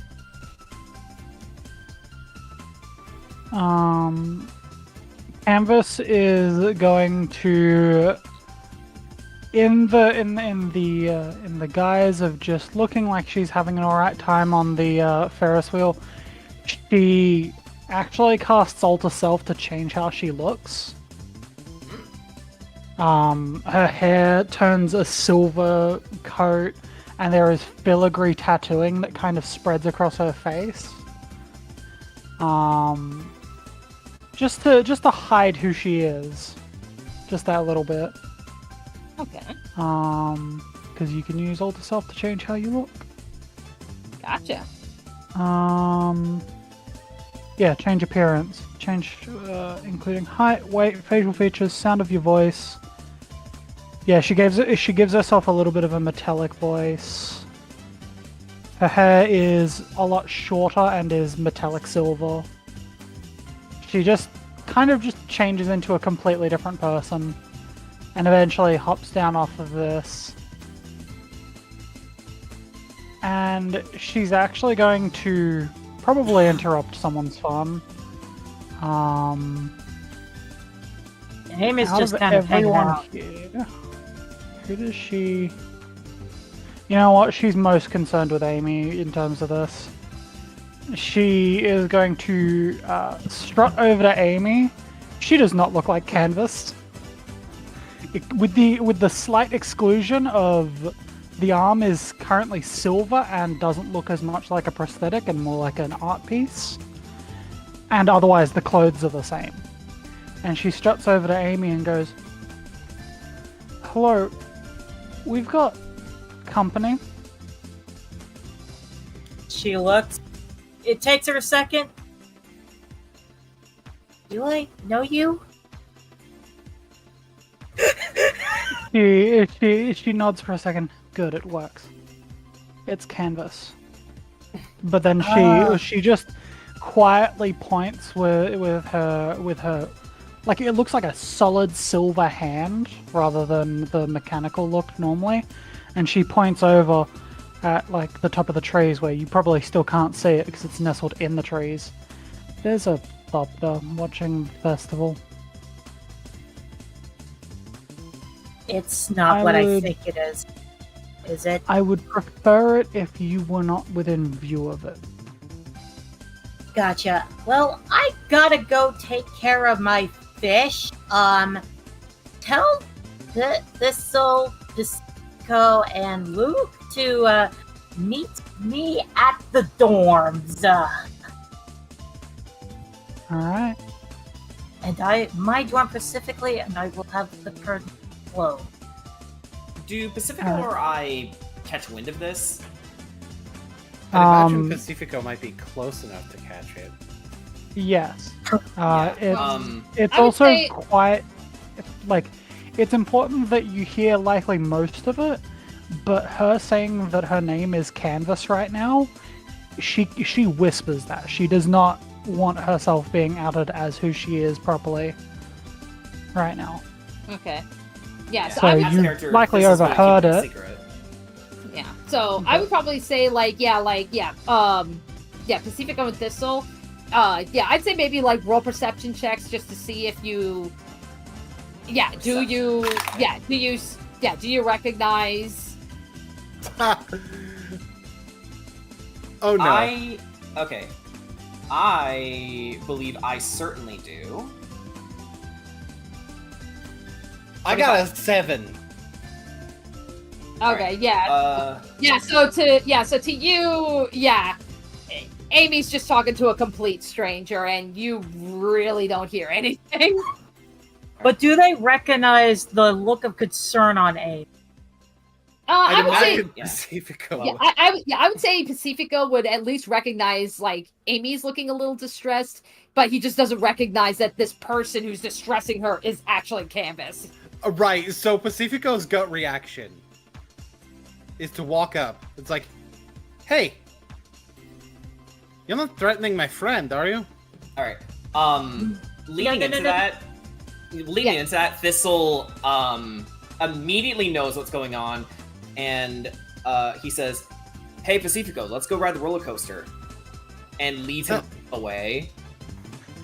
No. Not now, Thistle. He says, now, we gotta ride now.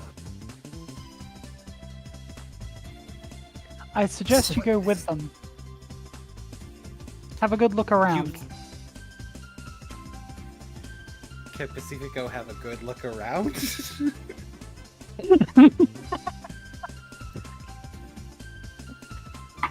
Yeah, I mean, it's like, what is it that... Pacifico pick up on having a good look around to roll another perception?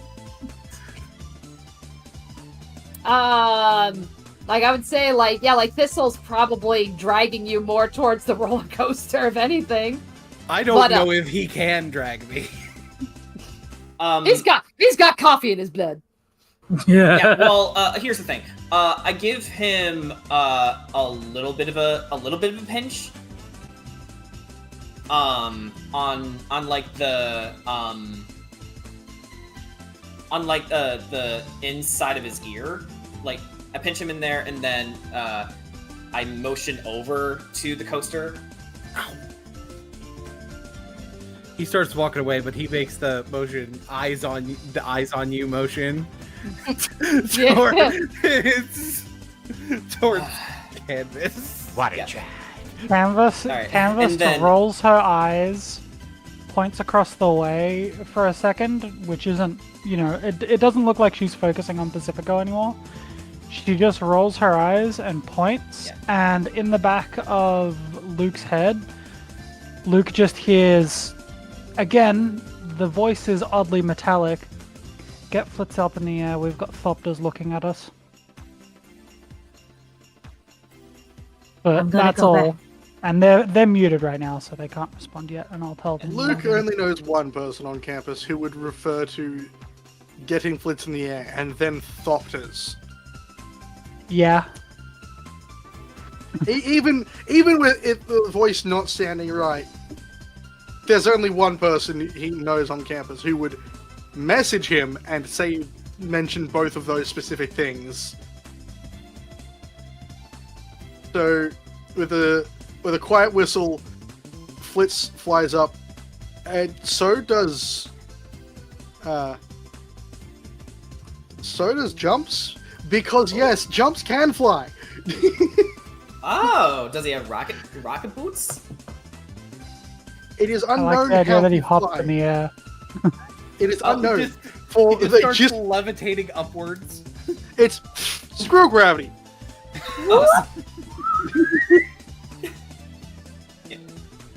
And they both begin scouting around, looking for whatever happens to be happening. Okay, so Pacifico, Thistle, and Luke, I need you guys to roll perception.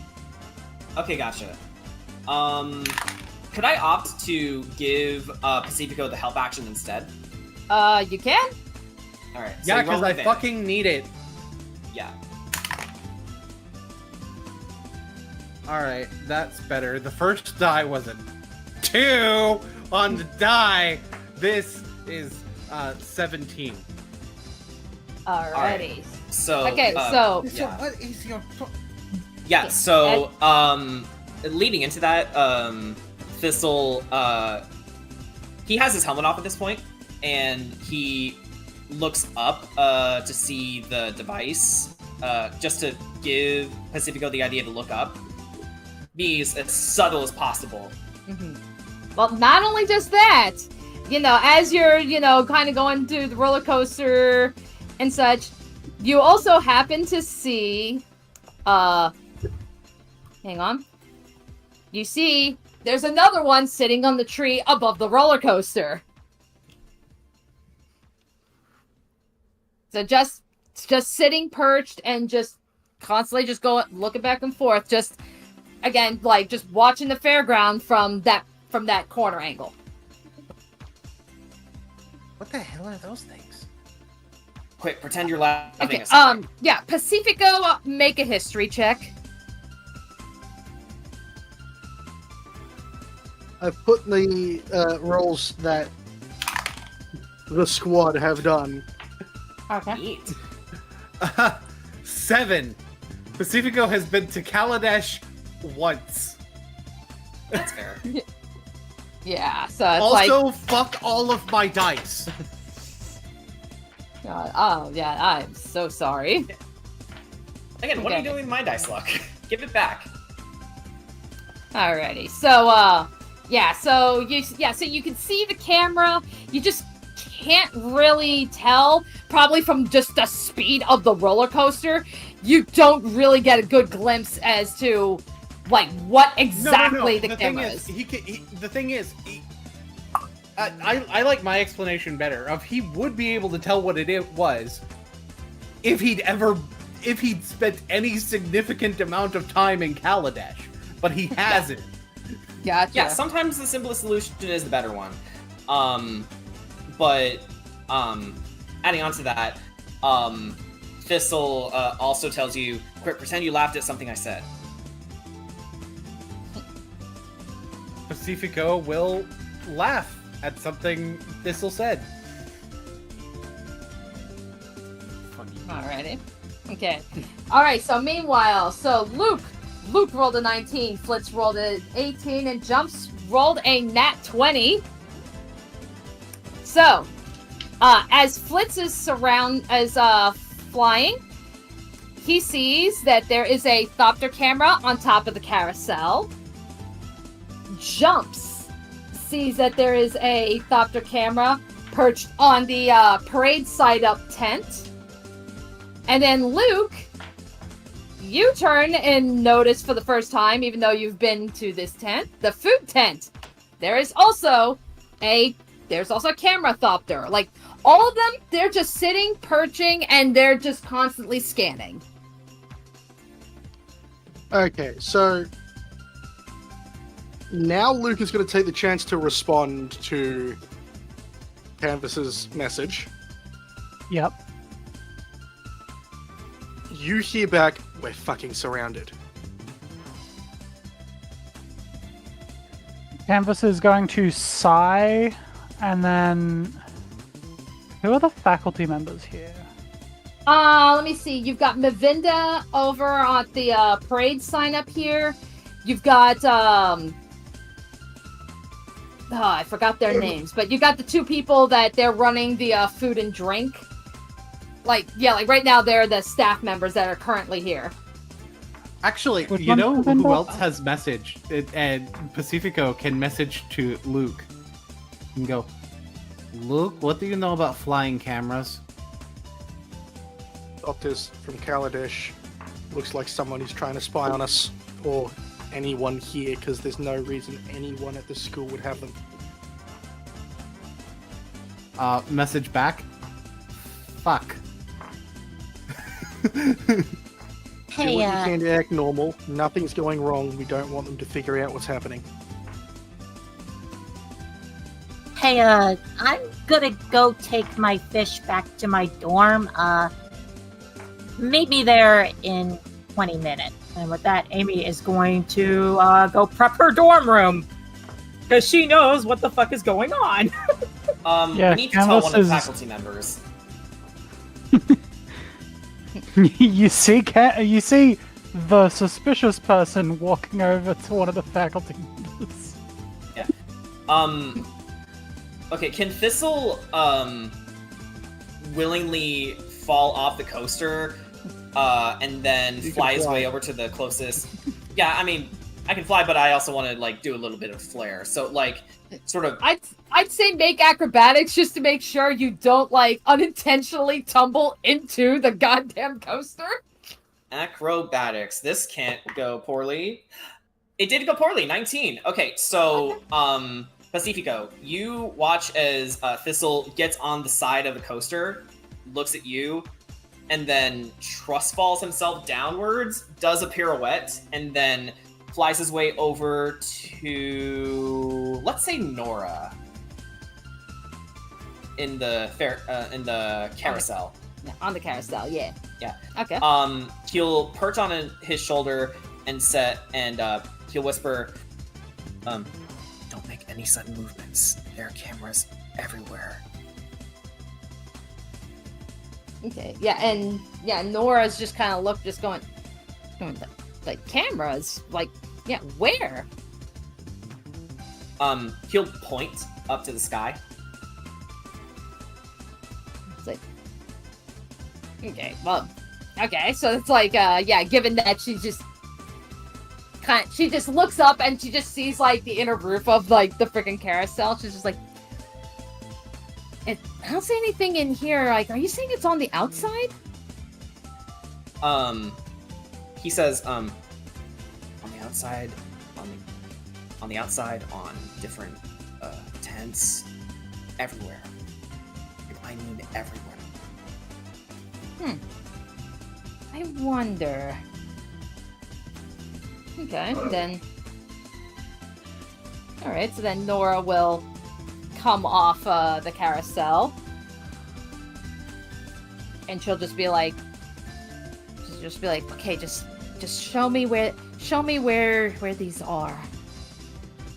Okay. Which one is the safest to point out? I would say probably maybe like the one like closest to him, like probably the one perched on top of the carousel. Yeah, okay. So what Thistle will do is he'll fly off of Nora's shoulder, get on actually right here on the shingle.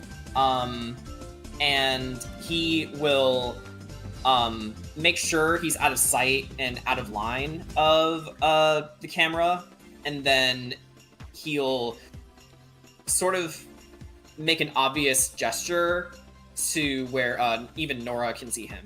Okay. Yeah. So yeah, Nora just follows and sees where you're pointing, and sees the Thopter camera, and she's like, "Oh, huh. Man, how did we miss that?" And then Thistle will fly away. Okay. Yeah. Alrighty.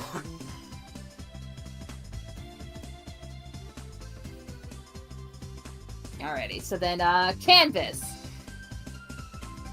Okay, so you're gonna go talk to, Mavinda over here? Which one's Mavinda again? Just to make sure. The owl that's right by you. Listen. Yeah, that's who I thought it was, but yeah. Yeah. Okay. Yep, so she sees you and just goes, it's like, oh, it's been a while. Are you enjoying yourself? Yes. Could we talk just in this tent back here? Of course. Are you interested in the mascot parade? Possibly actually, but in other news, I need to talk to you about something private. Oh, okay. All right, then we'll just kind of like, just kind of like right in here for now. It's like, I have to tell you that there are seemingly Thopters from my home plane spying on us here. Quite a large amount of them currently, apparently. Oh, you mean the cameras? Oh yes, we know about them. What are they before. Huh? And it's like, well, due to all the rash of incidents that we've had to up the security, especially after Captain Dapplewing's manor was pretty much broken into. We were very fortunate enough to find somebody willing to help us, and they're coming from Kaladesh. Fuck! Who? Oh. Oh shit. I need to know who. I was like, It's like, I honestly didn't get a name. Was it a thin Vidalcan man? Again, I don't know. I didn't see who it was, I would say, if anything, maybe the deans, or at least the Oracle for certain. I mean, the Oracle would be the one, ultimately making that final decision. I'll need to talk to them because it's a matter of my safety. And Canvas gives a nod and goes, I may be back for the mascot parade. We'll see. And she just struts out. Pacifico will eventually leave the roller coaster, and he'll come over here to Quinn and, interestingly enough, Grayson. It's like, he's like, "Hey guys, how are you guys doing right now?" Like, yeah, and Quinn just goes, hey, Pacifico! He's like, I'm having a grand old time. How about you? Yeah, I'm doing good. I'm doing good. He will give a message to each of them. It's like, act natural, we're being watched. Yeah, it's like, yeah, Quinn probably just like blinks in confusion, like, what? Yeah, Grayson? No reaction. As expected. Which could also mean... It could also mean he knows. However, it would be expected that he would know enough to act natural when someone says act natural, we're being watched. Yeah. Yeah, so like, yeah, Grayson just keeps the resting bitch face. Yeah, exactly. Yeah. Canvas gets another drink, points behind her at Luke, and just quietly whispers into her mug, they're here on purpose. They're hired guards.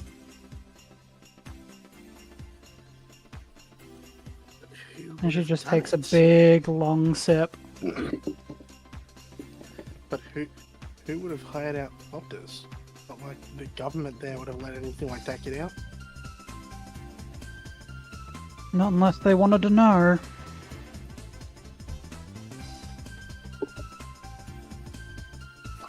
Not unheard of.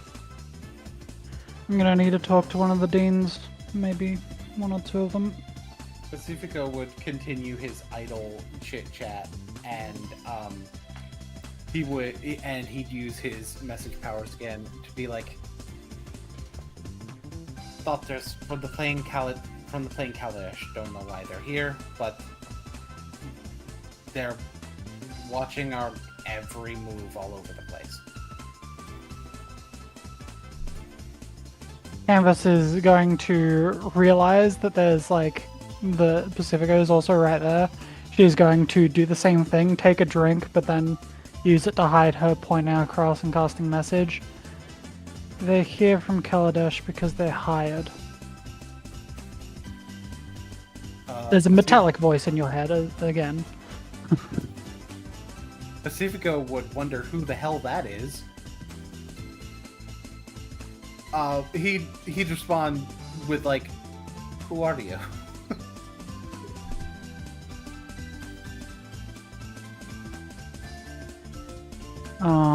She just kind of shakes her head and almost laughs into her drink. She doesn't respond anymore. This is too much fun for her in between all of this mess. Keep in mind, Pacifico is already sus of Yep. you. Yeah. Yep. So Pacifico will message to Quinn, Grayson, and Mina. I think it's the girl at the bar.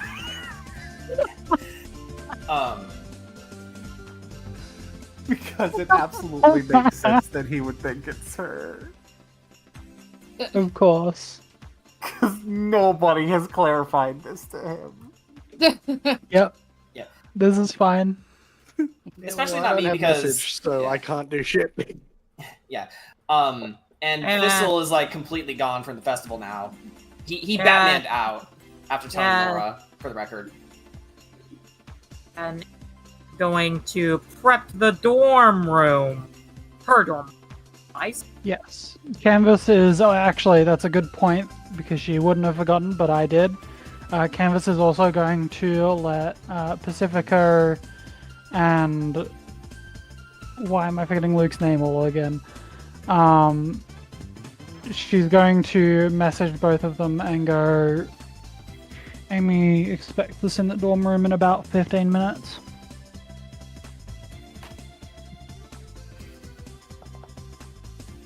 Okay, but who are you? She's giggling into her drink, shaking her head. Ooh, maintain composure. It's like, anyway, Judging by how he's looking at you, he doesn't fucking know who you are. Uh-huh.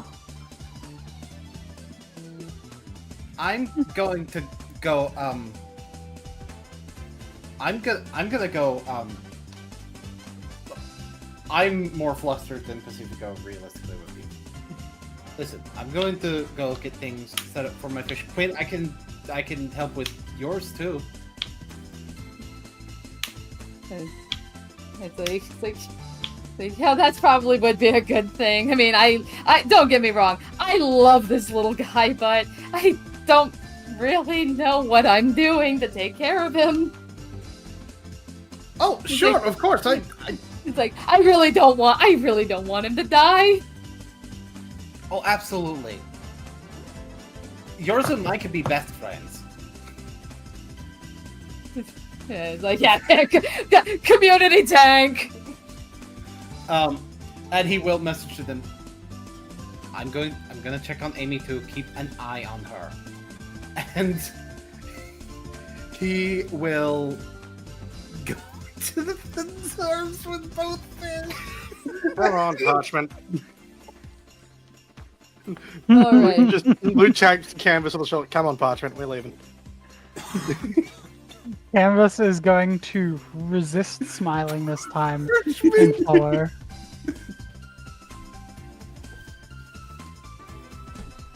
Watch me. Parchment's a short-haired, silver-haired alter ego. Alrighty, so you're all gonna make your way to the dorm? Yeah. Alrighty, to the dorm we go. Let's turn off the festival music. Bring in Parchment with us. Alrighty, so... Alright. You can just go on ahead and... Motherfucker. More canvas. Yep, just go ahead and place your tokens, like, yeah, kind of like sparsed out there.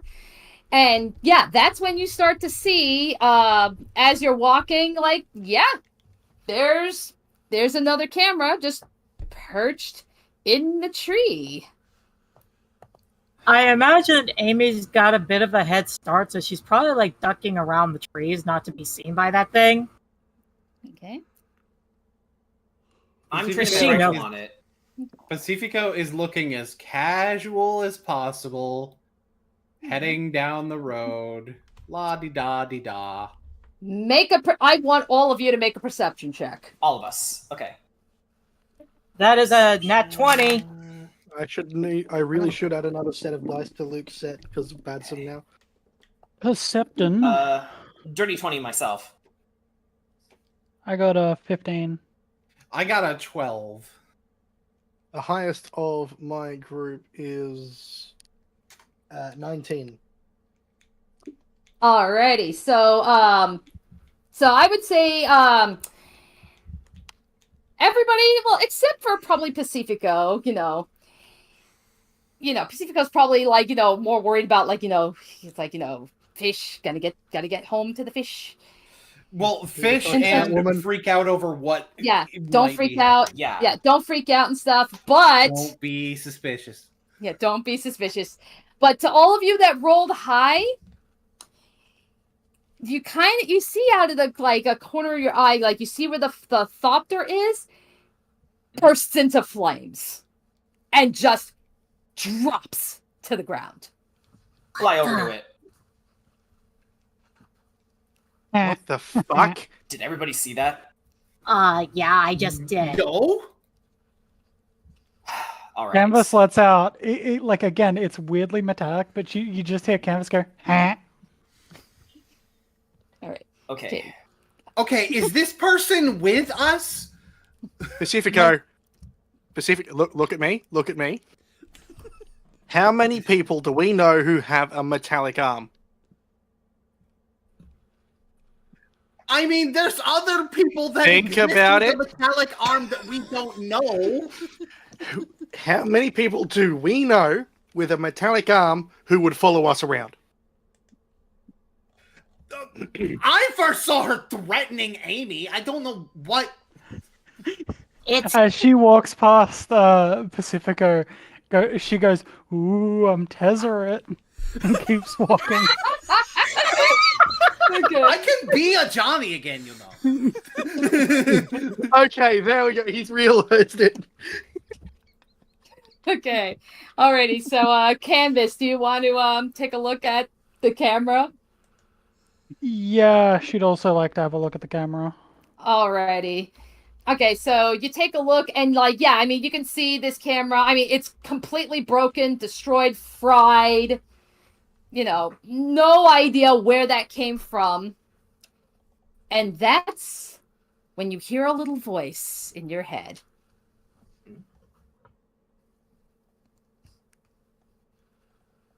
Okay, so, all right. Okay, so that will be your cue. Look out! You hear a voice. Canvas. Hey! All right. It just says, look, just a very simple look out.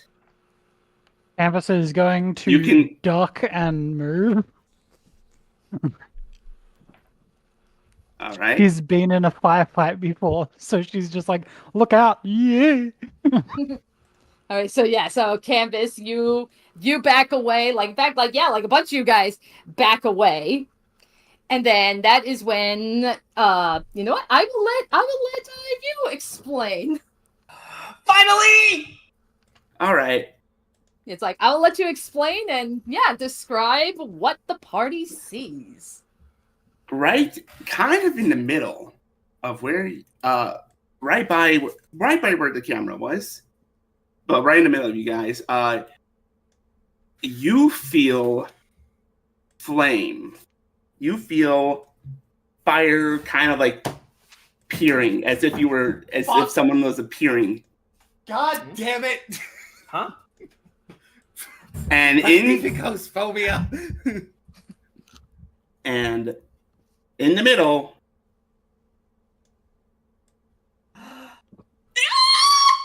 Oh. Okay. You actually bought in your OC? Alright, so Oh my god, that's so cool! Okay, so Brian, feel free to display the artwork for the audience as TP will describe the character. Oh my god! All right. I'm not always good with descriptions. You just see a woman appear with two horns, a giant robe, staff in one of her hands.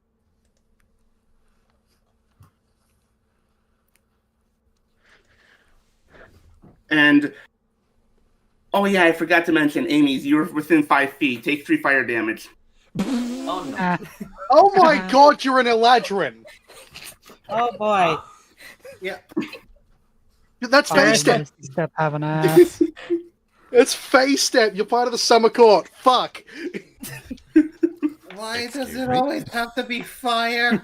I don't know. Luckily, I got a potion, so I'm good. So I'm just gonna drink. I'm just gonna stand back and then drink that potion. You're not going to drink that potion whatsoever. That is a waste of resources. Yeah. Who the hell are you? Just passerby. Why did you destroy that? Bother me. You know? Yeah, I Mood. could go into an entire list of what I've been cited on for blowing up those things. I'm not going to.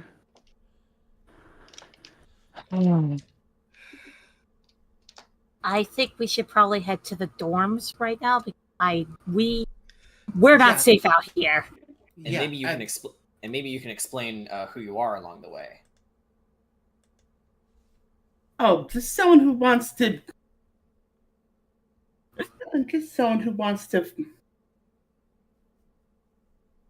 The words are escaping me out of character. No, that's okay. Sorry. Just a person who wants to. I guess you could say attend school. Oh, Kind of a shame they haven't invited me. Kind of a shame they haven't invited me yet. Is that fucking Maleficent? And that is where we will end tonight's session. Forgive me for this, but you want to make the correction? She's just like fucking Maleficent. Well, you're correct, Letter. You thought you're getting a Pokemon. You're getting Maleficent. You broke the formula. You broke the fucking formula with your OC. Yep. Yep. Well, I've been invited to fuck off KFC, so I'm gonna go to KFC. Alright, bye, campus. Involuntary sponsorship. Damn it! It's because of Hooper, don't worry about it. Were you expecting? I don't know. Were you expecting fucking Hoopa? Fucking honestly, that's what I would have guessed. Honestly, I was gonna guess Hoopa. I'm gonna tell you all this now. When Hooper shows up, it will be a villain I have created. Not a big verse. Are you sure, Letter? Are you sure I haven't already created Hoopa as a villain? Yeah, and I may or may not have something in the wings. You will realize just how bullshit the spell Blink can be. I already know how. Because I will weaponize it. MM. Okay, yes. So that being said, we will continue this little interaction in 2 weeks. And then, that will officially wrap up the winter season. In the meantime, this coming Saturday, same time as usual, we'll be returning to Ravnica, Trail of Dragons, and we'll be pretty much moving into, I guess you could say, the next arc, would you say? Yes, very much moving into the next arc. Yeah, we got to finish the one we're in now, but we'll be getting ready, if not moving directly into it. So. Yeah, there's one or two unresolved things about the current arc, but it very much serves as a good way to transition into the next one. Alrighty, so come back Saturday at 7:30, and we will do Ravnica Trail of Dragons. I will try to be awake in time for it. Alrighty. No, I think we'll start the game at 7:30 just to. Yeah, it's ultimately, ultimately Boone's decision, but we will get. If he's there at 6, he's there at 6. If he's not there at 6, we can just start at 6:30. Yeah. Oh yeah, I forgot you live in a different time zone. Yeah. Yeah. Okay. Yeah. So either way, I will make sure to post the time and such when we get there. So good bees. I got to get up at 9:30. Whee! Alrighty. So yes. I gotta go. I'm being drafted into some Destiny 2 raid shenanigans. Bye-bye. Alrighty. Yeah. So all right. So yeah, everybody's bailing now. So yes, thank you for joining us, and we'll see you all next time. Goodbye, and extra message, Jury is not a zoner.